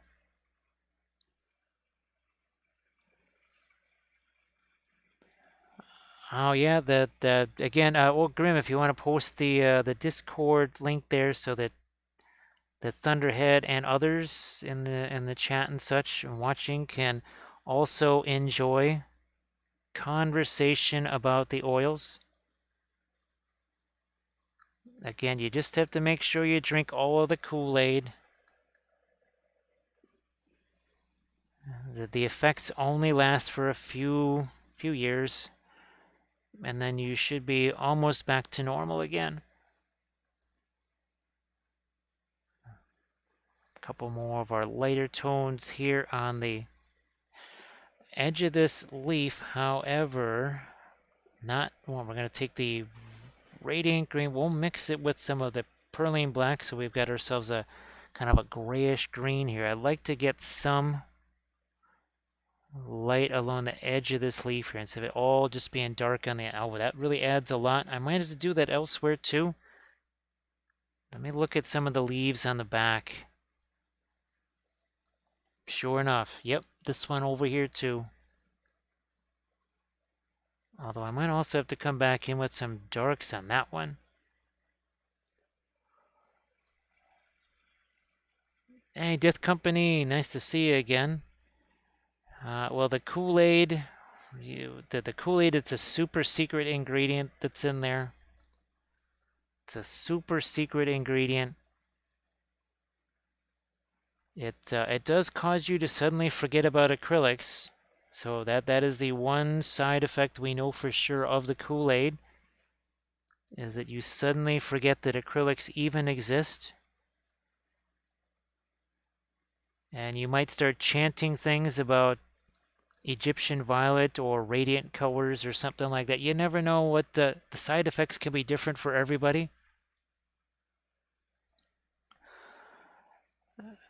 See, there we go. So Thunderhead has also see the effects will last, just like on Thunderhead there. Well, Flight Sim, that's almost a prerequisite for being in the Linseed Brotherhood, because pretty much everybody thinks you're crazy anyway for trying to do the miniatures with oils, so you might as well join where everybody's crazy, and we can all be crazy together.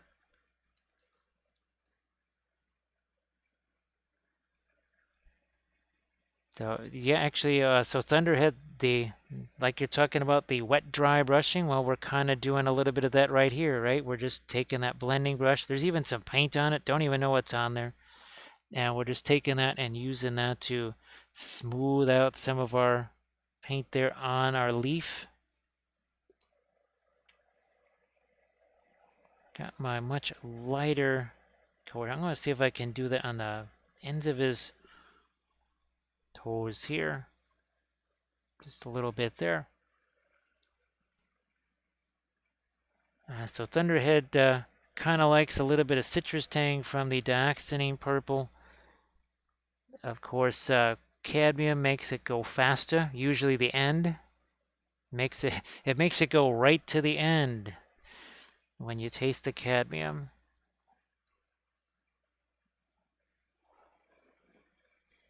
And Dano, boy, that was Damn right, you reach that point of no return, the event horizon.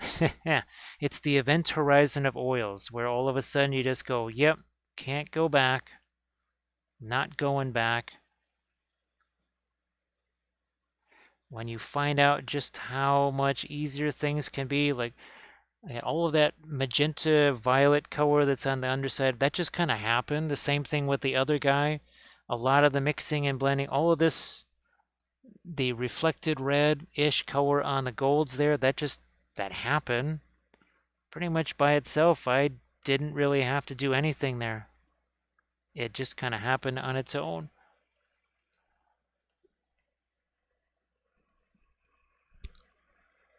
Now it looks like Grim likes the cadmium red Kool-Aid the best. Uh, I guess the tamarind flavor would be burnt umber. Yeah, burnt umber tastes like tamarind Kool-Aid, which I don't know if they make that anymore. Especially since it got the nickname Kool-Aid. So yeah, I'm thinking that probably that might been one of those products that they ditched quite soon. I certainly haven't seen it.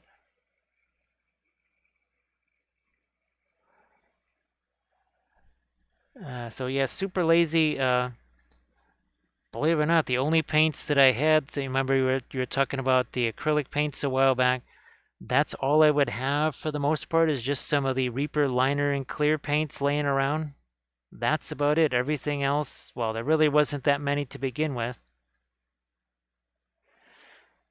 But that's pretty much all I have left. There's a few of the remaining Reaper paints and everything else.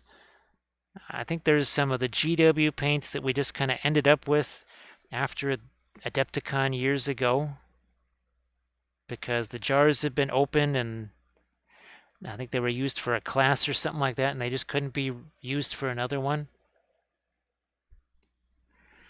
I never did get the lighter color on this side of the strap. But there's an awful lot of cut marks in these straps right here. That's quite the heavy saddle to be sitting on here with all the cut marks on the straps.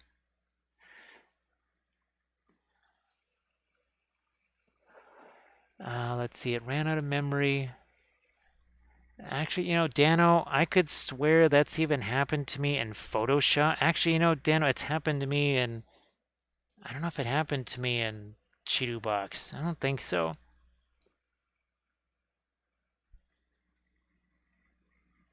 Oh boy, I could see that generating a lot of temporary files given what it does. I could see that. Now here I am going to take some of my, I almost said phthalo blue, but some of my Prussian blue. We're going to come back in and we're going to do some, not just some darks here, but we're looking to sharpen up some edges. There's a lot of soft, faded things going on here. We need some sharper edges.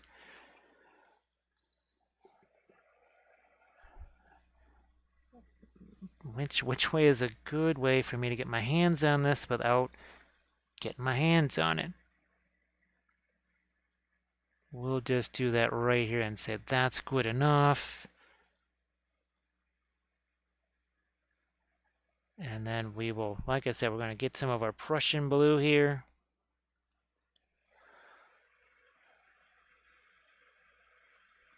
Well, Auto Racing, these are just regular artist oils. And our big three, and I'll just show you in a second here. Now the Prussian blue that we're using right now, that actually happens to be from Gamlin. So let me just set him aside here, and we'll get you a little sampling of some things here. So the Gamlin and the Winsor Newton, they're very similar in price and real similar in quality level. They're very solid, very good stuff. Now, of course, the Williamsburg is going to cost you more, but it's handmade, and that does seem to make a difference because you kind of get what you pay for with these. So these are the big three that we use here. And right now, again, we're using the Gamlin Prussian Blue. It's not quite a pin line wash. Here, let's get some darks here. Really rich darks. There we go. Ugly,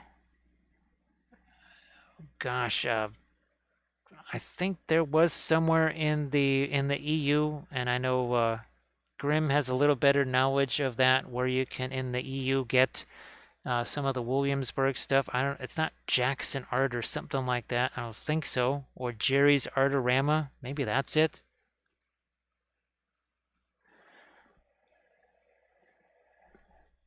Let's see. Yeah, these. Let me just look at something here. Is this Michael Harding? No, that's great. Okay, that's a different thing there. Never mind. Something different than what I thought it was. But I've definitely, yeah. I think a couple of folks might have mentioned the Michael Harding paints. Oh, it's okay. It's the Gamlin stuff. But yeah, I know Grimm has figured out some places in Europe where you can get, especially things like Gamlin, which again is it's a very solid paint line for sure. I want to say that the stuff that I do, it's kind of almost separated into maybe not quite equal parts, but it's got to be close. If it's not, pretty much 1/3 Gamlin, 1/3 Williamsburg, 1/3 Windsor Newton, it's pretty darn close. It might vary depend on the miniature, but for the most part, see, that's what it needed. A little couple of darks in there, get some sharper edges going. They're kind of strange. Sometimes I was using strange pigments. Yeah, I think usually weren't we trying to find you a Terra Rosa substitute there because you couldn't find anything with Pigment Red 101 in it? Well, other than Burnt Sienna, which is not the same thing for sure. Not at all. But I could swear, yeah, we were trying to find you some kind of substitute there for Terra Rosa. Okay, I was right. I was right. It was probably one of those Indian Reds. Oh, actually, usually it was in that conversation with you. Let me see if I can find it here. It might take. Here it is. Here it is. So I actually got this, the French Indian Red, because it was also Pigment Red 102. So I thought, and there is a difference. There is definitely a difference from the Terra Rosa Pigment Red 101. So the Red Brown Savant. So I think that must have been it then, yeah. But I just figured since you were asking and when we had to figure out what could be a substitute there, I thought, well, maybe we should get something like that too, and just see what the difference is. So 16. Oh, okay. That's about the memory there, or the RAM. Darken this down a touch here underneath the shield here. Maybe let that do a little bit of a shadow almost. And if everybody could please check out what Thunderhead Studio just posted. Again, a little bit of oily magic right there on some, and those were the ones that you've been sculpting, right? Right, Thunderhead? Because I know you've been sculpting a ton of stuff. I would see that on your instas and such. Sorry about that.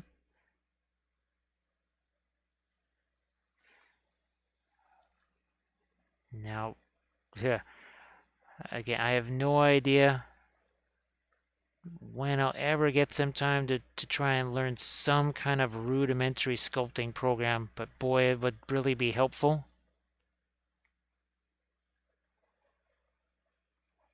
Still tempted to see if that 3D scanner would work and just do some more traditional sculpting and scan it instead.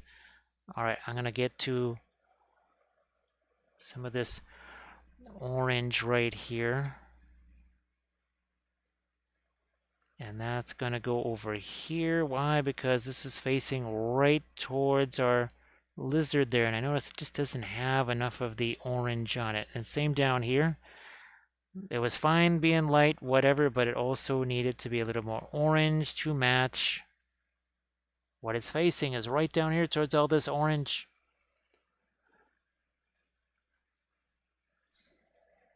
So yeah, that I know it is definitely fun to be able to paint your own sculpt. There is something really, really nifty about that. Oh, and if Armored Wolf wants to post, speaking of sculpting, Armored Wolf did a whole lot of conversion on his latest miniature there. So if you want to check that out, that's go check out Armored Wolf on Instagram. Well, and then of course check out all of Armored Wolf's fantastic dice bags. Then go onto the Etsy page and buy lots of them. So Mars Red Light is Pigment Red 101. Yeah, I don't even know if I saw a traditional Terra Rosa in Williamsburg. As much as I, and also too, I guess, what's the series number on the Williamsburg Terra Rosa? I would be curious if that's a series 1, because I don't know what it is in Gamlin, but I know for Windsor Newton, Terra Rosa is just a Series 1, but I don't know. Sometimes with Williamsburg and Gamlin, things are Series 2 instead of a Series 1. All right, again, there's some more of the orange reflecting there.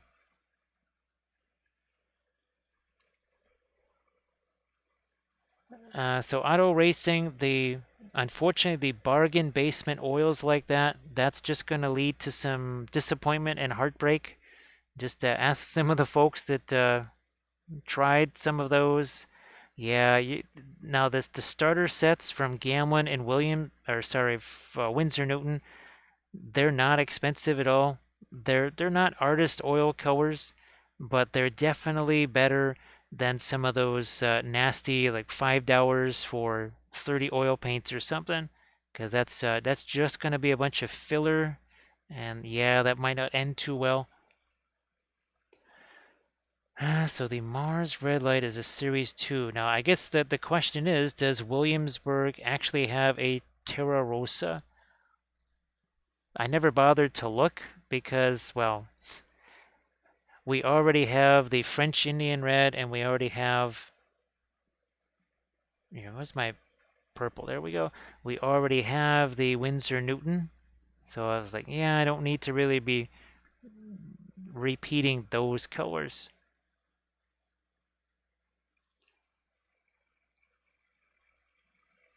Yeah, auto racing, ooh, it just doesn't end well with those. I'll never forget the first time. It's actually at Adepticon, and someone said, "Oh, look, hey, you don't need any paints. I bought some," and I went, "So how much did you spend on that?" "Oh, this whole thing was $5," and it was quite literally 30. Now they were small tubes, but yeah, it took about 2 seconds before we realized that yeah, those weren't gonna cut it whatsoever.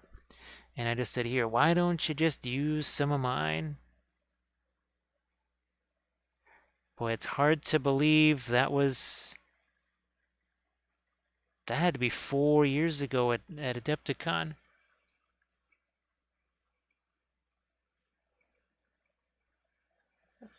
So yeah, I can imagine Mars Red because Terra Rosa, and also too, look at the opacity. It's more than the pigment number because Terra Rosa is a very opaque color. Burnt Sienna is also Pigment Red 101, and it is completely not opaque. As in, it's like anti-opaque. It is massively translucent. So that's something you're going to want to double check. Look at the opacity on it. Innocentric, how are you doing? Thank you so much for joining us. And of course, lurkin is just like working. Now, where is my Terra Rosa? Now, it's brown matter there.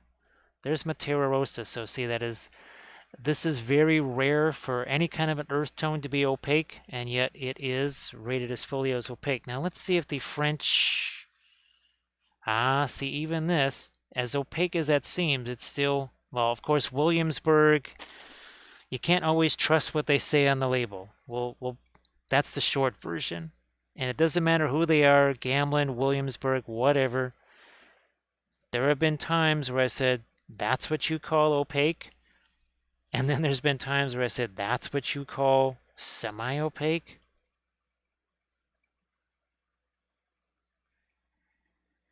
Well, if it's Italian, remember, where did that go? That's over here.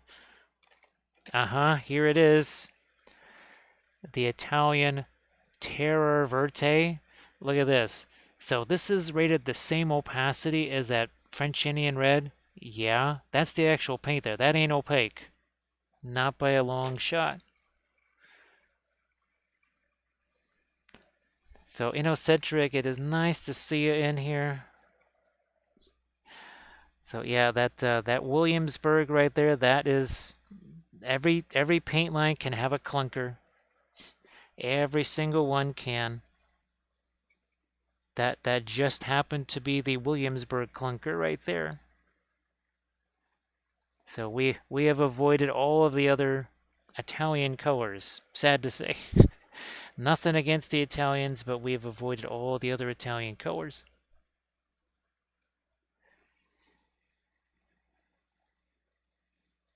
Grim. Yeah. So are we gonna have? So Grim, is that gonna be a video, a terror video there, where it's just all we do is take the radiant paints and mix them with Italian Terra Verte and see what happens? That's the entire video. Would that be called fixing Terra Verte, Grim? I think that's what it would have to be called, that particular video.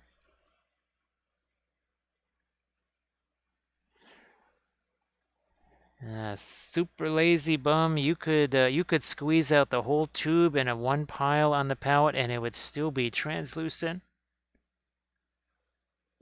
There ain't no paint thick enough. Or there's no way to make it thick enough, I guess I should say.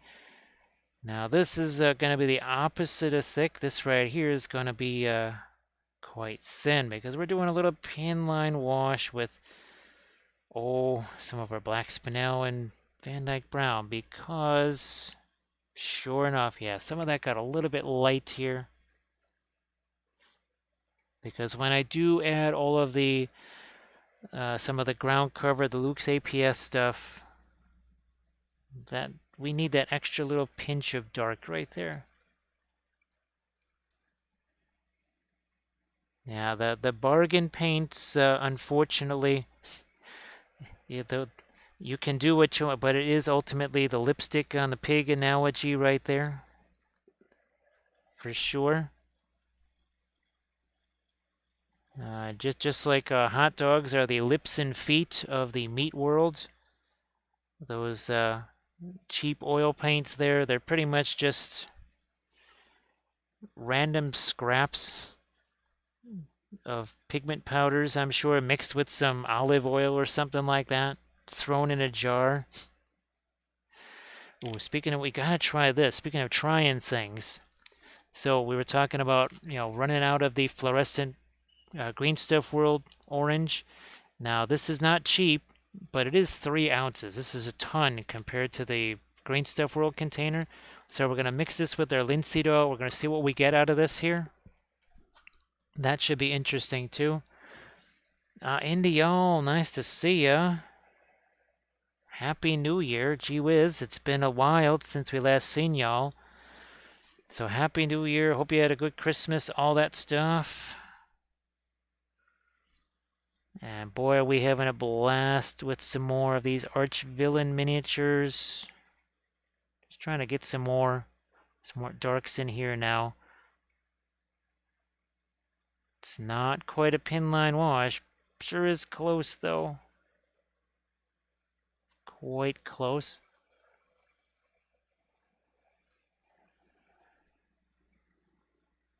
So Indio, nice to see again. Here is the one we painted yesterday. These are from Archvillain Games.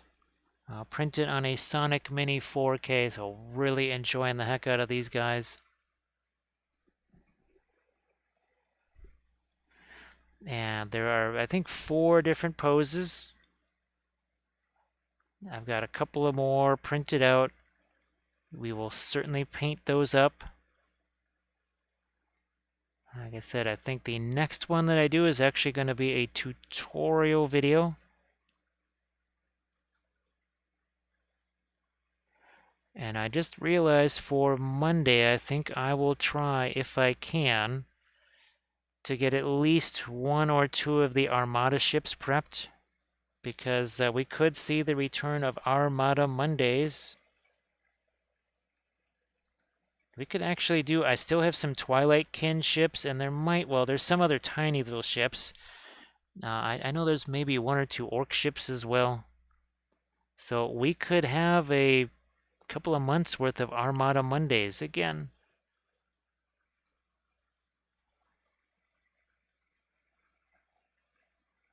So the Winton range is the student grade, so that's why your starter sets, at least with the Windsor Newton stuff, are called Winton.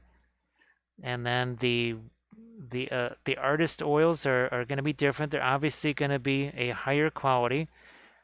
There are some essential colors that you are not going to be able to get as the starter set. That would be the indigo, the Terra Rosa, Van Dyke Brown, Perline Black. You're really not going to be able to get those in the non-artist colors.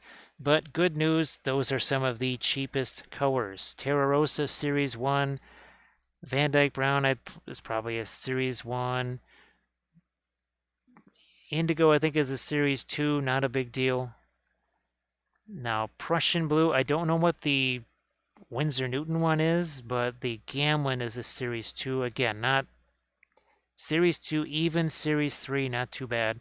Once you get to Series 4, that's going to start getting pricier. We got ourselves a Laminas. Laminas, how you doing?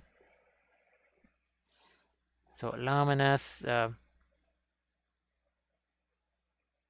actually I did print out the first of the Great Grimoire figures. I thought I had printed out another plate of those, but yeah, I actually printed out the first Great Grimoire plate. We're going to have to print up some more of those.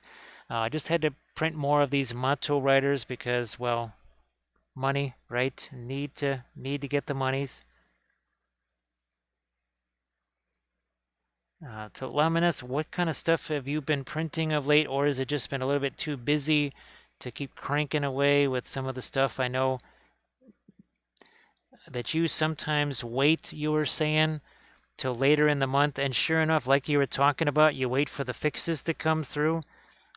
Oh gosh, I think it was Titan Forge. Yeah, it was Titan Forge. They sent out emails today saying, well, we got some fixes, and here we threw these into. So yeah, I can see, just like you were saying, like you wait a little while.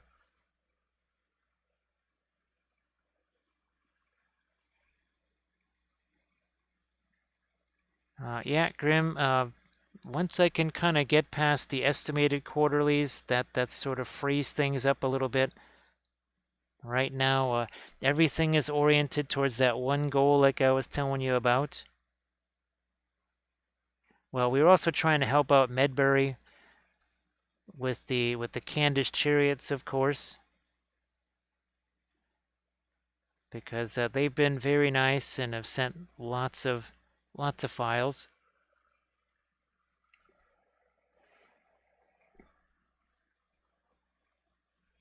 But glad that you're doing okay there, Laminas. Glad you're doing all right. Yeah, let's lighten this up a little smidge right here. Some more there. Somehow we have a little gap in our line there. That's better. It's just kind of, I think, hard for me to get my hand in there. And these guys have been really, really fantastic. This is one we painted last night. Don't think you got a chance to actually see this one right here. But this one has been Just such a blast to paint. I think we need a little more light over here. I'm going to grab some of the Indian yellow too. Yeah, we'll hit this.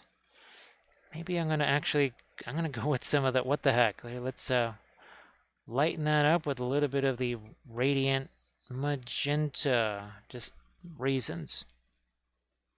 Right here.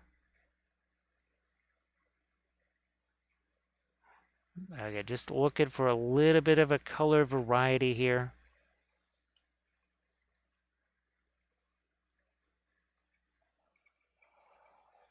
We're working on a Great Grimoire print there too. All right, Grim. Now, I know some of the stuff that I was trying to print of theirs was some Arthurian stuff. I think there's a Guinevere that I'm trying to get printed out. I thought that would be a really nice one. And printed out, I think they're all bigger as well. Pretty sure that I had to go in and do the supports, and I don't know, maybe some of them I might have even hollowed out. I don't know.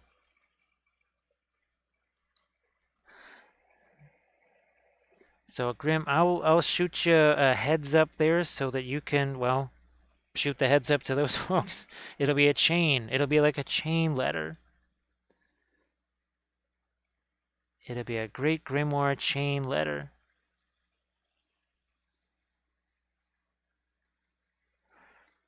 But yeah, I think the one that I printed out, well, I guess I printed out Lancelot's horse, but I didn't print out Lancelot somehow.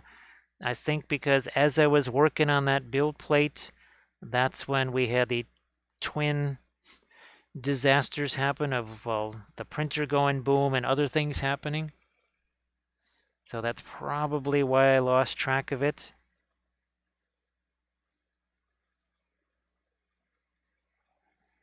Reflected light. Not enough of it here. There we go. Just that little bit there. See, this is actually going to get darker up here. That just got a little lighter. So we go over to the darker side of things. Van Dyke Brown. Maybe a little of the violet there. And right along this edge here. Just a little smidge of it there. Does a couple of things. It tightens up that line. Creates a little more contrast. We're going to take away some of the little highlight thing down here. That just got too thick. And we just took away a little bit of it there.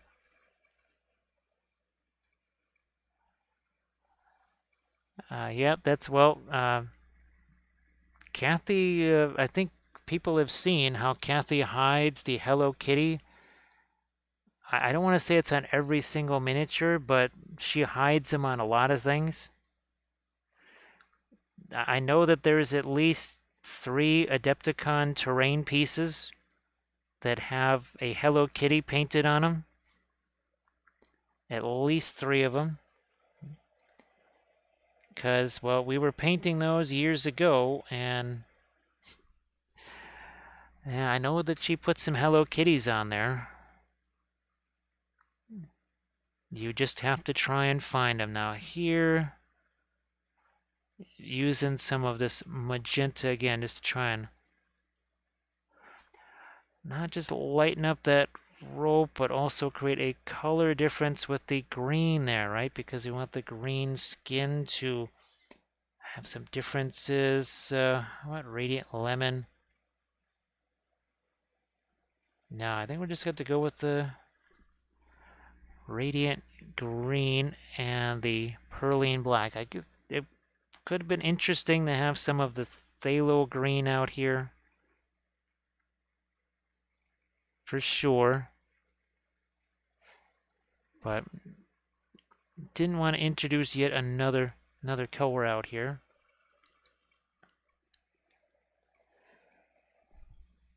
So that, just too much of the lighter green there. Take care of that. Some eyes. Oh, see, somehow we're going to have to see if we can slip some eyes on this thing. First, we'll go darker. about as dark, I guess, as we can get it. And perhaps something like this, the cadmium orange mixed with a little bit of the sort of lemon yellow there. Let's see what happens to see if we can get a little eye right in here. And by little, I mean it's got to be pretty darn tiny. So what we're going to do is we'll drop that eye in there. Now we have to come back in with our darker color around that. See if we can do this here.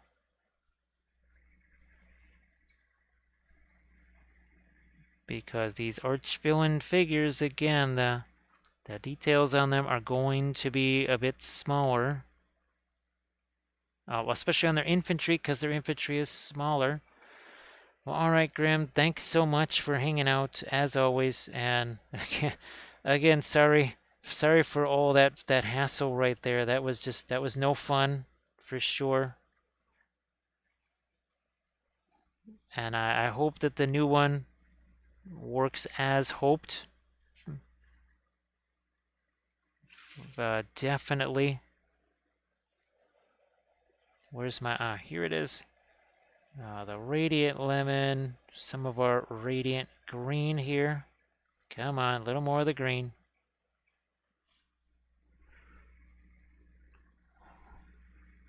And we'll hit this right... there we go. That seems to help a bit. And then we've got this bit right here too. I see that we haven't quite gotten all of the lights on some of our golds there.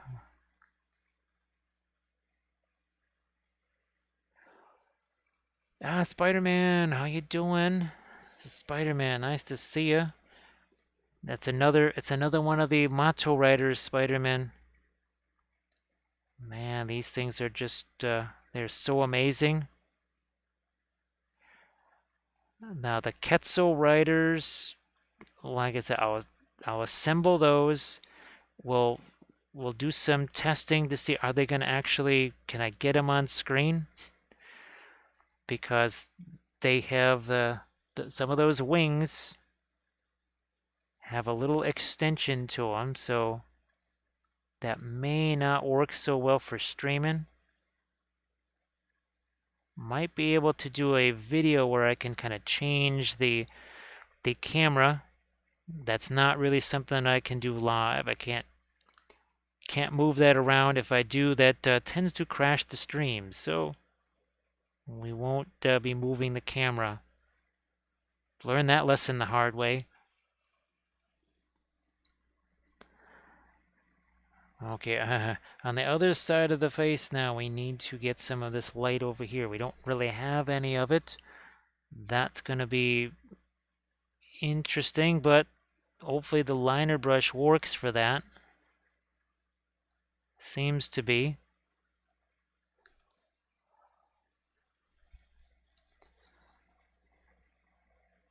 So Spider-Man, what kind of stuff have you been able to do this week, if anything at all? And hopefully everybody there is doing well with the health things there, because boy, it just seems like there's all kinds of little buggies that are just spreading around all over the place and getting everybody.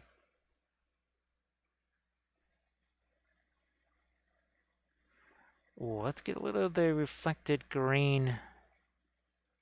Maybe even on the little staff right here, or scepter, or whatever that is. Maybe even a lighter, well, a couple of lighter lights. Now, I'm going to have to thin this down, but too much will be a pinline wash. And this did come up earlier. I think it was somebody asked a question on the Patreon page or something about the thinning of the oils, and they said, well, will it break down the way it does with acrylics? And the answer is most definitely not. Well, at least not with any kind of decent oil paint for sure. And that was just about to say here, with the oils, you can thin them, you cannot dilute them. So if you take titanium white and it's 95% thinner, it's still titanium white. you'll be shocked at what it'll still cover, even at barely 5% paint. That's not the way acrylics work, obviously, but that is how oils work. So just a little something to keep in mind. So some Dark Angels and some Grots. Yeah, Spider-Man, well, I know, I always thought that would work with Blood Bowl. I think it does kind of maybe work with Lord of the Rings, though. I think it does. At least I wanted to. I want to think that it does. We'll go with that far, maybe. Yeah, I want to think that that's how it works. I guess we'll just judge by your experience.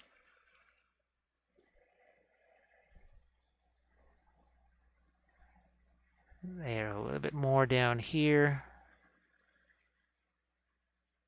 Some more over there. We go. And what we do? I think we did. Oh, we did red on the feathers here. Yeah, so we had red on the feathers there on this one.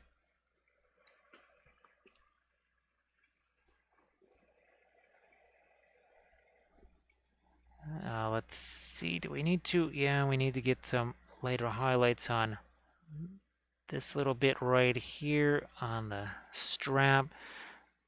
And then maybe some over here on the saddle. You saw there what I just did? All I did was throw a little, just chuck some paint on there. Now we're going to take our blending brush and just smooth all that out. Why do we do that? Because how the heck am I supposed to get a brush in there, right? It's so much easier to just plop some paint on there and then start pushing it around. Now, Spider-Man, with the Dark Angel stuff, are there some vehicles involved there, or is it mostly just along the lines of infantry?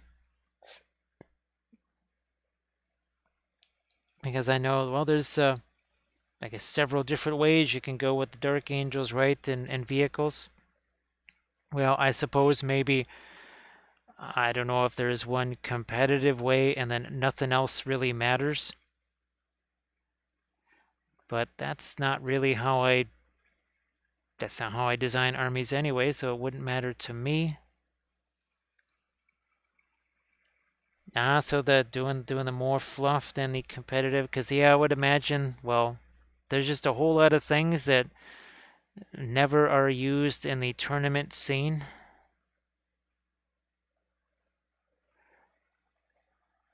I'm a little bit more disappointed with the Lord of the Rings tournament scene, where there's not quite the same reason for people to never be using certain things. It just, there's too much of a mindset that's happened with the Lord of the Rings, where it's just the same stuff over and over again.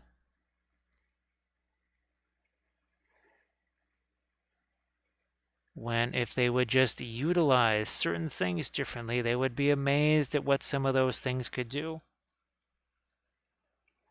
So you have the 5th company back, so you have the 4 squads painted and working through the basement and the closet too.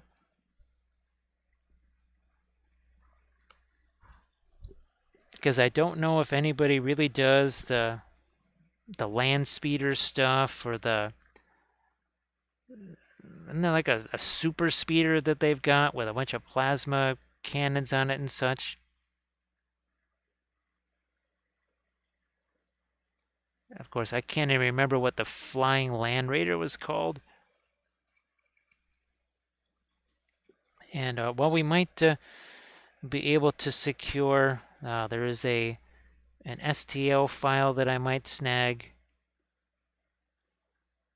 and it's from Gamok, and it's a Lehman Russ basically, or a Schmeeman Schmush.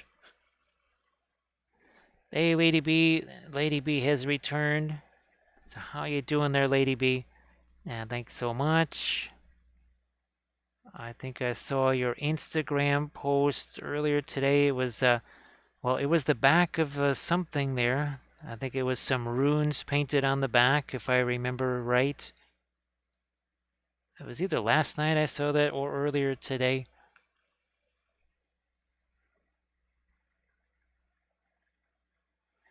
We're just really enjoying the heck out of these lizardmen. I mean, it's not like I didn't like the miniatures lizards, but the precision on these is just heads and tails above the other. Ah, see what I did right there? Boom. There's a little bit of linguistic aluminum. That's not linguistic gold for sure. I'm just trying to get a little bit more of my light down in there, and then let's see if I can't sneak a little something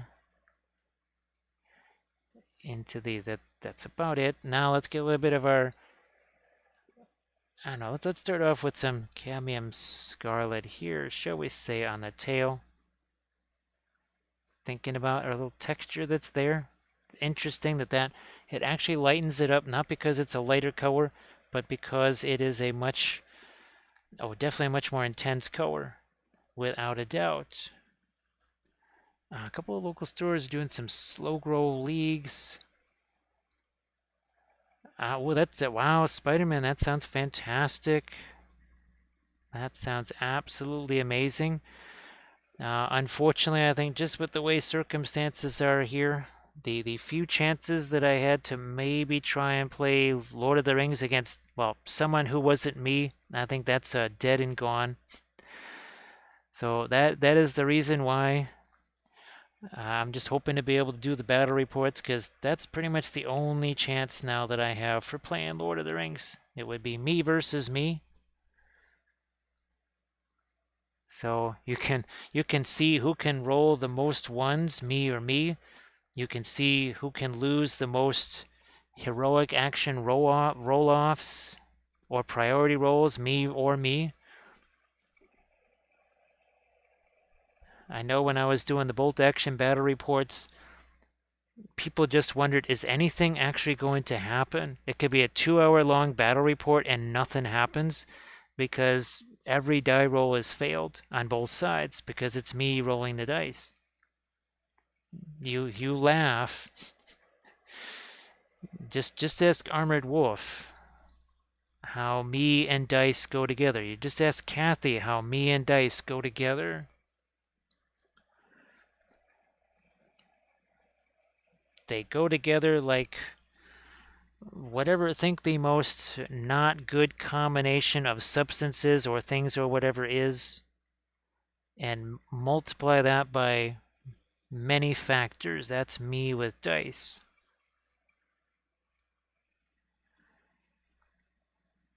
I know, well, people in our Blood Bowl league, there's other folks I know, they have that golden horseshoe firmly wedged between their cheek and gum, so to speak. And they're not necessarily using any kind of magic dice, because, well, I've been in Blood Bowl leagues where people are using magic dice.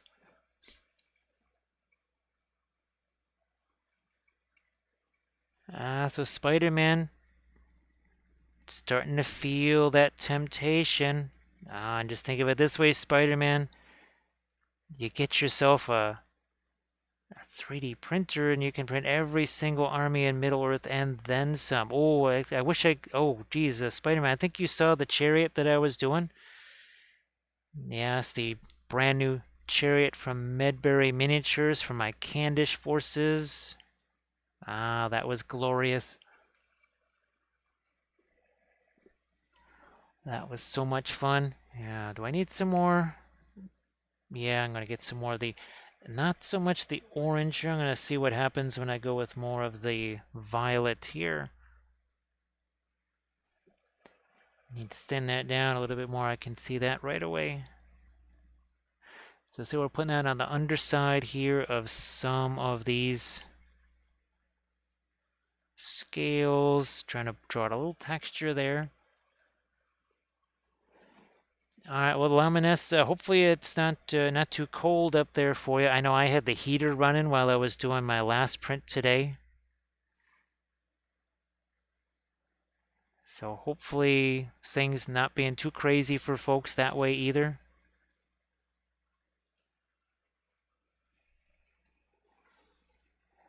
All right, these guys over here, I might just Well, here, we'll take some of the radiant magenta, mix that with our violet, and we'll do one last little application here. Some of our lighter colors here. Let's do some more right here. Yeah, that's very fun. So part of the scale has some orange on it, part of the scale has some of our magenta on it.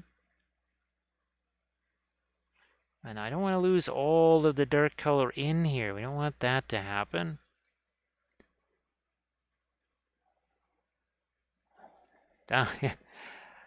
Lamines, boy, that's yeah, that is definitely something you don't ever want to forget. That'll be a crunchy moment, won't it?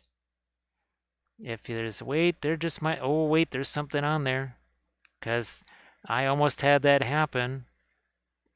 I thought for sure I had pulled it off of the plate, and then I, at the very, very last second, went, whoa, and stopped it a fraction of a second in time from being something of a disaster. That's for sure.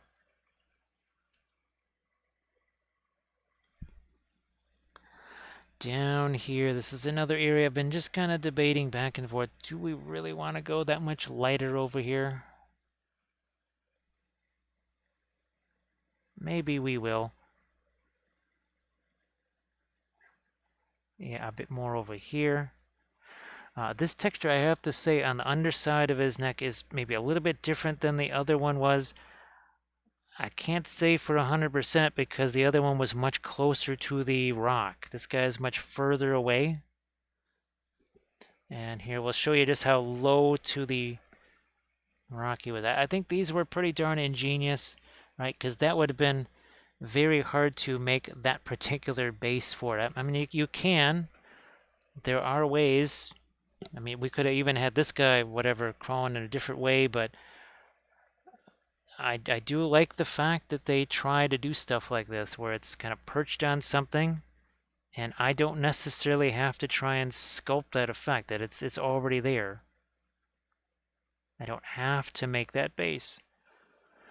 Although we were downloading a whole bunch of little items. Again, they're Dr. Feedgood, thank you so much for giving me the heads up on those. That is something we gotta make some build plates of, and then I can just maybe print out a whole bunch of those. Now, I'll try and do some different sizes though. And I'm actually going to try and maybe make a video out of that. So making the build plates, doing the different sizes, and then using them maybe on a couple of different videos. So I've got some Artisan Guild sea creature type things printed out. And then I've got lots of candles and torches and stuff. Well, I still have some Sisters of Battle that I might also then assemble and try and use those for my basing. Well, and then other thing, we got some wall sconces and braziers and stuff.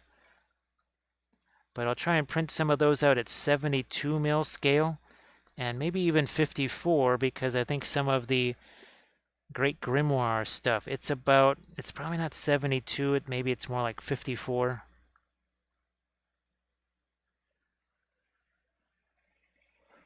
What's going on down there? Now, there's a couple of these. The reason why some of these are lighter is that they're almost like little barnacle type things there.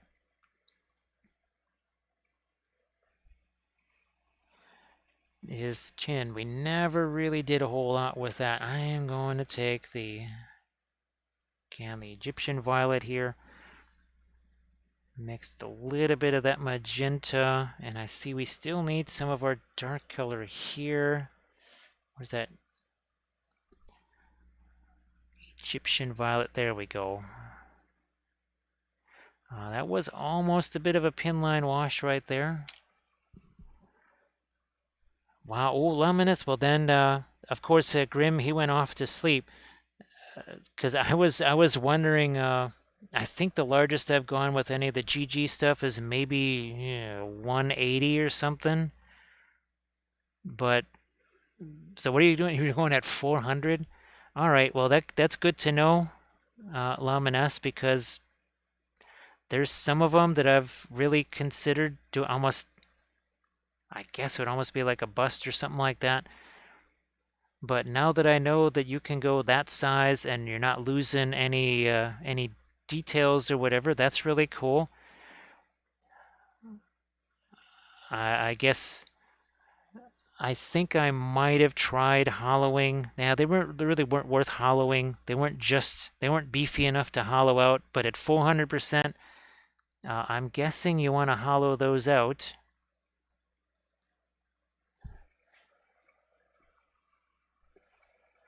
Okay, I need to go a little lighter here on the feathers. I just realized that it's a little bit tough to reach, I gotta say.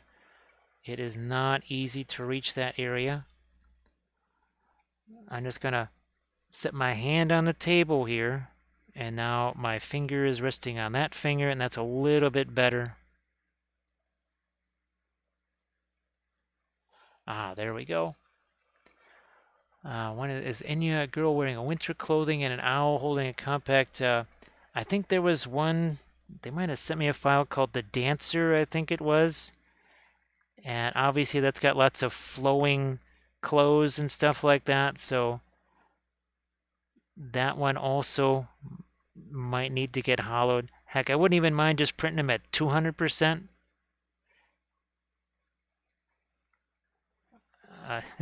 Look at me and making files, but usually I'm trying to shrink things down to make them Lord of the Rings size, but yeah, may have to try that much larger size and see how that works. Boy, the eye right here. I'm going to try and see what I can do here. All right, the dark definitely helped there. Same over here. Now I'm going to see if I can get my lightest light into this. Actually, it was weird. I was trying to hollow out something the other day, and boy, it was being persnickety. It practically kept insisting that I put the drain holes in a really bad place where I would have to do a lot of sculpting to fix that up. It was not cooperating as far as the optimal place for where the drain holes, where I wanted those to go. It is understandable though. It can't be too thick to be cutting or where it drilled. But that was a little bit annoying that I could not get those the holes to not be somewhere where I would have to be doing a lot of sculpting. Yeah, Laminessa, I could, maybe some of them I could potentially go 230. It also depends too how far you rotate them to do the supports, of course. Because there's been actually a few of the great grimoires that I have made larger, and some of the Arena Studios too, where I said this is never going to fit. But then just because of where the supports needed to be, the auto supports anyways, I rotated it so darn much that it actually only took a few out, well, not a few, but 5 hours or 4 hours to print instead of the original 8 hours that I thought it was originally going to.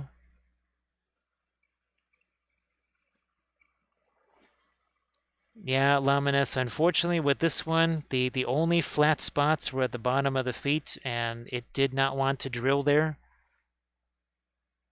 It wanted to drill like in his back. So it'd sort of be like me drilling a giant hole right here or right there. There would have been a lot of sculpting to do to fix that up. And I said, nope, it's just not worth it. I would rather just print it and lose that little bit of resin than lose the time trying to resculpt that part.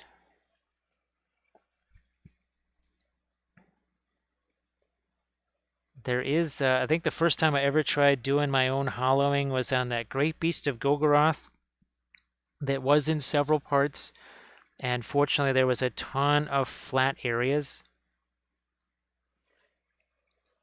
In fact, there were so many flat areas on it because it was a multi-piece thing, I could even orient them so that the stuff was draining out as it was printing. I mean, that was pretty sweet, I have to say. That doesn't really happen all that often.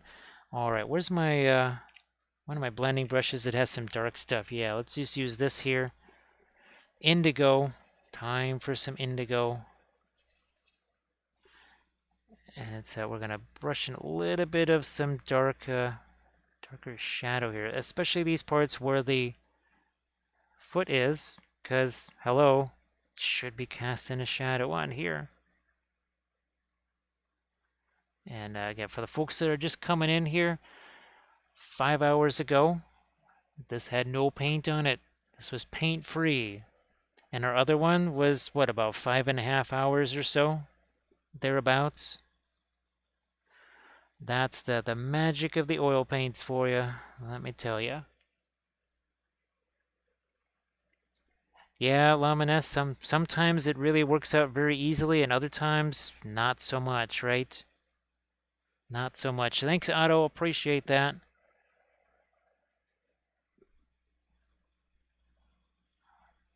Yeah, I know we talk about it all the time, and it, sometimes in jest or whatever, but there is really no comparison. Again, I've having painted miniatures with the acrylics for 20 years, over 20 years, there is just no way to compare the efficiency of the oils to the acrylics and just how chill it is. It's so chill, so relaxed. And it's way more than just the blending. You want to talk about a paint job that's going to last forever? That would be oils. There's a reason why they painted everything with oils, like buildings and cars and such, because it was designed to last.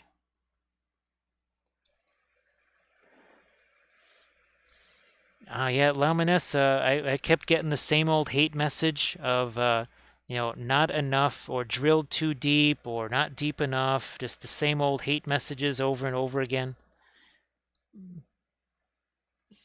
And it just didn't seem to matter how thin. I even went kind of like crazy thin on the walls just to see what would happen, and it still wasn't letting me drill that hole where I wanted to. But like you say, it is what it is, right? I just won't print as many of that as I might have otherwise done since it's not hollow.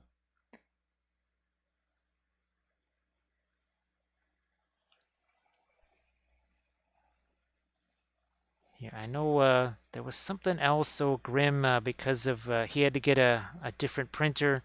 He was talking about how something interacts with Liche a little bit differently or better with that particular printer or something. There's something he can do with it in Liche that maybe the other printer wouldn't let him do.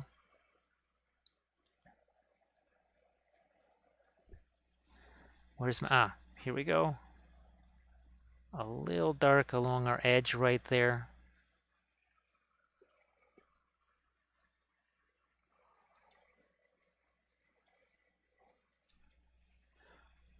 This thing, yeah, here, that's my, that's a little bit of the asphaltum here.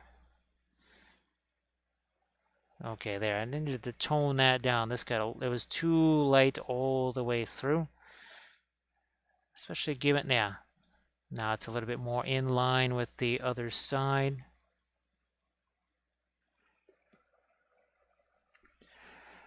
Let's see if I can maybe pop a couple of radiant yellow lights over here on the head of our little dino right here, our Mato. Nope, I guess I have to go thinner because thick, that just didn't want to stick at all. So, and it kind of makes sense actually because while this paint is not dry, it should be pretty well set. It's been hours since I last did. Yeah, see that? Look at that. It just sticks right away. The thinner paint sticks over the thicker paint and vice versa. And we just saw it case in point right there. So Liche's got a one year subscription for Laminas on Liche.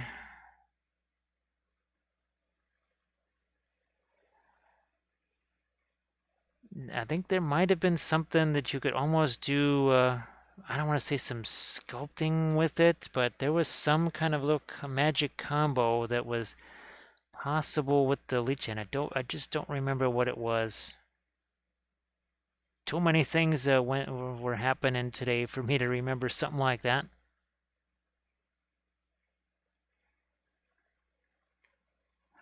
All right, we'll get a couple of lights here on the ends of, there we go, on the ends of these guys. Some here.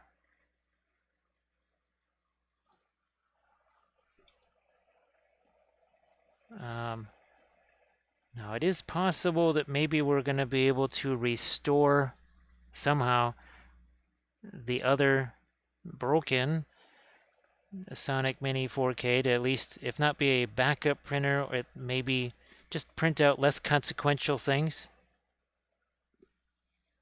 You know, not stuff like this where we're looking to really be doing some highly detailed things, but maybe some basing bits or whatever.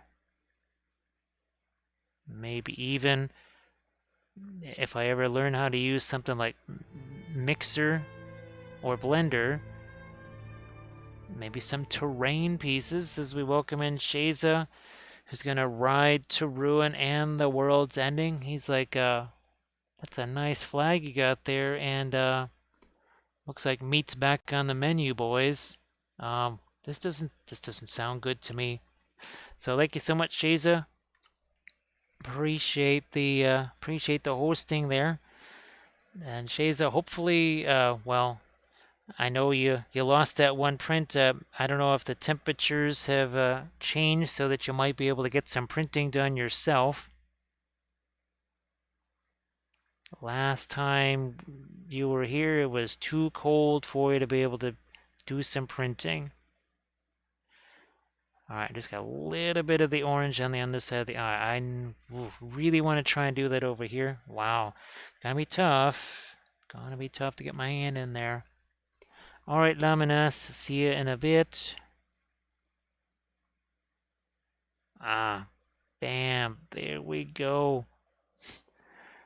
Just enough.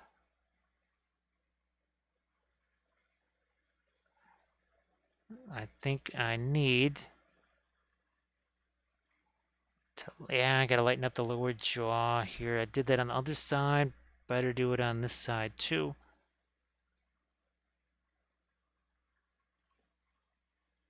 Something like that. So it's still a little bit chilly there for Shaza. Gee whiz, what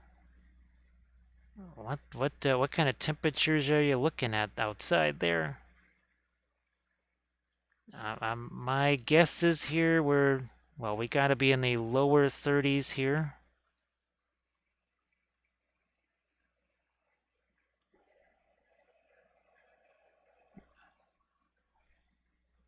Yeah, it's got to be the lower. I think there was a little bit of ice that might have come down today.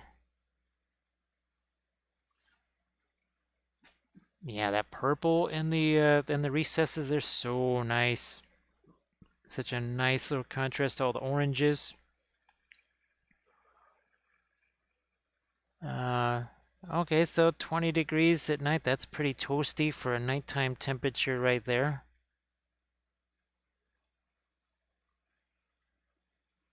Yeah, that's pretty much been the daytime temperature the last several days.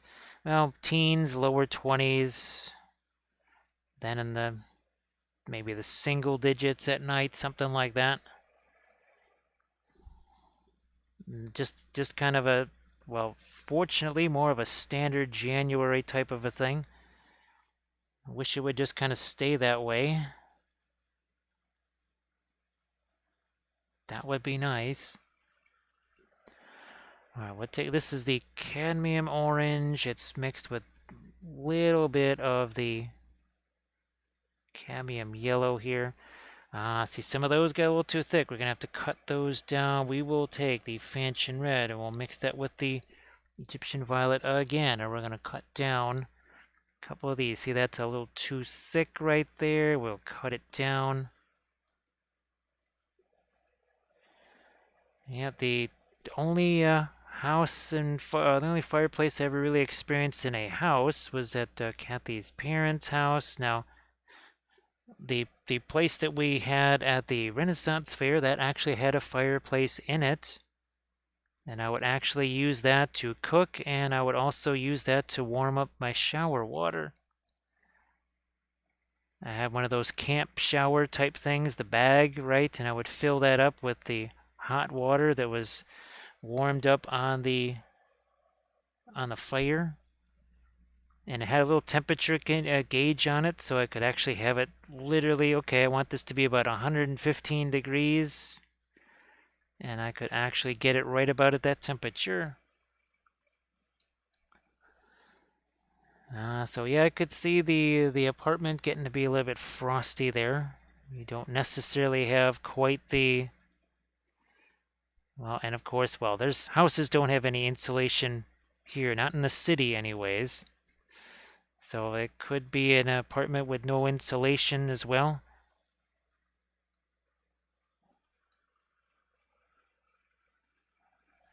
So Shays is just gonna go. She's gonna go on a little bit of fireplace tourism right there. Just kind of wander around the neighborhood, knock on some doors. Whoever's got a fireplace going.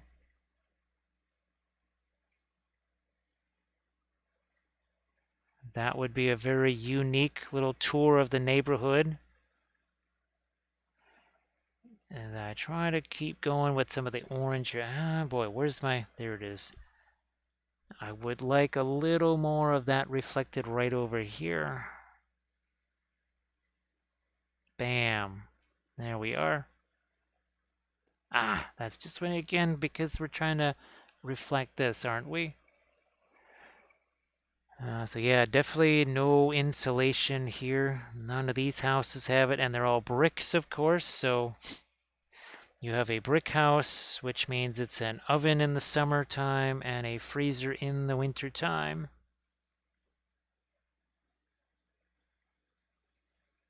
And I might just throw out, this is a bit of Fanchon Red mixed with a little bit of the Scarlet. Just trying to get a little hint of it down there.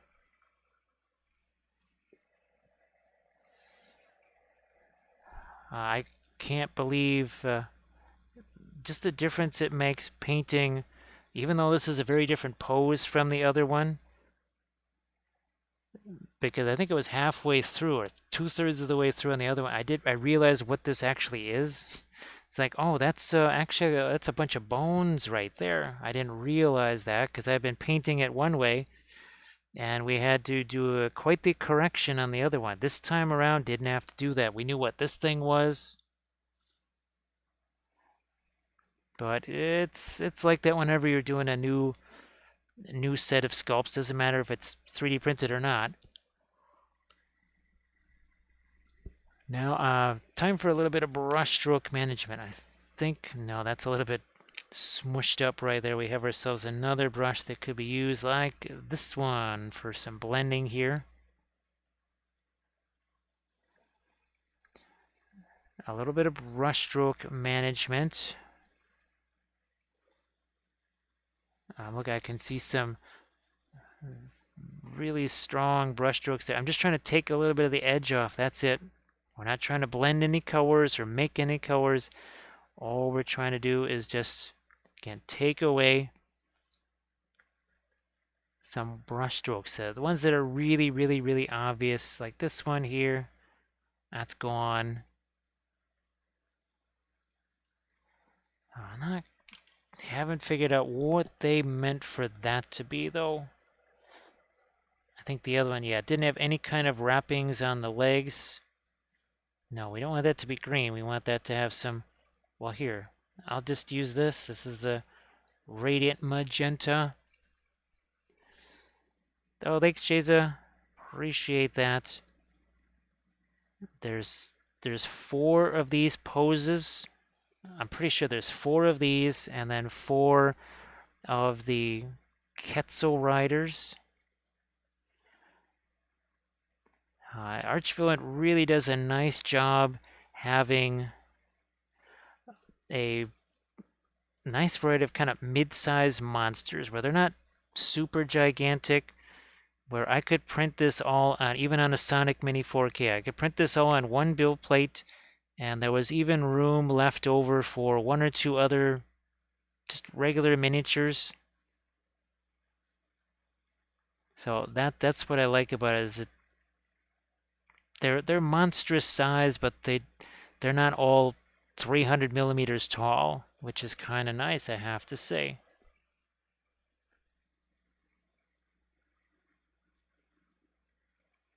All right, we've lightened up that.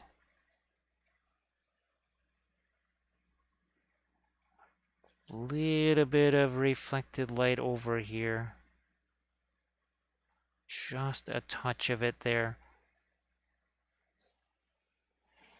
I don't know, I think I should let the tongue get a little bit of light along the side, or not as much as this. You see it's kind of lighter, then a little darker, then lighter again, then darker as it goes into his mouth. Like I said, I'm going to be trying to print out some more of their December releases, some of the Ice Trolls. I know some of the Titan Forge miniatures for this month's release, especially the lady on the sled, almost sort of a Kislev type of a look to it. That might be interesting. That's why I also got some of those, the larger bases. It was at the 120 by 92.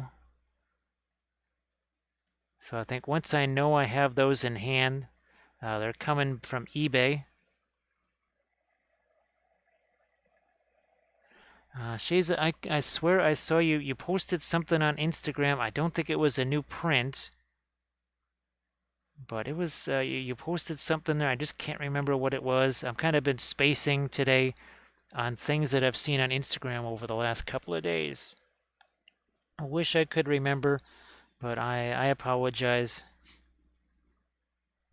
My memory's always been terrible, but lately, like the installation, it has been non-existent, completely non-existent. As I get a couple of more lights on the skin tone back in here, and this is just so sweet, right? All I have to do is take this brush, slam it back there. I can see the dark color on the end of the brush, so it did something. It put some paint back there. And because it's all wet, I know it mixed. Oh, a bath bus. Thanks, Shaza. I'm glad I wasn't losing my mind as much as I thought. I am losing my mind, but maybe at a slightly slower rate than I thought I was.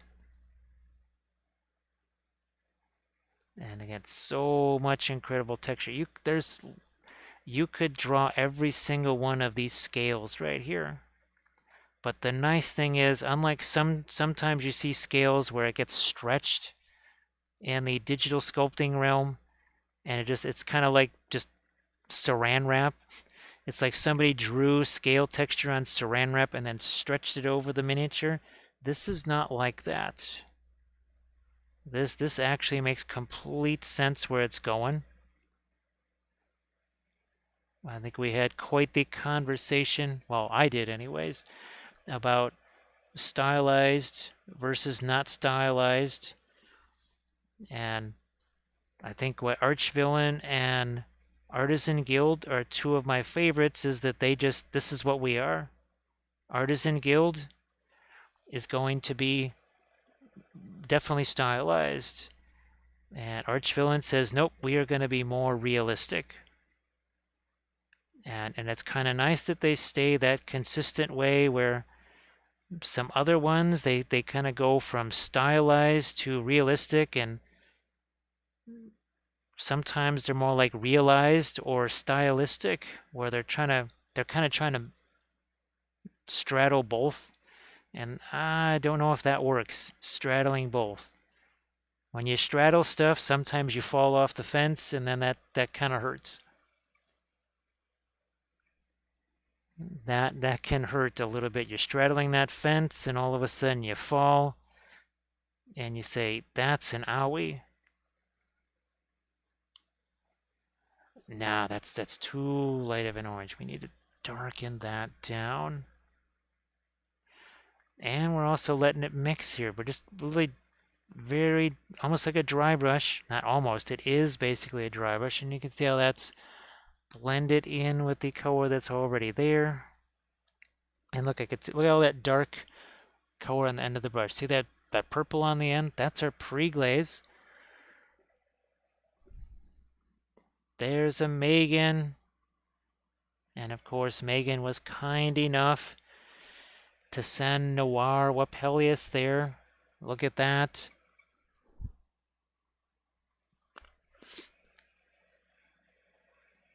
So Megan, gee whiz, it's got to be, geez, it's 1:10 in the morning there. I hope everybody's okay. Well, I'm surprised that you're still up, given that you're still playing hurt over there. All right, Shaza, you have a good one. So, geez, yeah, Megan, I wasn't expecting that you would still be up, unless it's one of those things where sometimes when you're not feeling so good, it's a little bit difficult to actually get to sleep or stay asleep. Or potentially the kids are not able to sleep because of not being 100% either.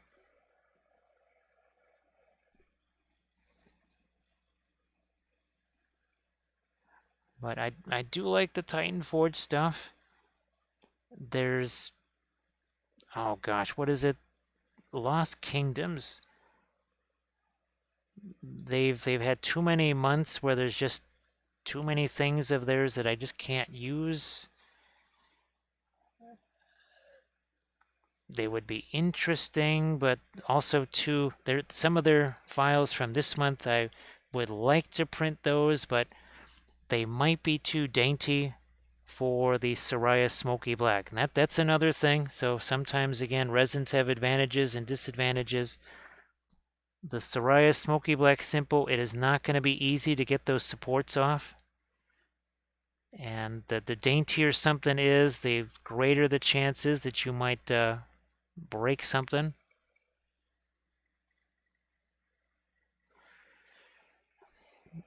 But it's an all-weather resin. That is key. So Megan, if you're just hopefully you're able to get back to sleep, or maybe you might have dozed off on the couch. Because yeah, it's a mighty late where you are there.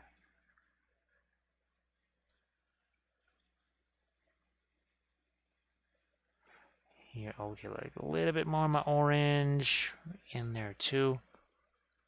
So just doing the night owly thing.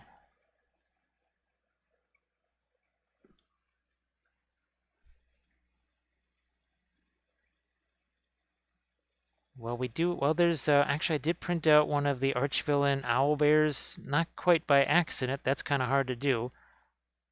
But he did just fill up a build plate. So Otto's staying up a little bit later.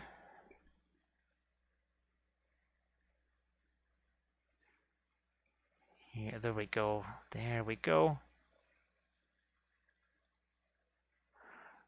I don't think I want to lighten these up too much right there. Here's another area of a whole bunch of nothing.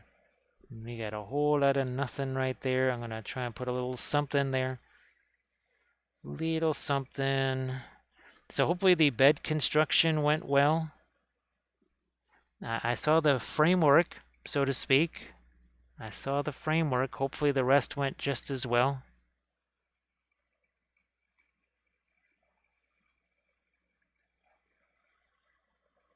Yeah, that's Megan. I was wondering about this because that is definitely me. Even when I was a kid, Even when I was a kid, I just was never, ever, ever a morning person, not even close.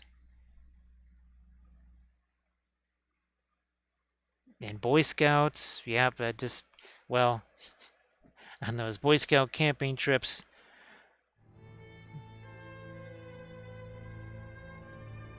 that is where we owned the night. We stayed up all night long. And Silent by Design, thank you so much for the host with the most. Yeah, you know that whole ride to ruin and the world's ending? It's like, yeah, not doing that. It's like, I agree, dude. Why would you want the world to end? Yeah, I know, right? Not sure why that guy's just running around screaming, death, death. It's like, what's up with that? So thank you so much, Silent by Design. And how you Hello, doing? little hobbits. Spark my ganja. And thank you so much, Laughing Shadow. We'll get on a little bit of. Yeah, I know. Meat's back on the menu. You shall not pass. All the things, right? Dude, I didn't say nothing, man. Can you blow me a smoke ring? I hear you do like those ship things. He's like, oh wow, really? Usually people hate when I do that. So thank you so much for that follow, Laughing Shadow. So some Nino Cooney. Silent by Design, if you got any Instagram work in progress things of that, you want to share that in with the chat, feel free. And thanks, Laughing Shadow. Thanks for joining us here. Yeah, there's typically Gandalf will show up when there's a new little hobbit. We never know what happens to all the little hobbits. We're still convinced that Treebeard has stepped on them.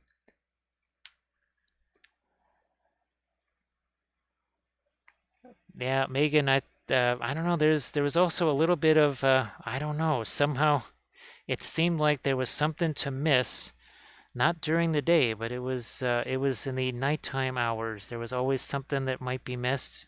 I think part of it was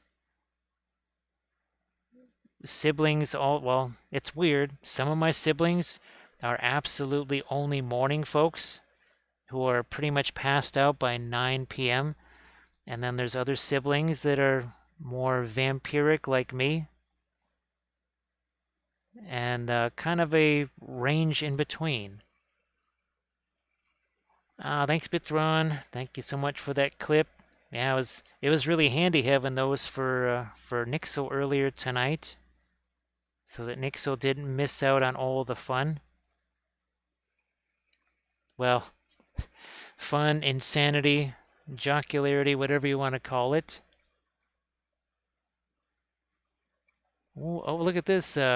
Silent by Design has been following for 636 days. That's gee whiz, that's got to be pretty close to the very beginning, right? Because we've been doing this for 21 months. Yeah. So everybody could please give a Silent by Design a follow. I know you were just, I saw you were streaming a little bit earlier there. And yeah, if you got any Instagram or Discord or anything like that, pics of that, or links to share, feel free. Yeah, gosh, he was in there very briefly. I think this was like maybe, I don't know, between 9 and 9:30 or something.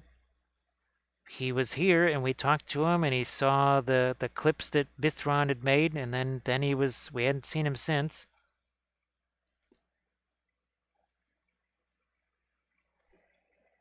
Well, Silent by Design, I hope that it's been really fun doing your Twitch channel there. I know it can be some work. It is not the easiest thing to be doing. You know, we could use maybe a little bit more of our orangey stuff over here. Yeah, something like this. Now, oh, Silent by Design, is there any particular regular days that you're streaming? I know it can be tough even just to do that, just to have a regular schedule for streaming. I have my usual days, but the times just get verschmizzled always. They're never exactly when I would want them to be.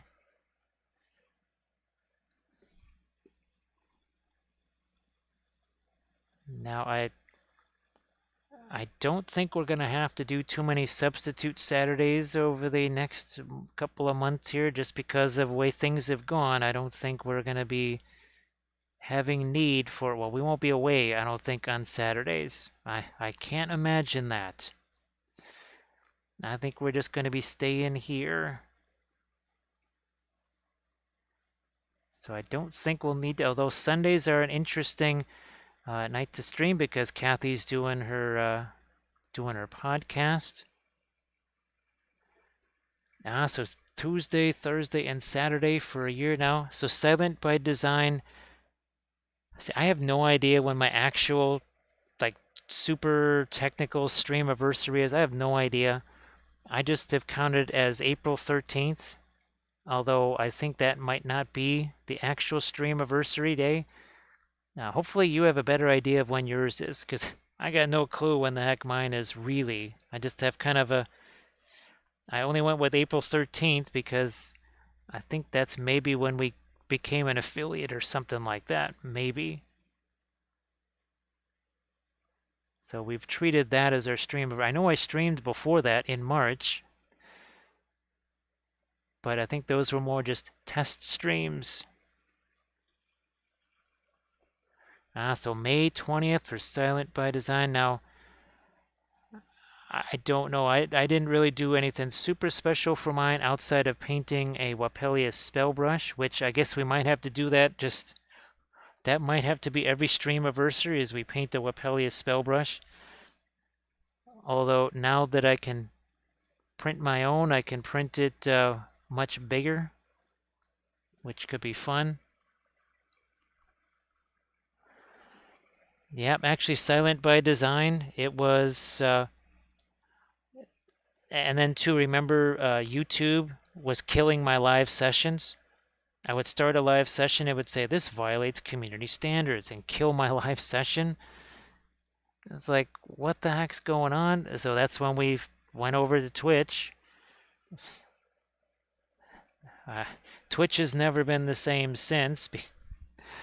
Oh my gosh, because think of the cast of characters. Oh, actually, Silent by Design. We will also be seeing the return almost a year to the day. Yeah, look at that. Prinkles finally found this thing. Of course, I must have picked it up several times and thought it was something different. But yes, that is, we can get the wings on that, and then we can have some fun with that, painting that on stream like I've wanted to for a long time.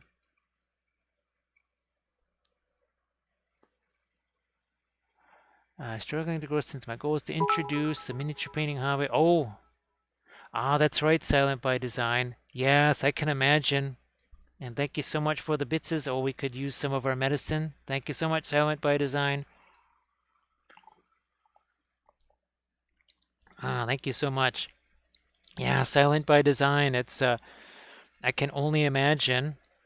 And then of course there's some terms, right, that have to be difficult to accurately translate or easily translate,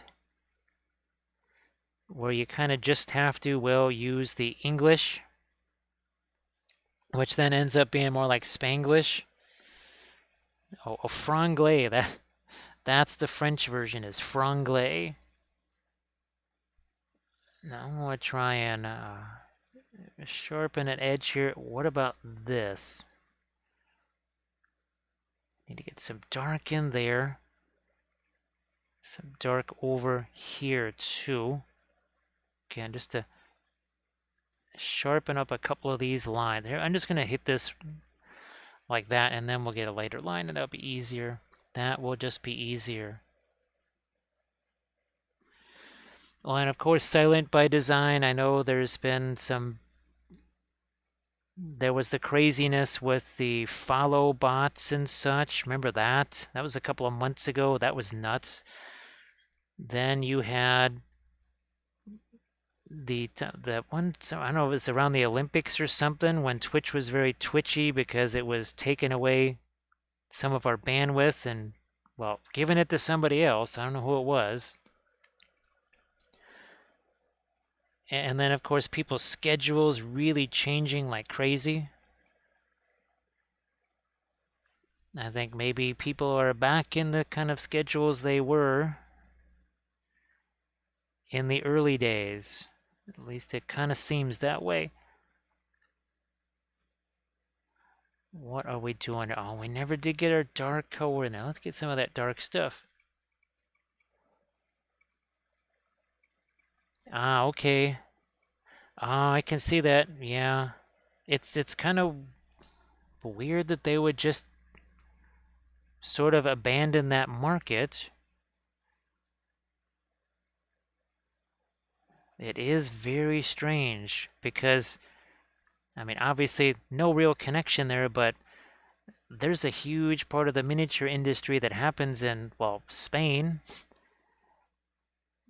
and, well, probably Portugal too. And I'm always a little bit rusty on which countries are Portuguese over Spanish as far as their national languages. I know that Brazil has to be Portuguese, I think, at least for the most part. Oh yeah, Silent by Design. I think I had 500 of them or something like that in one night. And by one night, I mean like in an hour, I had to shut down the stream. Yeah, auto racing. There's definitely been we've noticed a little bit of back and forth, especially what I've noticed the last 10 days or so, a big change. It's enrolled in Spain, but not in Latin. Oh, well, it's really cool. Silent by Design. Really cool of you to do that. And again, if everybody could please follow Silent by Design, that would be really cool.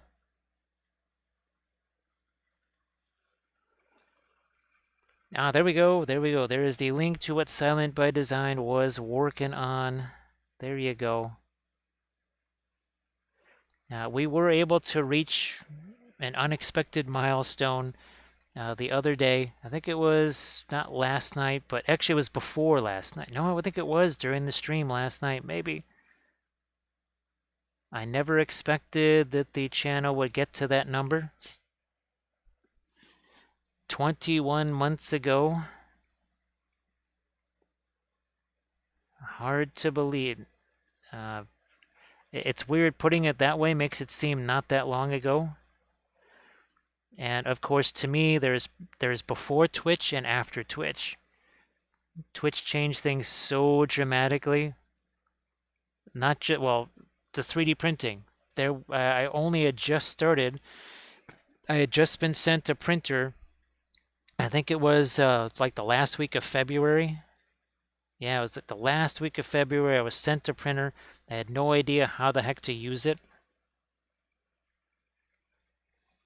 I had no clue what was going on with that printer. And here we are 21 months later. And at this point, almost 95% of everything that I paint on stream is 3D printed. I never would have expected that.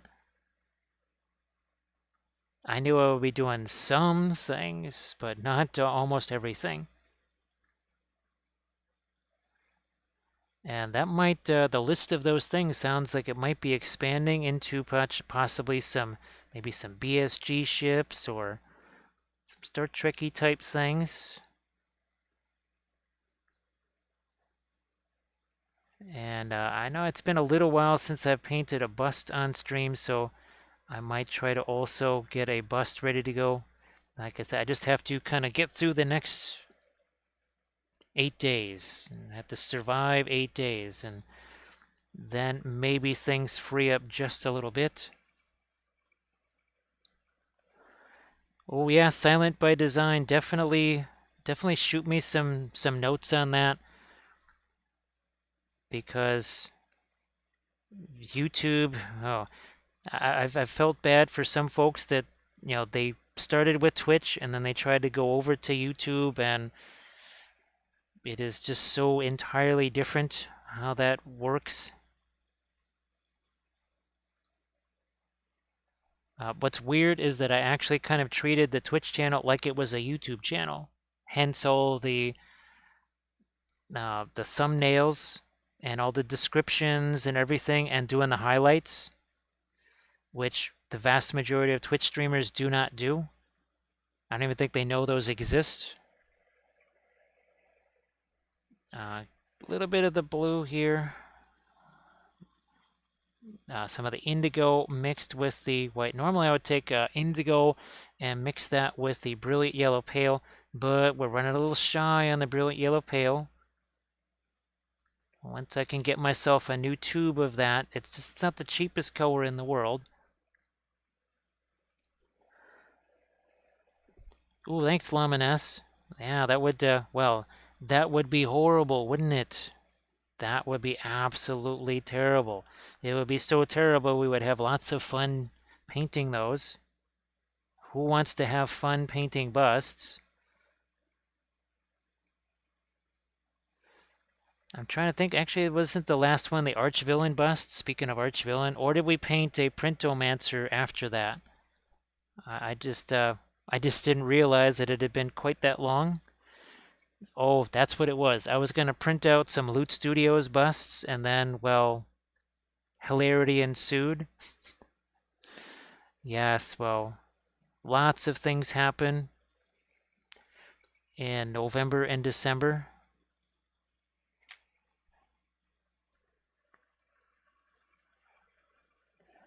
So yeah, we did, I think it was at least 4 of these, or was it 5?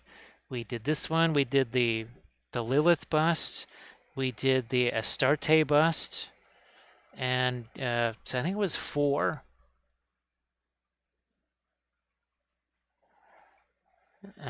So Super Lazy Bum, it was all those color charts that I was doing, because one of the control colors was Brilliant Yellow Pale.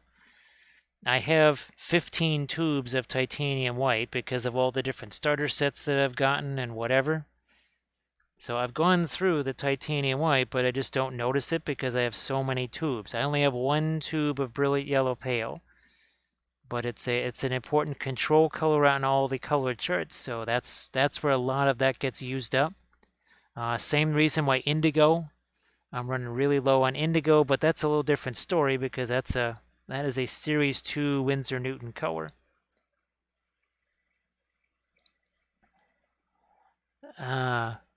Oh yeah, okay. Well, I wonder. I mean, the Neko stuff, there's definitely some anime there. I've never had a chance to paint one of theirs. Oh, what the heck did these? Oh, I'm sorry I can't remember who did these, but was it not Succubus? I think it was Succubus Miniatures maybe that did, not Succubus Publishing. It was one of the two, but yeah, they did actually do some anime theme stuff. We actually painted this one, I think in a YouTube live maybe.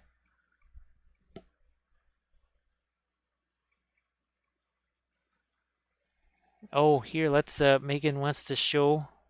So Megan sent this. This is Megan's Noir Wappelius right there. Yes, whenever you see Noir Wappelius, all of a sudden the screen just kind of goes zoink there, which is kind of a good thing because I did want to. Well, look at that. That's kind of interesting, right? It just, you take away the colors. Now what we want to do is show you this. Let's show you these two side by side. So there's your red one, there's your green one. The red one's going to look a little bit darker because red just tends to show up as darker. So this one looks more like, looks a little bit more like Megan's Noir Wappelius. Here, let's bring the color back again. Whoops, that's a little too much color. There we go. And there they are side by side. So you can see that the golds, here we have more warm colors, more cooler colors there, but they still have kind of the same shading pattern because we did want to have that metal look to it. Oh, Ninja Division. That's the other one. That's the other one. I forget about that. Silent by design. The 3D printing, it can be exasperating. Absolutely frustrating and exasperating. but it's kind of essential. There's no way that I could do what I do without the 3D printing. And the other thing I've got to start doing is at least learning some kind of rudimentary 3D sculpting. Well, digital sculpting, sorry. All sculpting is 3D. Sorry about that. I always keep messing that up. Ooh, that sounds okay. So an actual board game, was you able to get those from that? You know what, I might lighten that just a smidge right there. Yeah, a little bit of a light there. I don't think I've ever painted any Ninja. Well, I know I've never painted any Ninja Division stuff. Uh, I I don't think I would even recognize it if I was to see it. Maybe. Don't think that I would.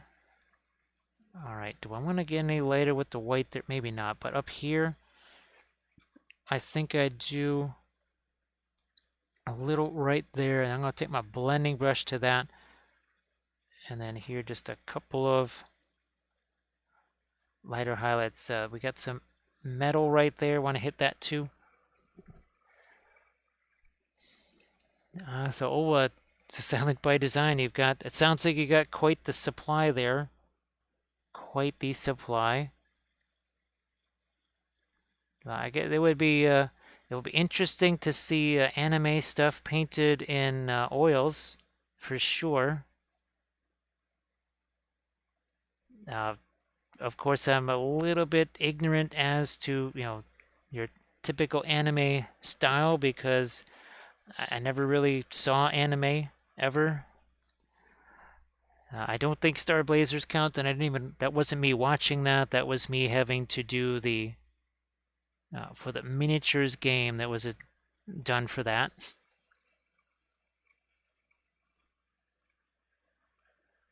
So some Epic 7. But yeah, I think maybe folks could get a little something there, maybe out of seeing some anime stuff painted in oils.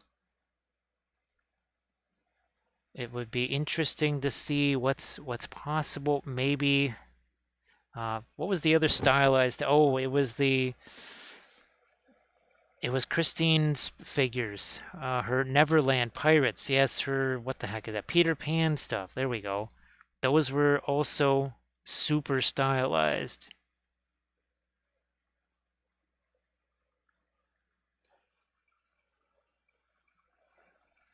Also some 3D printed Dragon Ball minis.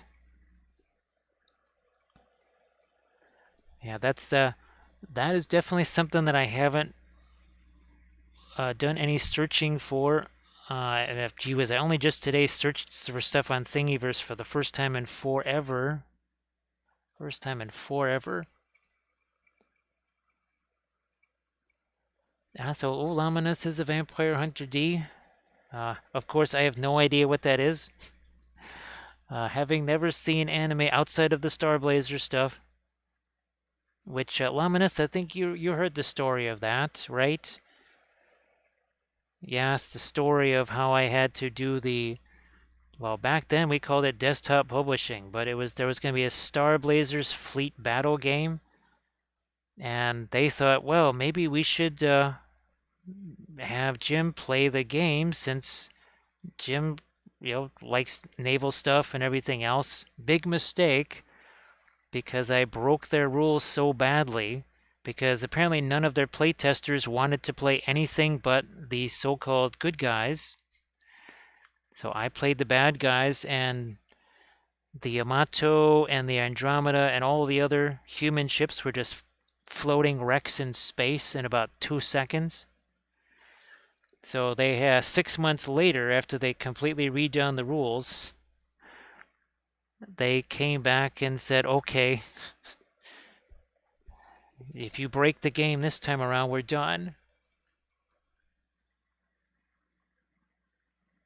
So again, just doing a little bit of my reflected light there on the front of that, just again to get some of the orange onto our golds there.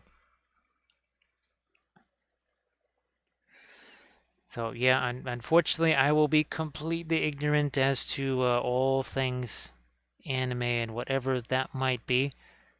Although, what the heck is that called? Why am I free? Oh, Girls und Panzers or something like that. That's the only other thing that I've seen. And the only reason I've seen that is because on the Bolt Action sites and Flames of War specifically, people would try and start a big argument by painting some of the vehicles and the crazy color schemes from that show, if that's what you would call it. That is the, I don't even, well, I guess that would qualify as anime, supposedly, maybe, possibly.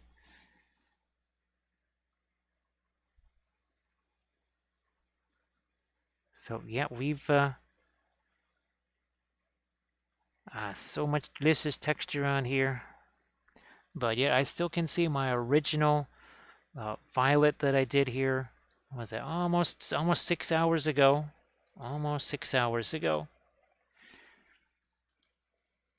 Now I'm going to back out a little bit here so that people can get more of an overall view of what we have going on here.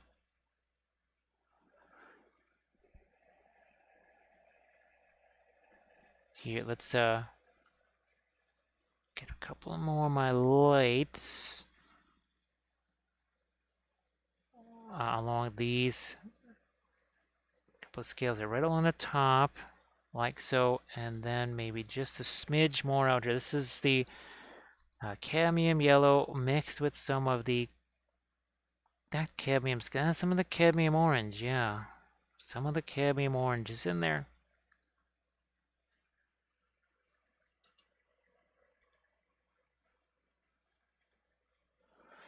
So it looks right now like the only other person doing miniature paint is a 46 and 2. And now that it's been almost 6 hours here, I think I will be heading that way because, well, I still got a ton of stuff to do. We got one more of these guys to actually uh, get. We got to cook that one. We got to put that in our little cure light. Well, just sit it on that stupid carousel and let it spin around for a little bit. That's all it is. Yes. Whenever we do get the much larger printer, we'll see about a wash and cure station. Well, maybe not a wash and cure, but at least a curing station.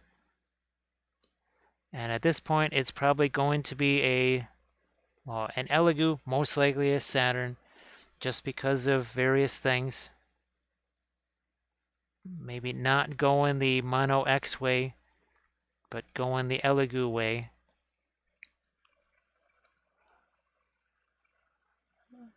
Oh, so the Red Smurf just got a photon. So Red Smurf, well, I wish you all the luck there.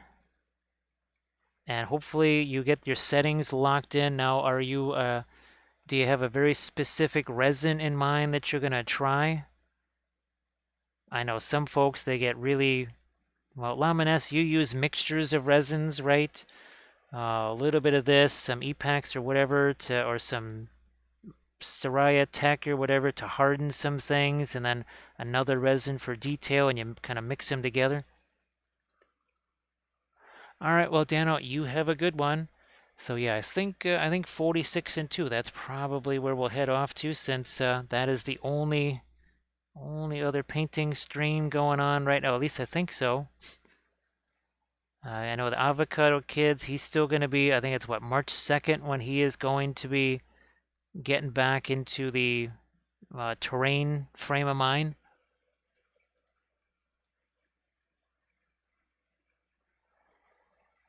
So let me see.